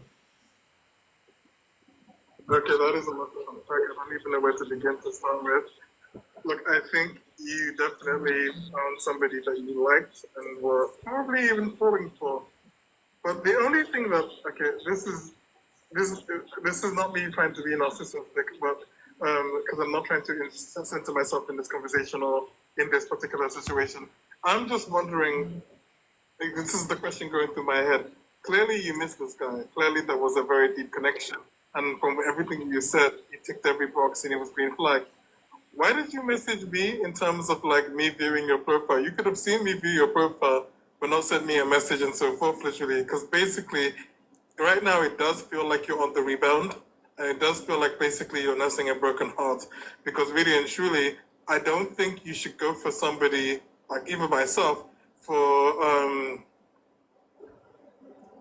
just for the sake of wanting to be liked, loved, or a possible relationship. You need to go for the kind of guy that basically, like you said, ticks all your boxes. If I don't tick all your boxes, really and truly, at the end of the day, you shouldn't, we can talk, but really and truly, as far as I'm concerned, basically, texting and calling and communicating works both ways. Like between me and you, we've sort of gone on and off, and I'm not taking it to heart because I'm really busy with uni and other stuff. And so for me, basically, I tend to return messages more than initiate them, if you get what I mean, literally. But I'm always trying to stay responsive and communicative with other people that do take the time out of their days to, message me and so forth, literally.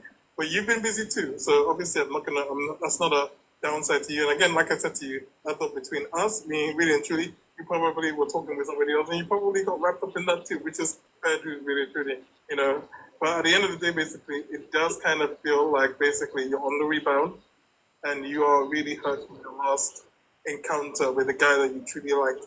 I'm so sorry that he spoke with somebody else that he was from his past and, things fizzled out between the two of you. I do actually want you to be happy for yourself, but I think you need to decide what that actually is. I do think that you do want love, and I think that as somebody that does want to find somebody to be with, you shouldn't give up on that. But I also think you need to be realistic in terms of basically who and what it is that you're looking for. I think basically there's no shame in saying that there's some people you can be friends with. If you only see me as a friend, that's fine. But I'm very particular when it comes to people that I'm even looking to date. I look for those things like communication and so forth, not just from myself to them, but also from them to me. Also from them taking the time out of their day to message me. I think a multitude of people are so consumed by the idea of people messaging them, people making them feel good, but they forget to give the same in return. Relationships are about reciprocity. That's what I found lacking with our communication. You, rather than say, hey, how are you doing, and blah, blah, blah, you sent me a message with me looking at your profile. That's a little narcissistic, but I'm not trying to come for you here. I am trying to tell you that basically, I think maybe you had a stronger connection with the guy that you're pining over than you did with me and you. We can talk as friends. I don't mind doing that really truly. But I also think that basically you need to be honest with yourself as to what it is that you're looking for and where it is that you're looking for long term. And if the person that you're looking for is not ticking those boxes, there are plenty of fish in the sea, and be honest with yourself with the next person. Do they tick all the boxes and so forth? Is there something there that you wish to explore? Then if there is something there, then make the effort for it. I think this guy definitely ticked all your boxes to the point that you made that effort, really and truly. Now, I haven't made such an effort like this particular person into it. That's because I've been honest with you from the get-go. I have a multitude of things that I'm still going through it. I've got health problems. I'm doing my master's degree at uni. I'm doing live streams daily and so forth. So for me to, engage with somebody at that level, it's somebody that basically has to not just understand what it is that I'm going through, but make the effort as well. I will make an effort, don't get me wrong, but I'm very particular in that particular regard. And for me, basically, hearing you in terms of how you talked about that guy, if I was an insecure person, I would feel really offended in that sense. But really and truly, I do think that you're a good person, and I do feel for you for the fact that finding connection like that is hard, really and truly. Now, I don't begrudge anybody that happiness really and truly, but I do think that basically you need to basically think for yourself what it is that you're looking for and where it is that you're looking to go as well. And if there are guys that you're talking to, I'm sure I'm not the only guy you're talking to anyway, but if there are guys that you're talking to, be realistic with them. Do you see something happening here with this person? Do you like them enough? And if there is something there, then make the effort for it. Let them know, really and truly. But if there isn't something there for you, if you're just passing the time away, let them go. Or just stay friends with them, really and truly, and have that conversation, really and truly. But the one thing you need to do for yourself to avoid the way that you're feeling right now, basically, you need to be true to yourself. And when you are true to yourself, you'll be a lot happier. And it seems like you've also had problems with your previous jobs and so forth. The power of your own life rests within your own hands. And you're the one I was telling me to keep saying. I also will reiterate your own words for you to keep the faith alive as well. Now, in our situation, if you actually do like me, you're going to need to actually make some effort here. But that's up to you, really, because I'm not going to tell you or basically police you or be your keeper, really and truly. I'm a very busy person, and I don't have time for time wasters. And I'm not saying that you're a time waster, but I'm not looking to chase somebody else. While I'm chasing myself, while I'm chasing my degree, my work, and everything else all at the same time. So if you haven't heard from me, it's probably because you didn't message me, and vice versa too. And if you're seeing me look at your profile, I looked at your profile, but also at the same time, basically, you could have easily just said, hey, how are you, and tried to check in. But sending that is a little bit, I will tell you, a bit of a red flag for me, really and truly. You could have just come to me and said, hey, really and truly. So there are a lot of stuff that you're taking for my red flag, and I'm trying to give you some grace here and the benefit of the doubt as well, please. So I think for yourself, because you're already nursing a wound as well as a broken heart, you need to take some time and you need to figure things out for who you are and where you wish to go. Whether it is with a guy or not. With me, basically, I'm open for a relationship. I'll let you know this. I am open for a relationship. I'm not looking to waste my time, as well as the fact that my main focus right now is my master's degree and everything else that I'm doing in terms of my work, the political activism, the LGBT, and also counseling and therapy and so forth. That comes first. Everything else is basically second. So if you can, if you're okay with that, we can go forward. But at the same time, basically, I'm not going to make promises to you, and I will be very honest and direct about who I am, what it is that I'm looking for, and how free and available that I actually am.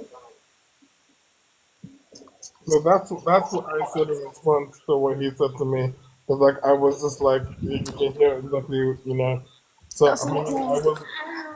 Sorry, once again, I wasn't playing, but I wasn't trying to like be rude because I was like half in therapist mode, half in sort of like talking about how I was feeling as well. So I was just trying to basically, be there on one hand, but also at the same time, articulate like how it felt for me because like it just feels it feels a little bit like someone's coming to you as a last resort. Yeah. You are the chosen one. You are the you are the runner up, the consolation prize. And to be honest, yeah, basically I don't need to be somebody's consolation prize. I think at this particular point in time, life is precious. I think don't waste it being with somebody that you don't truly feel something for. That's all I'm gonna say. Life is too short to settle. Exactly. Find the person that you actually want to be with, and go for them. I mean, So many times I see somebody on an app that looks like probably, oh, this person could be out of my league. I just send them a woof or a tap or whatever the thing is on the app is saying for. At the end of the day, basically, really and truly, when you settle and you settle for somebody that, oh, I like you, well, you having some nice looks and stuff like, but you're not really feeling that vibe and that spark, right?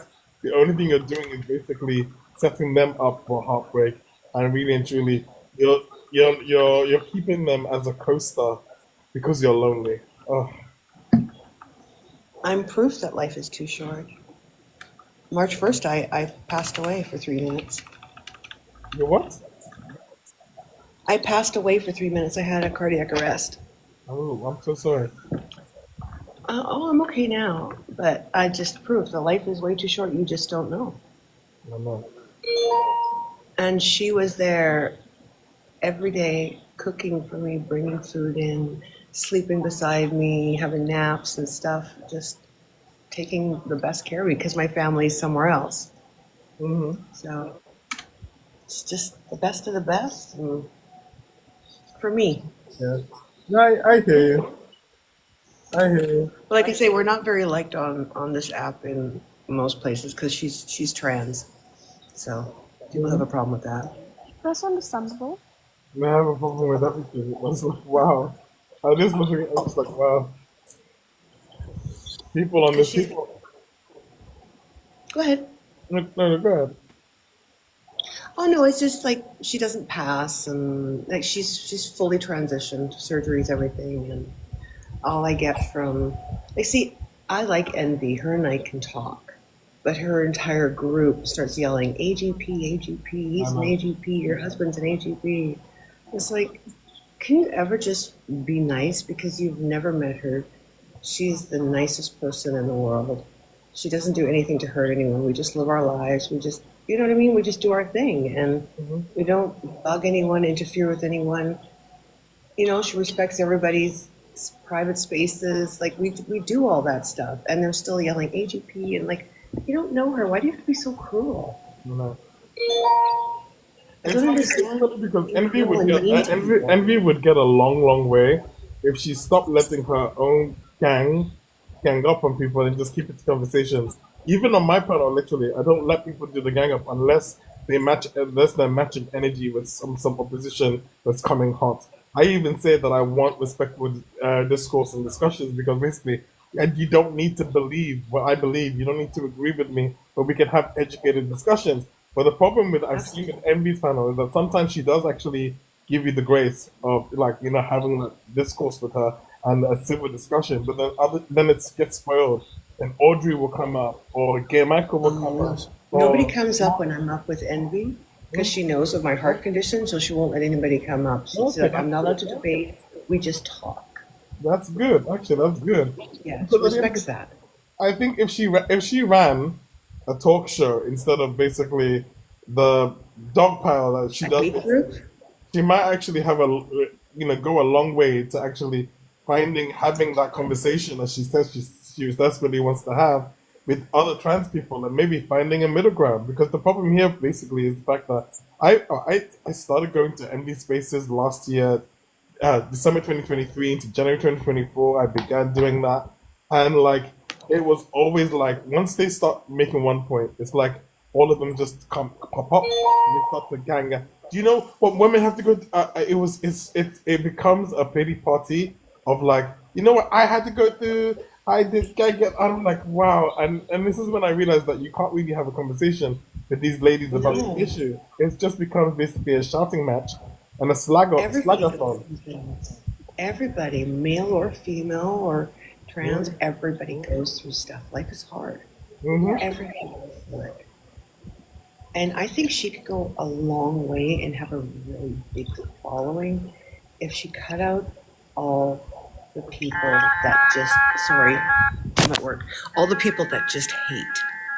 They just throw hate and spit hate. And she's like, oh, don't look at the chat, but your chat is venomous to anybody. Exactly. And plus, I think it's how she makes some money as well. Because she used to be Well, I think she could go a lot further if she kicked that in the ass and said, I really want to have conversations with people, and I really want to make, safe places for women. That's what I'm fighting for.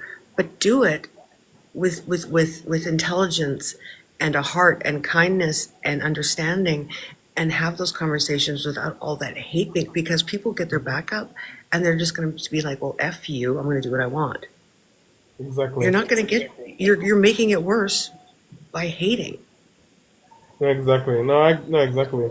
I was surprised to see somebody that I've seen on my live streams a lot, Kurdish doctor there too. And even Envy was like trying to like be respectful. It's a weird panel, really truly her space. But it's her Yeah. space. She runs it her way, so I just leave it at that. No one Well, is. when they really start going at it, she just walks away I know. I've seen her do it all the time with Marty. all the With time. Marty She there. doesn't like that part of it. She doesn't like it. She just leaves it to Audrey and Christy and Danielle and Nate. I hate when Nate goes up in there. Based. Who else is there? Rue sometimes. Michael. No, it's the same rhetoric over and over and over again. And basically, oh, thank you, Brittany. And basically, really and truly, it's getting old because I know she keeps saying that she wants to find other trans people to debate, but no trans person is going to come in to debate them if they're going to be because rude. you get attacked. Yep. I'm not And even trans. My partner is, and I get attacked, and I get AGP thrown at me, and I'm disgusting, and da da da da da. And I look like a trans and all this crap, and I'm just like, who are you people? Do you not have lives? Like, is this how you treat people in your day-to-day lives, or do you Yeah. just come onto TikTok to vent all this hate and disgust? It is disgusting, the things they say. It's funny because they could really present their side in a different light and really try to have the conversation about and find something constructive in a way to like make sure that everybody's rights are sort of protected, but that's not what's happening. And today, basically, I think this for me, I don't think it's about rights at all. I think it's literally about what they feel a woman is.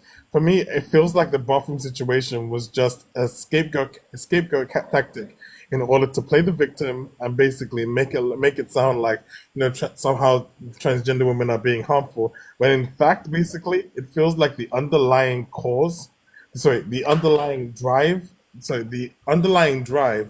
as to what's fueling them is because they just don't like the idea that transgender women are called women.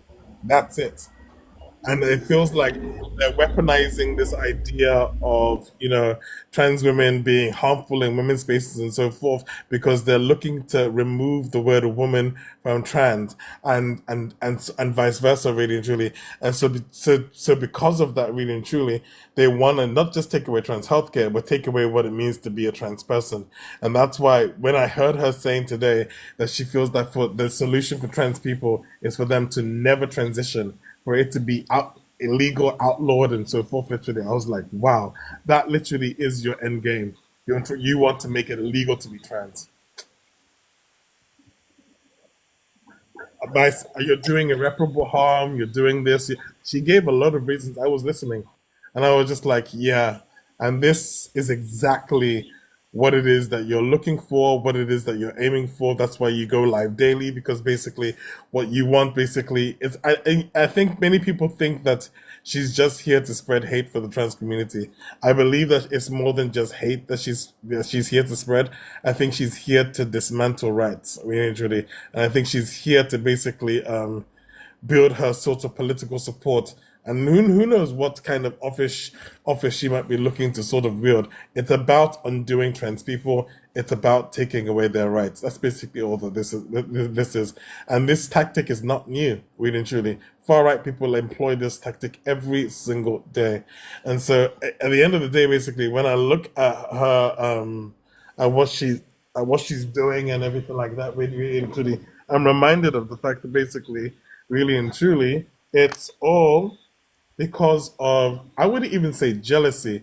I do say that they're obsessed and they're jealous in one sense. Thank you, Lady of Darkness. I actually believe that this is actually out of pure hatred for the idea that anybody can be what she says that she is. And do you know what makes me laugh so hard, especially with this so-called fight between cisgender women and transgender women, is the fact that they always say, "Oh, you think you can be me?" And you know what I find so ironic is the fact that transgender women, not only do they know that they are not assigned female at birth, that they are not cisgender women, they don't even want to be you in the first place, and they just want to be themselves. The whole point of being called a woman in society was societal. Nobody was ever saying, they never spread the rhetoric or made that sort of rhetoric that they ever were trying to say that they are in any way equivocal in terms of biology to a cisgender woman. They are only saying that they are equivocal in a societal sense because they both walk down the street living as a woman within society. Thank you, Lavender.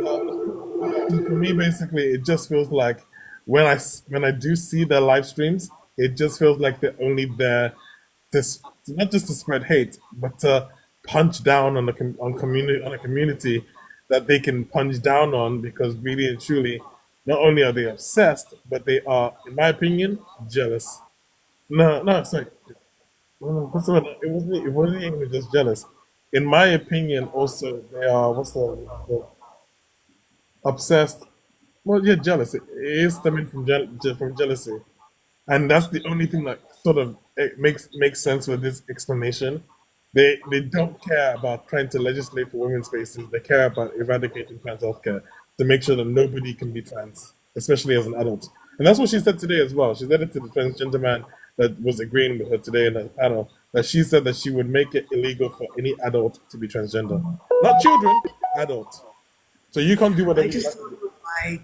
I just don't know why they care so much.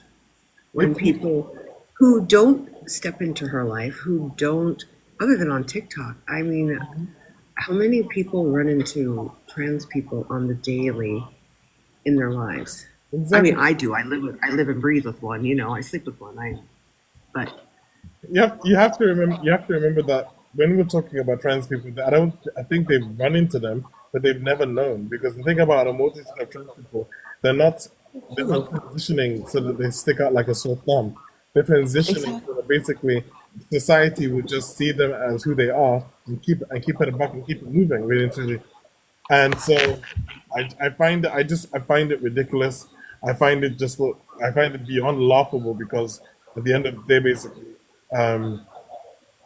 trans people have existed since before all of this, and they will continue to exist even after all of this. I just find it weird, because basically, you can't share. It feels like two people fighting because they don't want to share a toy. You know? I know. I mean, like, using my girlfriend as an example, when she has to pee, she just wants to pee. She really doesn't want to go into any bathroom except for the single, because we have a lot of single-use bathrooms where I live. You know, one stall, one door, that's it. You know, single space, one person. And she won't use it because she's too afraid to. She's afraid for the men's and the women's. She will hold it or use a single space. No, I hear you. And it's sad. She just wants to pee. You know? No, I hear you on that one. No, I completely hear you. It's really sad.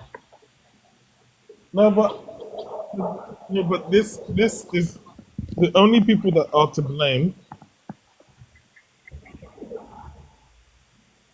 The only people that are to blame are literally the TERFs that basically are peddling this fear-mongering and rhetoric in the first place. I don't get what they get out of it personally. Like, it's not like it's benefiting, do you know, the TERFs, like, the hate that they're spreading, it's not benefiting them in a good way. It's not like, it's not changing their lives for the better. They're just being nasty. Okay, look, first and foremost, I'm not even of the belief that that Tyler Robinson even unalived Charlie Kirk because of the mounting information that shows that Charlie Kirk may have most likely been unalived from the back, not even from the front. But for me, if we go with the premise that Tyler Robinson did unalive Charlie Kirk, based upon what the news is reporting, right, I feel like the gender criticals are like Charlie Kirk. because so not Charlie Kirk, are like Tyler Robinson, because right now basically they hate so much just because basically something definitely going on for them, and especially with like, let's be honest, being a woman in this world, it's not even It's not desirable. I literally was just about to say that exact phrase of word. But yeah, who wants to be? Do you get what I mean, literally? And there's a lot of rights that have already been lost, and it feels like they're punching down on the wrong person.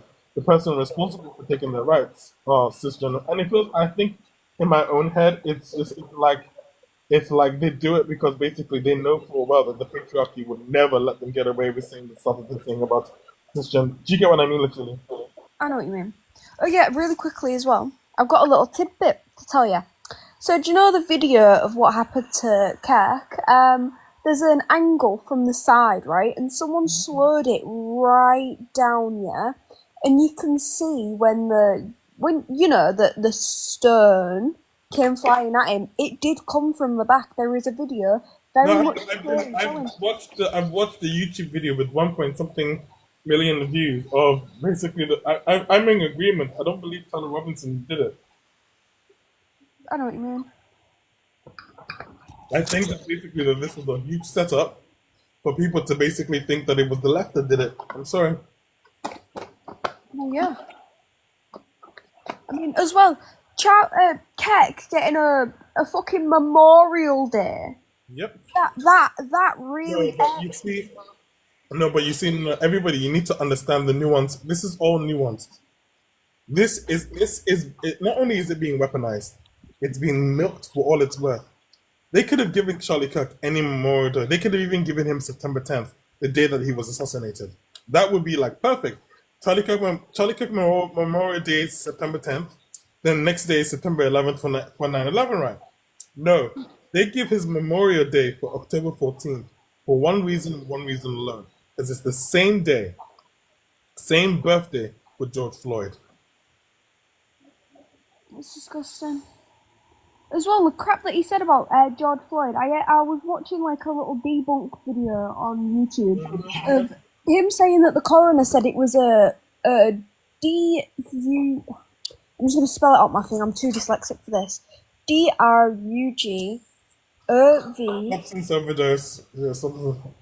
Yeah, it was that. He kept trying to say it was that, right? But then when I can't remember who it was, but someone called him out on it, and was like, no, the coroner said it was asphyxiation. And so he went back and rewrote on, the bottom of his post, sorry for any confusion this may have caused, but he didn't give a fuck about the confusion when he was actively writing it, when he posted it. He only gave a fuck when he got called out. And then his wife as well, fucking hosting his podcast, she sat there fucking grinning. That does not, to me personally, right, that does not look like someone who is grieving her husband. Everything just kind of feels like a facade, like it's put on. Do you get what I mean? Mm-hmm. No, thank you. Oh, you back to back. Thank you, Lady of Darkness. We gotta go to work. It's 4 a.m. right now. I think I might be breaking off. I might break off soon, actually, because really and truly. No, but at the end of it does, for me, I think that this was a setup. I'm so sorry. I think that this was a setup, and I also think that basically, that there is another culprit for sure. But we'll see how the trial unfolds and what information is released, really and truly. I'm so sorry that we didn't get more debates, and I'm actually kind of grateful that we don't have the riffraff so much. I think putting the disclaimer out there is a good thing. What we really want is generating good faith-based actual conversations. Like, there's no point in entertaining trolls anymore, seriously. And I'd rather end on a high like this than spend 8 hours just speaking with idiots. There's no point. There's absolutely not. So everybody, I'm gonna break here because like it's 4 a.m. and I'm gonna eat something quickly and then go to sleep and then wake up and try and get some stuff done for uni. But thank you for coming, and it's been an eventful night. I need to download today's live stream Because today is Yeah, that's bad. fine. Right, I'll speak to you tomorrow then, yeah? Yeah, just shoot me a message in Discord. Let me know about that thing you want to tell me about in the thing, okay? Alright, speak to you soon. Bye bye. See you all.